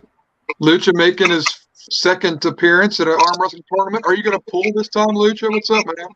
Shout out to Nashville Arm Wrestling. You sent $5. Yeah. Oh, you're going to ask me, David. I hope you mean David Moore, because I wasn't planning on asking anything. But whatever. Said Shell. Shubich, unfortunately, yes, but thank you for the whatever. So, David, take it away there, David. Are you going to Thanks ask for the Nashville? super chat, Nashville. Yeah. Yes, Yeah, thank you very much. David, were you going to ask Nashville something? No, I wasn't. It's me. I wasn't thinking of asking anything. Oh, unless it was, I know. I was wondering if Nashville could be the elusive refugee from Berger's group, whose name, of course, since I have to think of names, it drops. Eric Myers. No, who moved to Tennessee? Oh, Jarrell Wampler. Jarrell Wampler. Yeah, Jarrell Wampler moved to the Nashville area, didn't he? I think. No, Tennessee. I'm not sure exactly if it's Nashville or not. Yeah, but no, that's what I was wondering if Nashville Arm Wrestling was the clever disguise of Jarrell Wampler. Nah. 20-year-old he said who it is. 20-year-old wonder kid. But sorry, Jesse White. Question probably wasn't worth it. Nashville Arm Wrestling is Jesse White. But yeah, play on words tickled what's you call Shubich's fancy. Yeah, it's not the only thing Shubich tickles. But we won't go into that. Jesse White. Well, Nashville, glad to have us. Glad you're happy with us there, Nashville. But oh yes. Phil Woody, good morning. That's going to be a little hard to tell right now. Good day, mate. Morning with the UK Morning, flag. Phil. It's very, very early morning in the UK. Hashtag arm gods. Yes. But yeah, Younger bio.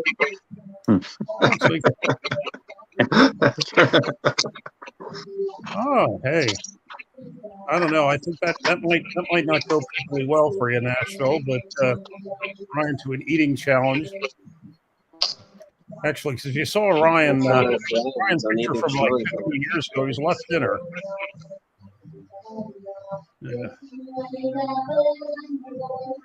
Yeah, Ryan's bulked up nicely. And if he doesn't want us to talk about him, he better get back on here. Otherwise, we'll talk about him all we want. Oh, he's done.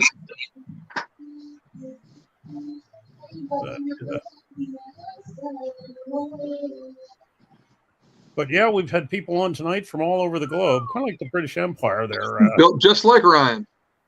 Yeah. 5'10", 285. Yeah, it is. That's like a mirror match for Ryan. Holy moly. Yeah.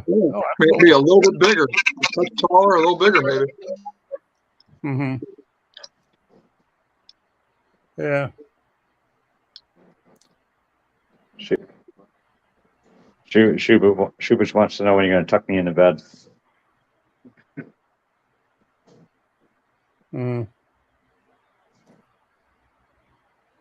Let's see. Train to bus route. Yeah, that could take forever, though. We're going to do something?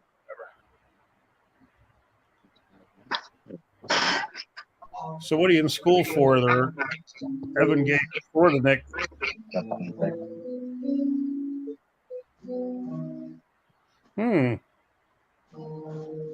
Oh, Shubich wants to know if Mars is sitting down.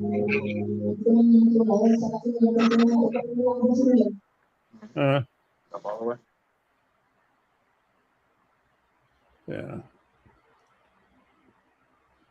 Yeah, I know some fat women whose arms are better than 19.5. Saying you got bingo wings, Nashville.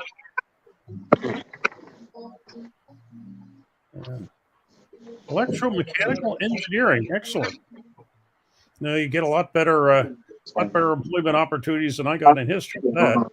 Kind of interesting. The two people we've had on the arm wrestling science so far, both of whom are in kinesiology and degrees in human performance, both started as history majors, but then they got smart and got the hell out of it and got something where they can actually get a genuine job. It was really interesting because neither of them knew. They both are at the same school, University of North Alabama, and neither of them knew that the other one had started as a history major. But yeah, I just started watching that before I seen you guys went live. I got to finish watching it. I love those. Those are the greatest things you guys ever did. Very interesting. Yeah. Yeah, very interesting. Yeah, in fact, although Scott Lyons had his first degree was actually history, where the guy we had on last night switched in the middle of his undergraduate when he basically injured himself and had to get out of the football. It was giving him his free ride. Nice. Really I'll tell you, it was very interesting last night. It was very helpful that he had the background, or no, I shouldn't say background. He has the active participation in Brazilian Jiu-Jitsu, because he could really speak to the weight loss and the weight, the nutrition from, that, even though we didn't know arm wrestling, but whatever. But where did Ryan disappear? Ryan disappeared to a nap, unfortunately. But probably in a food somewhere or something. Mm-hmm. Let's see. Ryan's probably in a food coma. Mm-hmm.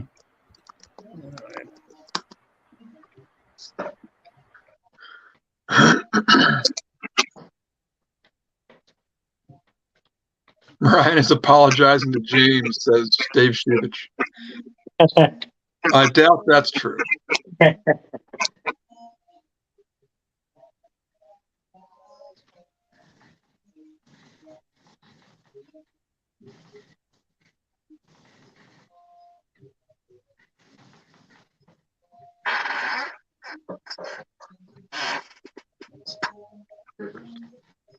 Well, Carolyn, are you saying you're going to make Winter Blast? Is that what you're saying with that? Yeah.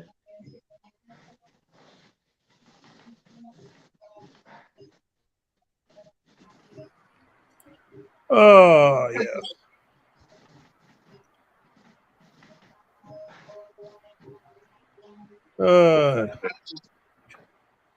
Jumping Ryan to get him back in the Northeast Coalition.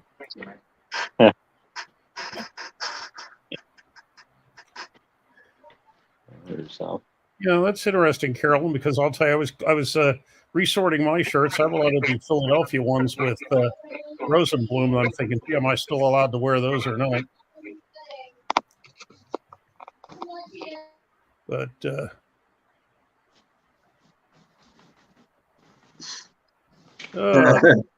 got a question for Josh Berger from the other Paul Lynn. Do I have to cut any weight to make 154? Not at the moment. No, I actually eat as much as I can to make 154, as close as I can. At Winter Blast, I was like 145 this year. We fat people hate you. You realize that? Yeah, I know. But it's no fun when you're in a strength sport, I'll tell you that. Yeah. I'd much rather be walking around to 165 and cutting to 154. I'd be doing much better in my class for sure. But no, I walk around for like 145 to 150 right now. But I'm trying to bulk up. Kids are back in school, so I'll be back in the gym. So I'll be able to pack some pounds back on. Yeah, I feel you with trying to gain weight. It's not easy. It's easier said than done sometimes. Yeah, especially like I'm really busy, so whatever weight I gain, I can lose it in like a day, just doing my manual labor, being outside, not eating all day. You do a quick 1 day fasting and do really laborious work. Yeah, you'll drop 5 pounds real quick. No, Josh. I'm a little under 5'11", 5'10" and a half, I guess. And there's a shot across your bow. Aw, thanks, Shubich. Oh, I'll tell you, boy, Shubich is really trying to sound educated tonight. He really is. Definition and a glossary. I like that. Yeah. Mm-hmm. Oh, yes. Oh, here we are. Yeah. Warrenburg combined one. Yeah. That's true. Mm-hmm.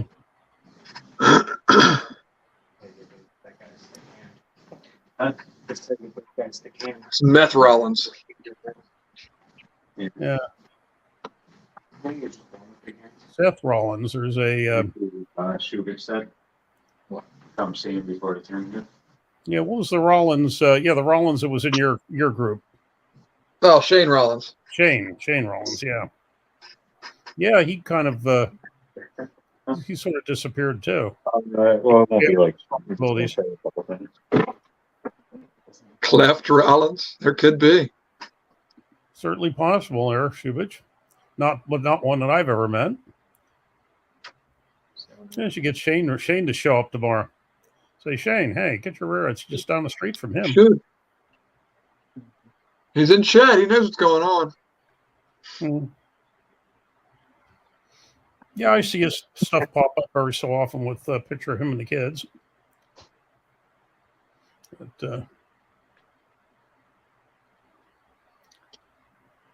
it is tough without Grandin, man. He definitely is the normal voice of the podcast. We're not hearing it tonight. It's different.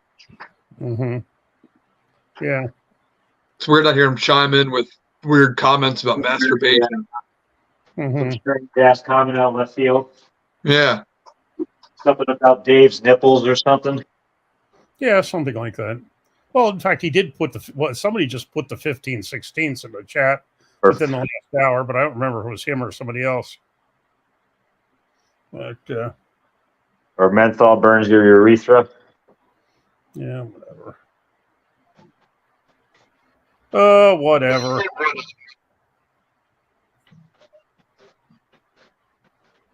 Celery juice gives you rookie load.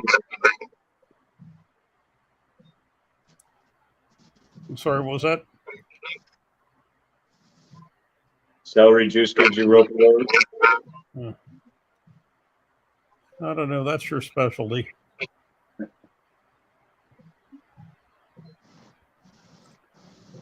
No. We have a question here for you, Genesis. Want to know if you pulled with us? Just told you guys, or did he meet you via FB? I watched the 98 arm wrestling on YouTube, but I saw the link on FB, so I just click on it. Yeah, it's up there. Join the podcast. It's up there every week. Everybody's welcome. We can have up to, I think on this platform, we can up to 10 people. Oh, glad to have you. Up to 22 watching right now, so that's pretty good. Mm-hmm. Yeah, that's more than normal. We're creeping up there. Yeah, more than we had when Ryan was on.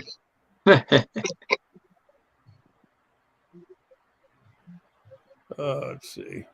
No, that's cool, but it's good to see people checking out the Facebook page, and this is a good way to interact. So that's cool. It's working. Yeah. Mm-hmm. Yep.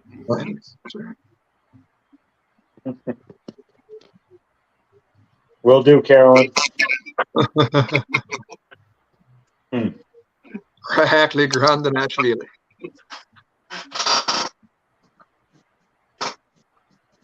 Mm.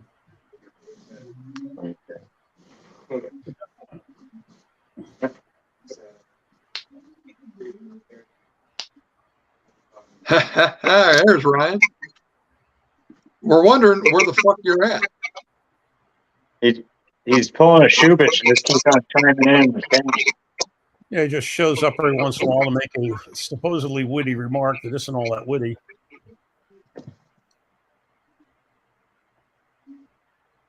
He's on chat and bait right now.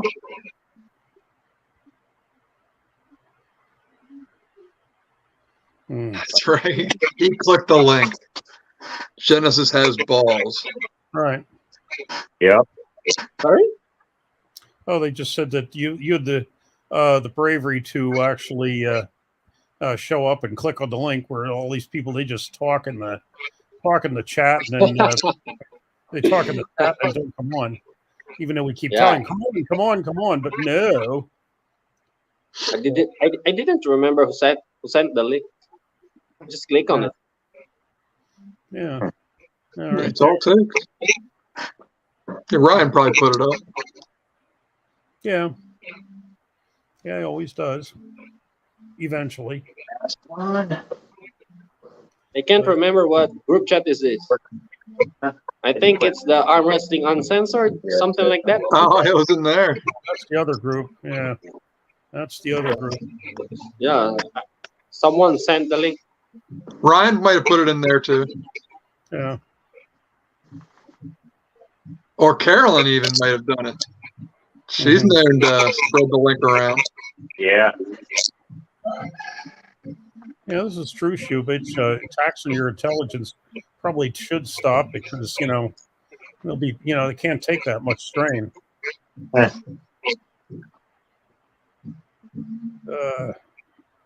Well, I'll tell you, the wit is coming out tonight from Shubich. He's hell bent on hurting his feelings. I'll tell you. Yeah, I'm lucky I'm not going to the New York State tournament. Shubich should be killing me. I don't know. I'm trying to figure out when I can get up to their practice. If they have a practice, I think my next Saturday, where I don't have anything, is the 16th to the 30th of this month. I don't know if they're going to get together on the 16th because that's the day that Hawks has that. There's a round robin of some sort, I think, isn't there? I think Hawks is in that on the 16th. But and September 30th, I think, is open at the moment. I'll get up there eventually. It's been over a year, I think, since I was up at their practice. Yeah, fatal four-way, both arms. Yeah, that's the 16th.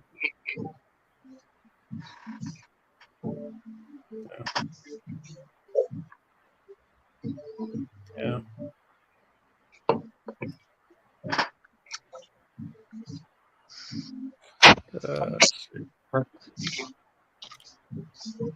Yeah. Under house arrest. He's the only one. See if I can get it. See if I can get Genesis generic. Schubitz is just on a roll tonight. Good Lord.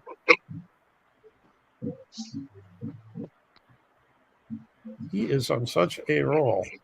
Mm-hmm. Yeah.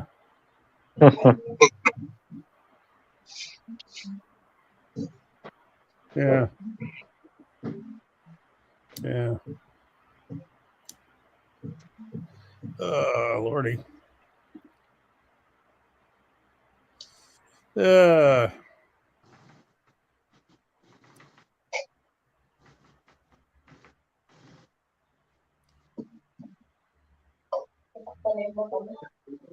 I'll tell you, I'm really rotten in that respect, Shubich, because I just filed a claim yesterday to one of those unclaimed property things showed up for my late father's estate in Michigan, and so I filed a claim on half of it, even though I have no idea if he had a will or not. But so my half brother in Michigan, who basically has been ignoring the rest of us, will catch his attention probably when the thing shows up. The lawyer saying, "Oh, your half brother is claiming half of a $1,300 payout." Oh, and here's National Arm Wrestling. Fine, good, join us. Okay, there we go. Howdy. Yeah. What's up, man? What's happening? Not much at work. Throwing the stock up.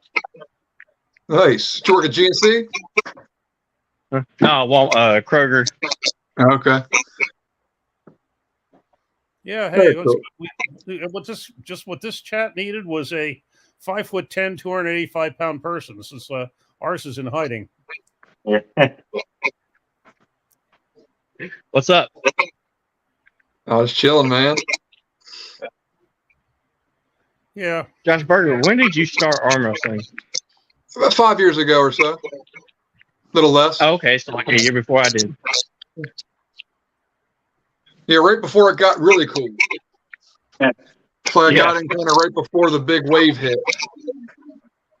Right before the C word. Yeah, that too. Well, right before that, even like Juji Mufu found it, and there were a couple big YouTubers, like fitness guys, that kind of really got into it, and that's when Devin really got his YouTube wings. But yeah, James Renarita I was talking with him right around the time of Juji Mufu, right before he got into it. Yeah. And then I always followed Juji, and I saw Devin come over to Juji's garage, and I'm like, oh, it's about to blow up. Yeah, somebody was asking Genesis, if do you have a like something in the background noise or whatever that I don't know what you have, you have music or something in the background? Oh, okay. I'm just gonna turn it off. Okay, I mean, just come on in. Hey, whenever you want to say something. But, sorry for that. No. It's all good. Yeah, if you have any kind of monitor on or something like that, we might be hearing some feedback. Yeah, and I actually, I really can't. I can't miss any of these, things that Shubich is putting up because here we have artificial intelligence.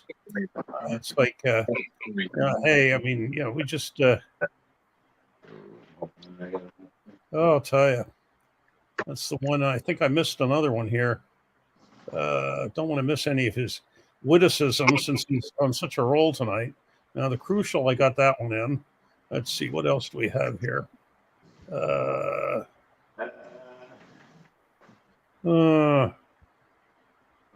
there we are. An essential essential worker. Essential worker. Yeah. That's such a roll. Yeah, I was at a Kroger, huh? Yeah, I was at a Kroger in Bay was it Baytown, Bay something near Houston, and ran out of vitamin C, so I bought two, and it was like buy one get one. The woman said, "Do you want a Kroger card? Do you have a Kroger card?" I said, "No." "Do you want one?" "No." So she was going to charge me the full price. She said, "Yeah, it's only buy one get one if you have a Kroger card." I thought, "Oh, for God's sakes!" So some sweet lady behind me waved her Kroger card at it so I could get it without paying an extra $10. I said, "I don't have a Kroger thing. We don't make Krogers anywhere near me. I'm in Allentown, Pennsylvania." Whatever. Oh, and here's another one. I'll tell you. Boy, let's see. Give him Shell Shubich. Oh, and then Shubich was the Carousel. Carousel. That was good. That was good musical. Yeah, Carousel. But yep. Gotta go, guys. When they ask me what kind of music I like, glad you came on, man. Glad you made it. Nice to meet you. Okay. Meet you, man. Yeah. Join us. Looking forward to join the next podcast. Hey, we'll be on next Friday, same time. Oh. Yeah. Every Friday. Okay. Okay. Thank you. Okay. Yep. Later, man. Bye-bye. Fuck that Fuck guy. that guy. Yeah, like when they used to say, what kind of, here we got cellular phone? Well, I'll tell you. Is he using his, this one's, whatever. All right. Oh, that was Genesis was much better than Ramrom. Yeah. I was afraid we were going to have a Ramrom situation when he first got on, but he knew his stuff. Yep. I just wanted to get on here and test my connection, make sure everything was going to work with this. I've never been on a live stream before. Oh, you're good. Yeah. Turn Yep. turn your phone sideways though. Bam, there we go. How's that? Much better. Hey, your sound is good. Oh, yeah. Pretty good. Just hit it hard with that one. Put it up, Dave. I know you see it. So what tournaments are you going to show up in the near future that we might actually intersect? Well, I take care of my mom full time, so like I can't really go out of state too much right now. But I'm gonna be at that round robin in October, watching Artem and all them pull. Oh, Nice. Yeah, I can't. That's gonna be a big thing, man. Robbie Russell's all hyped up about it. Bob Brown's gonna be there. Who else was it? Craig. Souble. No, not Souble. The Hitman. The guy from Louisiana. hmm. No, Touye. Yeah, Craig Touye. I'm excited to meet all those guys. Yeah. Yeah, Carolyn wants to know who you practice with. I know Breslin's now in the Nashville area somewhere. I don't know. Yep, if, he's come to a few of my practices now. Yeah. Yeah. Well, I have my own club, so I get a lot of guys, but I also try to go to other people's houses and stuff whenever I can. But I can't do it very much. Mainly practice every 2 weeks with my club, and then go in the gym and train. Solid. Yes, so you will have noticed, Meta, I was studiously ignoring you for all of those. But since we are such a welcoming group here, I was very carefully ignoring all of your comments. But shut up, Dave. Somebody had to say it. Yep. I figured it was the right time. But, Josh, do you just do table time, or you go into the gym too? I do some hand and wrist stuff. About to get in the gym more for general fitness, general strength, the bench press, curls and stuff. But I do it like similar to Devin Laird, I guess, just out of what's convenient. A lot of loading pin with karate belt stuff. As far as hand and wrist stuff goes, and table time. So that's my two staples. yeah, and that's I know absolutely Dave Stowe just works the Gobon. That's right.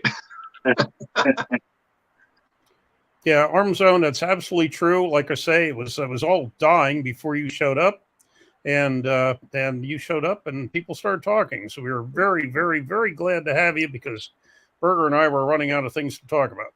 For sure. And Shubich was no big help. This guy is legit on the YouTube. He's got 17K subs. Mm-hmm. The Arm Zone's no joke. Oh, really? 17K? That's remarkable. Yeah, he's got some subscribers over here. Considerably more than we do, probably. Yeah, he looks like he puts out some good stuff, ranking the top 10 arm wrestlers. Like, he really cares about arm wrestling. Excellent.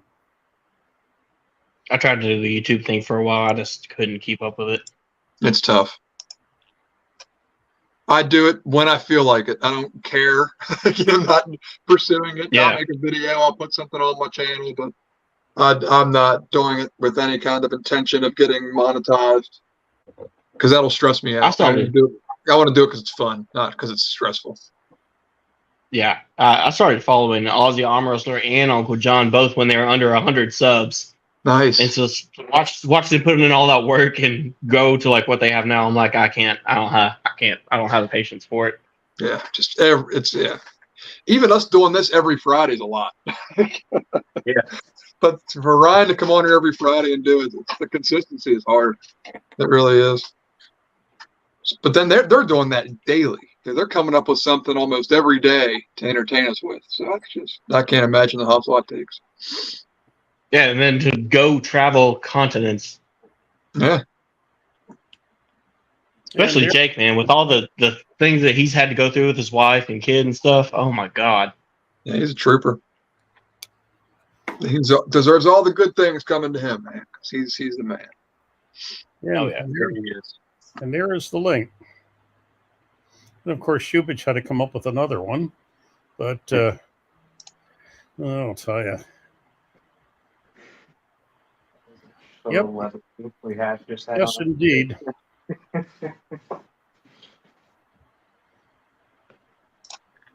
Mm-hmm. Looks like just a month ago, our boy Genesis had a super match against Irvin Aguilar. This guy's got a mask on and everything. This is some serious Japanese shit. Yeah, it's like Japanese Nacho Libre for arm wrestling. This is legit.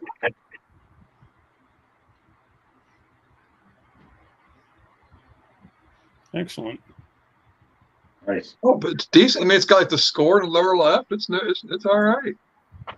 Nice. Yeah. Oh, and Carolyn, $5. Thank you, Carolyn.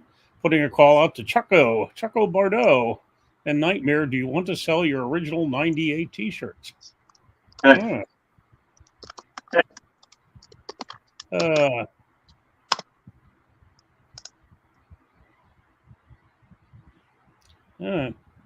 Yes, you are. You are very welcome. Like I say, it's glad to have you. But excellent. Yeah, I don't know. We'll find somebody that maybe Shubich, who was who will be going to the New York thing with Chucko, and so That's Bardo. Yeah, and you can ask Chucko if Chucko wants to sell his old shirts. Probably he's burned them by now, but that's just a guess. Yes. Oh wait, Genesis has. I just realized Genesis has the mask. Genesis is the masked man with the strap. Okay, check him out. Genesis got some. It's some riz, as the kids would say. Can you screen share it? Leroy Jenkins.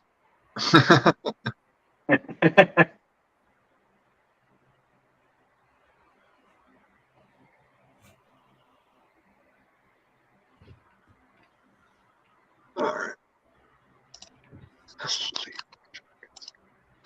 I'm back. I was busy watching our boy Genesis kicking some butt. Okay. You can't screen share stuff, can you? I can, but that's a link. I'm not sure how I could share that. Oh, okay. Yep. Shubich, hope you're paying attention But there. if you could send it, it's harder for me. Well, what did you have to share? No, I was going to bring up his stuff on there. Oh yeah. I mean, it's just weird. I don't know how to share another YouTube clip like that. If I had the video saved, I could share it,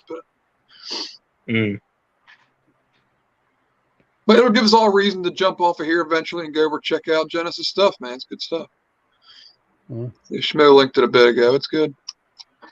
You know, I'll tell you here with the Evan Gay, I had a friend that was going up to a meeting up in Erie, Pennsylvania this week, and he was already told better show up with a mask just in case City of Erie may start requiring again. One bunch of crapola. Man, my mom's got a bunch of doctor's appointments and stuff I have to take her to. And that mask stuff just stresses her out so bad because she gets claustrophobia. Mm-hmm. So, like, on top of having to go to the doctors every week, and then on top of it, it's just a nightmare. I can imagine that. Well, and when they, when we were, what was bizarre, we were at that the World's qualifier in Atlantic City back in 2020, and New Jersey absolutely insisted, and they were really coming down on it, that you had to be wearing at the damn, we were like 30 yards off the boardwalk, not even that far. everybody's walking up and down the boardwalk in Atlantic City without masks, but we absolutely positively had to have the damn things on, period. And it was a hell for like Chris Lacko, Reed's lips. He couldn't hear a damn thing because he couldn't see anybody's lips. It was like, what a bunch of bullshit. Here you got people 25 yards away walking up to perfectly safe up and down the damn boardwalk, but no, we had to be wearing them to pull. Bunch of horse crap. Bullshit, Dave. Yeah, breathing. What, David Moore? Said it's bullshit. I mean, and hey, hell spells. I mean, I'm, somewhat overweight and was 70 at the time, 69, 70. So I should be Mr. Risk Factor. But, what a bunch of horse crap. I mean, hey, I'll tell you what, the first one, they didn't know really what it was. I went into hiding. I really saw hardly anybody for 10 weeks. But after that, it was like, okay, I'm not going to hide for the rest of my life. Oop. And I never got the damn thing, as far as I know. It's amazing to see one that just rears its head when election time comes around too. Yeah, I was thinking that the other day. It's bizarre that they think we can't tell. Well, and But I work with, whatever the most exposed of people, and it's crazy how we don't have a bunch of deaths because of it. And most nurses I've talked to that worked in there, and doctors that worked in ERs and ICUs and places, everyone that died of COVID died from something else. They just happened to have COVID at the same time. So they counted it. Yeah, so they skewed a lot of data for sure. I mean, I had it. It was like one day I was sick, and then I was fine afterwards. Yeah, it's like it's a flu you can test for. That's all it is. Yeah, I was a big boy at the time too. I think I was like 355. Sure. Whew. Meta, you're absolutely right. I'll tell you, you wouldn't believe how close we were to me and Berger saying, whatever, this is going absolutely nowhere. Yep, it was getting there. I'm glad it picked it up. Tonight. Saved the night. Definitely, Genesis. You saved the night. I wish I'd known that you're on earlier because I would have came on before I went to work. Yeah. Always on. Every Friday about 8:30 or 9 we start. Mm-hmm. And we go late. That's a Saturday Night Live thing, isn't it? But no, that was a Saturday Night Live, wasn't it? I think. Berger. But yeah, that's a lot of Shell says that one a lot. Yeah. But but no. That and whatever. That one gets said a lot. Honest to God, you won't be able to say trust the science with a straight face for the next 40 years. Yeah. They've screwed that up. It's become a joke now. I mean, I get it. Everybody was like freaking out and stuff, but like, how much money did people make off masks and shots? Masks and shots, man. Well, like I say, at first I understand it. The news coming out of Milan, Italy, for the hospital, it scared the crap out of everybody at first until we knew what was going on. I'll grant that. So for the first couple of weeks, okay. But after that, once they figured it out and then started lying about everything, it's coming out that they were lying about it. They knew they were lying about it.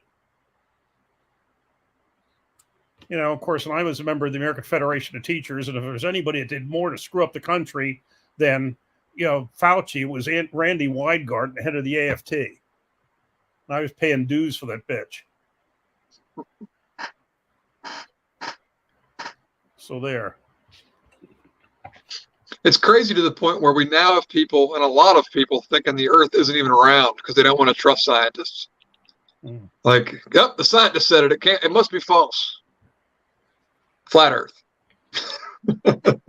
What do they say that we live in a what is it? Firmament. The firmament, yeah. Were you listening to Black Ice?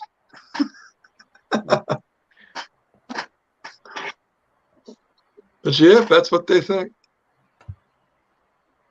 But it's based, I feel, and maybe I'm wrong, but it seems like it's based off of just mistrust. because most of their argument is you just trust whatever they tell you. Yep. Thank you, Carolyn. Carolyn put it on the Kelly's chat. Yeah, we had Kelly on briefly today. Well, not on the live, but was on the. He showed up briefly on the chat. But hey, we invite him. We even invite the AWU people usually. Yeah, anybody's welcome. Sure. Yeah. Well, don't throw black ice. Yep. Oh man. Yeah, that was an interesting discussion night. We had Black Ice discussing Flat Earth with Ted. But Drew, you got it, man. That's it. Yep. Yeah, I'm in no mood to go back to that crapola. Yeah. Ever. Scared the shit out of some people. I still have friends that are afraid to go out. That's crazy. You still see people driving in the car with a mask on. It's like, oh yeah. Yeah, that one tournament I went out to on Long Island, we were just laughing. We're crossing across Bronx and the other things. These people are going past us in cars, but they're all by themselves wearing a damn mask. It's like, how do people be so damn stupid? You want to have a discussion about arm wrestling? Yeah. Well, how much do you think thumb size matters in arm wrestling? I think it can help, depending on if you use it or not. I'm sorry, I didn't hear what matters. Thumb size. Thumb size. Oh, thumb size. Okay. Well, John Brzezinski has a massive thumb, and he was one of the best pronators ever. I think that's a lot. And plus, it gives you more to grab onto as far as capping goes, which is helpful. Mm-hmm. But no, I think having a large thumb can help your pronation, and it's a huge part of being a good arm wrestler. Now, is it this part right here, the actual thumb, or is it the pad and stuff? I'd say both. Mm. I think both can be beneficial. But you got to have the pad. You can't just have a big thumb and then no pad. I think the pad is the driver. Yeah, I've been working on that a lot, like just putting the karate belt around there and then closing my thumb to where it builds that pad up.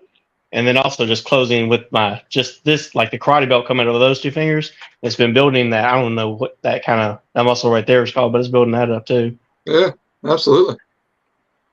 Certainly can't hurt. Nope.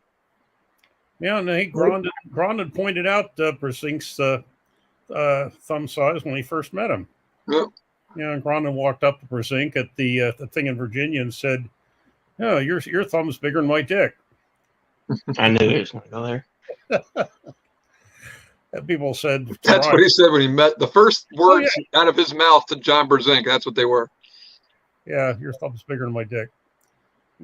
There's a guy that the first real arm wrestler that I grabbed onto when I started in 2019. He came over to my house. His name was Brock Tobish. This dude is 6'2". He was probably 300 pounds at the time, lean. Mm-hmm. And his hand, I don't have small hands, and his hand was probably that much longer and that much thicker. And his thumb is I have almost a 3-inch thumb. His thumb was probably a good inch over mine and that big around. So I'm sure it was no fun to deal with, was it? Oh, I couldn't. I didn't have anything for him. It's like slamming into a light pole. That's the first thing you'll notice grabbing somebody. It's that thumb pad. You can tell pretty much right away if they're an arm wrestler or not. You can just feel that that strength in the thumb and that rotation through. I mean, it's. I won't say you can't be a good arm wrestler with a small thumb, but your thumb's going to get bigger as you arm wrestle. Because Josh Vinicor is a guy with a small actual thumb, but thumb pad is monstrous. So you don't necessarily need a big digit, but I don't think it hurts. Yeah. When I first started, I was trying to do every move I could, right? I was doing King's move, block press, hook, top roll. And since I started listening to Travis and Devin last year, I started more just uniforming my move to where no matter who steps up, no matter hand size, arm length, whatever, that move is the exact same every time now. Oh, it's going to do you great in tournaments. That's for sure. Yeah, because half the time you can psych yourself out trying to hit the right move against the right guy. Every move's the wrong move. Yeah, but that's good, man. Develop a good, solid ace move that you can use against anybody. That's good. That's what you have to do. And then you'll learn your opponents. After you pull long enough, you know everybody you're pulling. So you'll know that, shit, this guy's got a crazy top roll. I've got to do this. Or this guy is a definite hooker. I'm fucking low-handing that son of a bitch. So you'll learn eventually you can go different ways. But, man, I kind of missed the days of just hitting your number one move. And that's all you had to think about. Yeah. But simplify it, man. I think that's a great method. Mm-hmm. And make your adjustments as you feel stuff in the setup and stuff. So what's your move? Is more top roll based now, or? Yeah, it's like super high top roll, so on the back of my elbow, like my pronation. Okay, yeah. It was doing good because, like, even BJ Fakakis, when I set up with him, he grabbed me and he was like, "This feels really intimidating." I mean, he went right through my arm, but afterwards he was like, "Your hand feels amazing." And I was like, "I think it's just my setup." Hey, you're on to something then. If you're psyching out BJ. The human swear word. I drove people crazy because of the wrist circumference. I have very big bones. They can't get their fingers around it. The abomination. Yeah. If you ever pulled Dave? How big's your wrist, Dave? 8 and what was it? I think 8 and 7/8. I think is this one. And yeah, that's a big wrist. Look at that thing. Oh man. Yeah, I think it was. You get that thing too, where your wrist bones comes up real high like that. Mm-hmm. Yeah, well, what is it's the bone itself? It's bone. It's not heavy. It's just this is all solid. But yeah. Well, the refs keep straightening out my hand, like past straight, like that's straight, right? And then they'll keep straightening it out till this is gone, and then my hand's cracked back. Oh, so I had to figure out. I had to move my pinky knuckles back. Like I'm not moving my wrist at all when I do this. It's just my pinky knuckles to like flatten out my hand.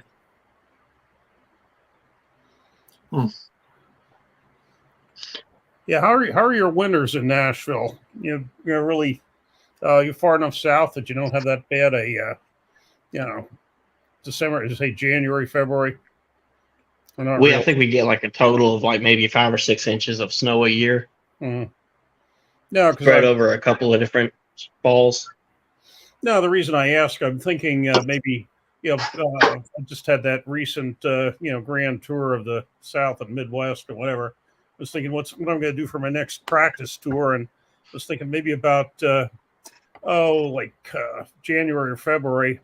If things slow down, I'll see whose practices what days of the week. If I can find enough to practice during the week instead of just on weekends, I might do a swing through the Carolinas and North Georgia, North Alabama, and Tennessee. To get out of. You can give me approximately 2 weeks and a day. I can put together good practice. Yeah, we'll have to figure out. Like I say, I'll have to find out. When I was going out to Kansas City, I basically joined every arm wrestling Facebook group I could find between here and Nebraska. But just keep an eye on everybody, who they practice, when they practice, and that sort of stuff. But I'll probably do the same because I have an idea of the Carolinas. I know a couple of groups down there, but and then you got Brooks and them in northern Alabama, Glenn Brooks. Really don't know that many people in Georgia, and then of course you got a couple of groups in Tennessee. But there's like 5 groups in Tennessee. Mm-hmm. Yeah, I figured when you've got the eastern part of the state and the mountains, you might have a decent winter, but figured you might be far enough west that you really didn't have it that bad. But, no, Nashville's a lot hotter than any of the surrounding counties, I guess, because of all the pollution. Mm-hmm. But we're always like 5 to 10 degrees hotter than the surrounding areas. Yeah. Of course, on the other hand, when you don't get that much snow, it means nobody down there knows how to drive in the damn shit when you do get an inch and a half. they all go into a panic. But I lived in That was southern. my ex's problem. I'm sorry. That was my ex's problem. She didn't know what to do with an inch and a half. Oh yeah, I lived in southern Maryland for one winter, and oh my God, they closed the schools for 3 counties around, and it was Charles, St. Mary's, and Carroll County, and oh God, by the time by the time you got to noon, the roads were dry. They weren't even wet anymore; they were dry. But they had an inch at 8 o'clock in the morning, 7 o'clock in the morning. All went into a panic. But yeah. I used to ride my motorcycle to work every day when it was snowing. Oh yeah. Well, when I was at home and I just had a small bike, motorbike, and yeah, I would do that. Absolutely. It was the only way I had to get around. I didn't have a car. I had a motorcycle license before I had a car license. But yep. But no, it's Sam, I have to get down there. I really haven't. Well, and then I try to, pull. I'm up to 21 states I've pulled in, either tournament or practice. I have to add a couple more. I've never pulled in, Alabama, Georgia, or Tennessee, but did all the state. Well, and never in. Let's see. Kentucky. Never pulled in Kentucky. Went to Louisville, but actually it was in New Albany. They had their practice across the river. So I have to hit Kentucky somewhere too. How old are you now? 72. Okay, so that'd be like great grandmasters. Yeah. Yeah. I don't know if we have anybody down here that's pulling that age. Yeah, I don't know. I don't know of any. I mean, there aren't that many. The hell of the thing is that even those who have been doing it for 30 years. I've been doing it for 6. Yeah. Because I just started it. Actually, my buddy Tim, I think his dad just pulled in his first tournament at like 80. Mm-hmm. I forgot about that because he came down from Michigan. Uh-huh. But yeah, no, I know we have there are a few, but I don't know of any in Tennessee. But no, I mean I still, I'm basically, even it's been a couple of 6 years, I'm still managing to lose most of the time with the young guys and amateurs. I'll like tomorrow, or not tomorrow, next the New England's in a couple of weeks. I'll pull amateur, master, and grandmaster. And what's really weird is I've been to 2 tournaments where they have the ultra grandmasters over 70. I've never won anything in ultra grandmasters, but I've won in 50 plus and 60 plus. But because you get these people that, with, like I say, the 30 years experience and the 70 plus. But hey, that's crazy. Well, I'm going to get off of here, guys. It was great talking to you. Alrighty. Yep. Well, like I say, we're here, if you can, join us every Friday. And about the same time, I guess you're far enough west to be you're on Central Time there, right? EST. Yeah, it's like 12:30 your time. Yeah. Yeah. So, but good. Well, glad to have you and join us anytime. Yes, sir. See y'all later. Right up. Later on, man. Yep. Fuck that guy. Fuck that guy. Absolutely. Yeah. Let's see. Look, I got to hit the road back in about 30, 40 minutes with a place to chat. Well, we'll see. I don't know. What time is it? It's 1:30. Yeah. Yeah, we're actually doing well for the last hour and a half for this. But yeah, after when we got to like 11 o'clock, it was like, are we going to make it to midnight? And then until Genesis joined us. That picked it up. Mm-hmm. Yeah, we're at 14. Let's see, 4 hours, 53 minutes. But well, in fact, last time Burger when we wanted to hit 5 hours, right? Yeah. I mean, we'll do this. Well, we have to hit 5 hours again, but yeah. See, I like to round it. I like to make it to a round number somehow. If we're close to 5, I'll make the last 7 minutes count. Yeah, we hit 5 exactly last week. Yeah, that's right. I knew it was something like that. Yeah. And actually, I'm good today because the thing doesn't start until 3 o'clock tomorrow afternoon. And so actually I have the alarm set for 10 for if I get out of here by, I'll aim to get out of here by noon.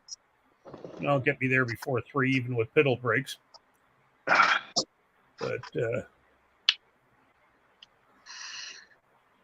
yeah, looking forward to it. Be nice. Haven't seen Khalil for the last 60 pounds worth. Apparently he's 220 now. And big boy now. He's gained some weight. Yeah. So I haven't seen him, but supposedly he's going to be there. Jerry's going to be there, and they're bringing the new guy to pull me. Good. That'll be fun. I'll be there at the tables. And then Matt Moore was he was wanting a see how long he could go with the stamina challenge before he crapped out in Harrisburg last Saturday, and then the wuss, he said, oh God, he wanted to do it, and no, I got to go home and do Amish. I said, well, hell, you're the one that brought it up. All right. So, I'll be there if you want to do it this week. If not, I probably won't get to the Harrisburg practice until.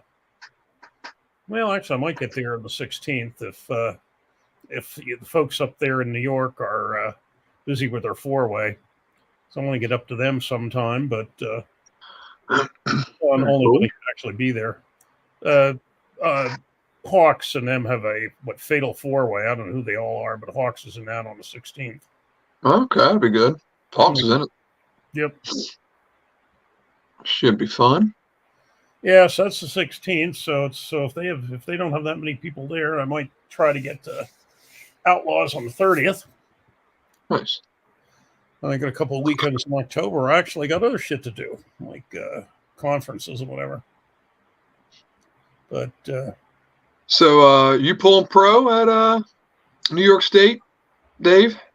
No, amateurs. Okay. Yeah, because they only have the 170 class for that, don't they? If it's East versus West, they might do a 154. Oh, really? Which was nice last time.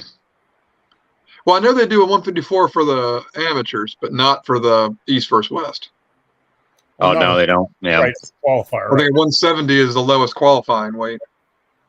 But they did do a 154 pro, but I don't think anybody even did it. They just all jumped into 170. Why not? You know, pull 154 against 3 other guys or get a shot at East versus West. I almost thought jumping up one weight class just to get more ready goes, really. Yeah, so you're going to do both. Not that I'm going to win. 54 and 70? Yeah. Yeah, good. Most of the time I'm forced to do the 170s or 176 right. or whatever it is, so I Now pull most of those guys. You get a nice 154-pound warm-up before your 170 class now. So. Wake me up a little bit. That's right. Shake the cobwebs off. Well, like tomorrow, I'll tell you what, I'm going to be pulling, and not just warm up. I'm better once I'm warmed up. I'm going to be wanting to be pulling people regular pulling before I have this match with this dude tomorrow. I'm not going to go in with him just after play with the wrist a bit. No, that crap. We're going to do some pulling first with somebody else.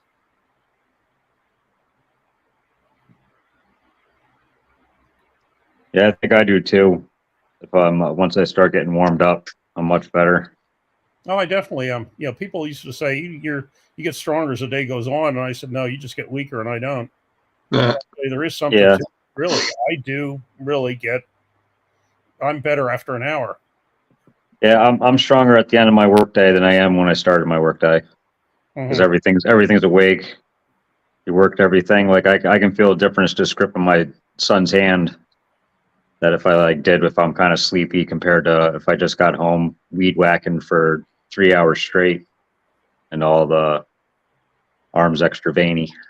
Well, that's interesting because, because you being considerably younger than me, because I really wondered if it was because of my age. Now, I mean, I'm not being funny here. You're really thinking with, central nervous system taking longer to, get its act together, as you get older. I really wondered if that was it. So kind of interesting with you being considerably younger that you have the same situation. Mm-hmm. I always compare it. I've been like this kind of like my whole life. The longer I go, that it feels like I just keep going. So I always compare myself to a diesel engine. Kind of crappy when they're cold, but once they warm up, it'll just run forever. Yeah. Cracking and popping. Yep. It's Kind of like this podcast. It was slow to get rolling. Yeah. Oh man! But now that it's going, it's time for it to be over. Yeah. Because we have reached 4 hours and 59 minutes and 30 seconds. Mm. So with these last 30 seconds, I'm gonna start to make my way. It's been real, gentlemen. Yeah. Alrighty. Been fun. Looking forward to seeing you tomorrow, Dave. Okay. Yeah, looking forward. It's going to be interesting. For sure. Of course, be bringing a couple bottles of wine, which I'm perfectly willing to share if anybody can share the beer. I will not partake because I'll be coming back into work, so I'll have to behave myself. Well, like I said, I have the breathalyzer in the glove box. Just whatever. But yeah, let's see. Meta says it takes an hour for Shell's ticker to get into full gear. Well, actually, no. My ticker's just doing quite well lately, but whatever. Takes a while for this to get into full gear there, Meta. It's the veins from the ticker to the joints. Need to loosen up. Yeah. Celery fueled diesel. Can you imagine that exhaust? Shoot. Yeah, biodiesel. Speaking of Irish farewell.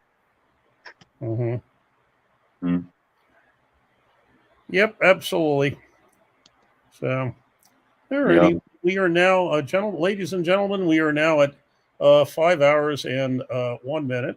And so maybe what we'll do is call it a night at 1:34 in the a.m. or almost 1:34 in the a.m. So whatever, but it's been lovely having you all again. But I think we will call it a night and see you next week when I will be coming to you from the Motel 6 in Washington, Pennsylvania, where I will be running a tournament on Saturday. No, actually, I take that back. It'll be the day before the tournament. I'm going out Friday night to run the brackets for the Farmers and Threshers Jubilee. So, whatever. The Farmers and Threshers Jubilee certainly sounds rural enough. So, let's see. I think what I'll do is I'll have the fun of throwing Ryan Grondin out before the two of us. That's always fun. So, Grondin has been removed. Fuck that guy! Fuck that guy. Right. So, good night there, Brother Moore, and we'll see you whenever. Good luck in Syracuse. Thanks. See ya. Okay. Good night, all. Night.